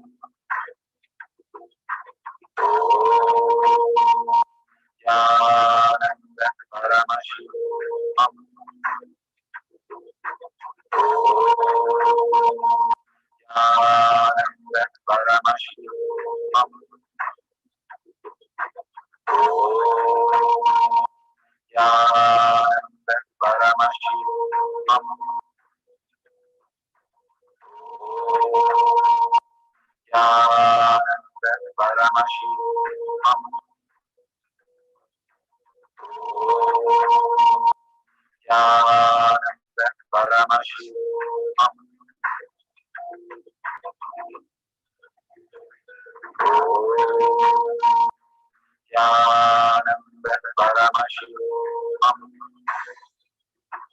Paramashivoham.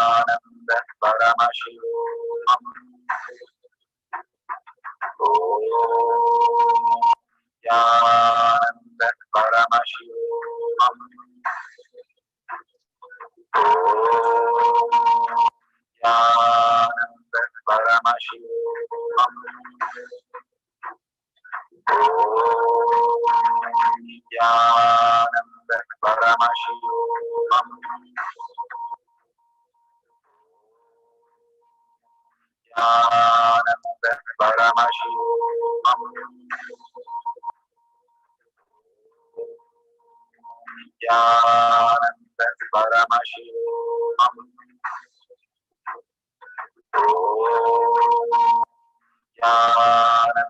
Paramashivoham.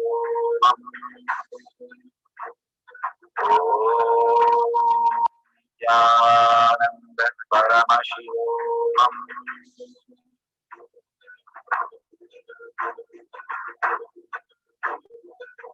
Paramashivoham. Paramashivoham. Let Paramashiva's third eye manifest in all our third eyes. Let the Amrita force, let the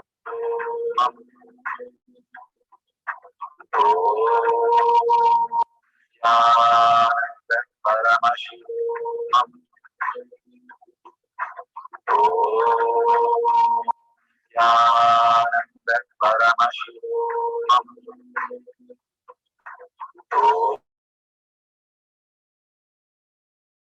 Paramashivoham. So beautiful that manifestation is happening, downloading of different languages. There are multiple languages which is getting downloaded. That is okay. That is also how Paramashiva wants to show you. The beautiful thing is the language which you don't know, the words are just occurring to you, and simply manifesting as reality is ultimate. It's just how the information is already available to you, and all you need to do is request it and it'll simply happen. Bhagavan says how Vivekananda learned all the encyclopedia. He was able to just read through and everything, all the encyclopedia that he took, like volumes and volumes, about 10, 11 volumes. And when he went back to the library to return, they said, what, did you sleep and give it back?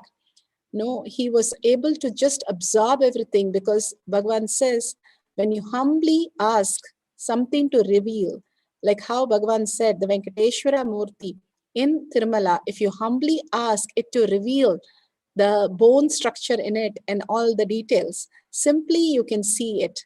That's what happens when you humbly ask anything. The whole thing just downloads in you. That whatever you have self-doubt, self-denial, that this is not possible, this is not for me, everything is a conversation of the mind. which doesn't even have a stability, and it is telling us that we don't know anything. First, let it get stable. The more and more we surrender to Bhagwan's lotus feet, more and more the download itself has to happen, will happen. All these are Paramashiva's Leela manifesting through us. Other than Paramashiva, Bhagwan says, I don't know who I am. Just let Paramashiva happen to you continuously and you will see something extraordinary coming up with you. So surrender all the thoughts, be in the space of Paramashiva, oneness with Paramashiva, and chant the Maha Vakya loudly, contemplate on the great truth, bring your awareness to your third eye, remember Paramashiva in your third eye, and we'll have the second cycle of power manifestation, and then you can verify and post it in the social media. So make sure the video recording is happening, and the timestamp is also there in the video recording, so you will cherish when you go back to look at all these videos. So let's start chanting the Maha Vakya. You can download from a book, you can download from a website, you can download from a friend who's written a paragraph in a different language. However you would like to, you can download, and then you can use Google Translation to verify the details. Write in the language that you completely don't know, and simply it's just getting downloaded. Sanskrit, Tamil, all the language just gets downloaded in all of us. Start chanting the Maha Vakya.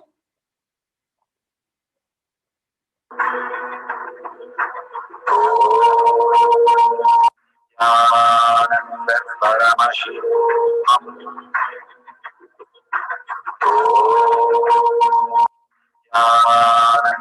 Paramashivoham.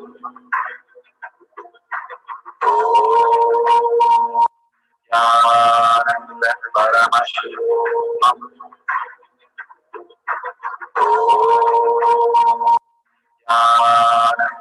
Paramashivoham.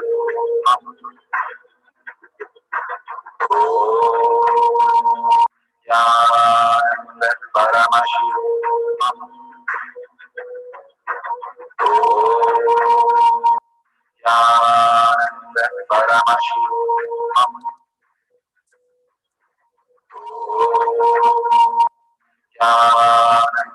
Paramashivoham. Paramashivoham.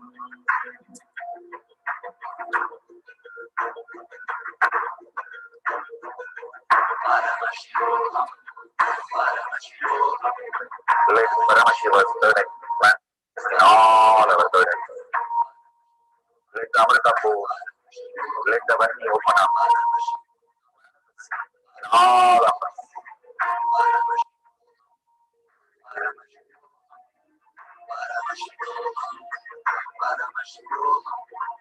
Let Paramashiva overflow, manifest the powers in all our third eyes.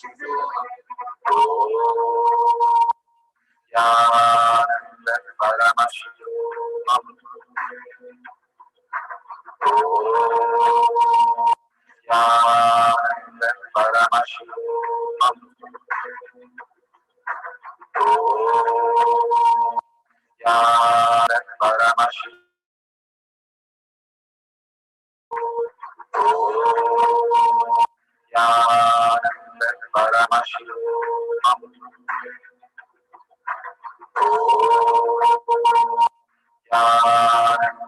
Paramashivoham.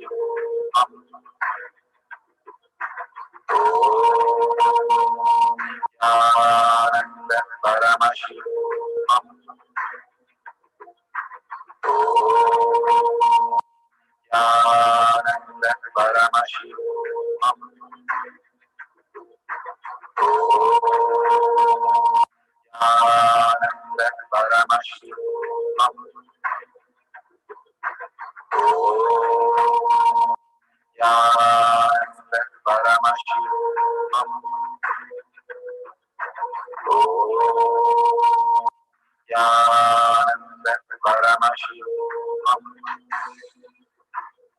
Verification.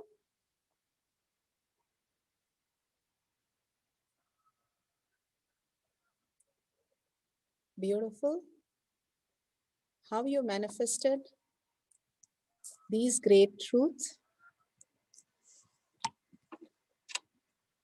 Make sure all these recording and powerful cognition update in the Kailash Kotyad Manifesting Power Group. Whenever we share our experience, it gets more and more grounded. When you share with your families and friends and comment on others who have manifested the powers and posted the powerful cognition, we get more intense. That's why Bhagavan says, read the satsang completely many times and then share it with the world. Whenever we do that, we are reiterating our space of oneness with Paramashiva. The words that we utter is who we are. Again and again, uttering to everybody, I am Paramashiva, I manifested 4 words today, I manifested 4 lines today, or I manifested such an experience today with the powerful shift that has happened in me. All this really shifts people, and those shifts are nothing but our own reflection. So when we are able to shift in us, we'll see the shift that is happening in others. How Bhagavan said, go and sleep in wide, bright moonlight with all the stars and just merge into it. Whenever we see something happening bigger in the outer world, it reflects in us. When you see so many people getting shifted by your shift, you yourself will start having more confidence, more belief that you are manifesting the space of Paramashiva, the state of Paramashiva, the being, the powers, and Sri Kailasha of Paramashiva himself. Such a beautiful space. Let's surrender all this great truth, the powerful cognition and power manifestation to Bhagavan's lotus feet and thank him for a great satsang, great click, and such a beautiful thing that he has shifted so much in us. So every time you manifest powers or powerful cognition, thank him and post it, that he also knows that you are watching, listening, and shifting in such a beautiful space. Go ahead, continuously share in all the platforms and all the social media platform that you are in, and share it with the world. More we share our powerful cognition with the world, more the world is going to reflect into us as a powerful cognition. With that, let's thank Swamiji and end with the Purna Mantra. Om Purnamada Purnamidam Purna Purnamudashyate Purnasya Purnamataya Purnamevavashishyate. Om Shanti Shanti Shantihi. Hari Om Tat Sat Sarvam Bhagavate Sri Nithyananda Paramashivam Paduka Arpanamastu. Om Nithyanandam. Thank you, each and every one of you. See you again after Satsang in the next power manifestation session in Kailash Kotyad manifesting power session. Thank you, Nithyanandam.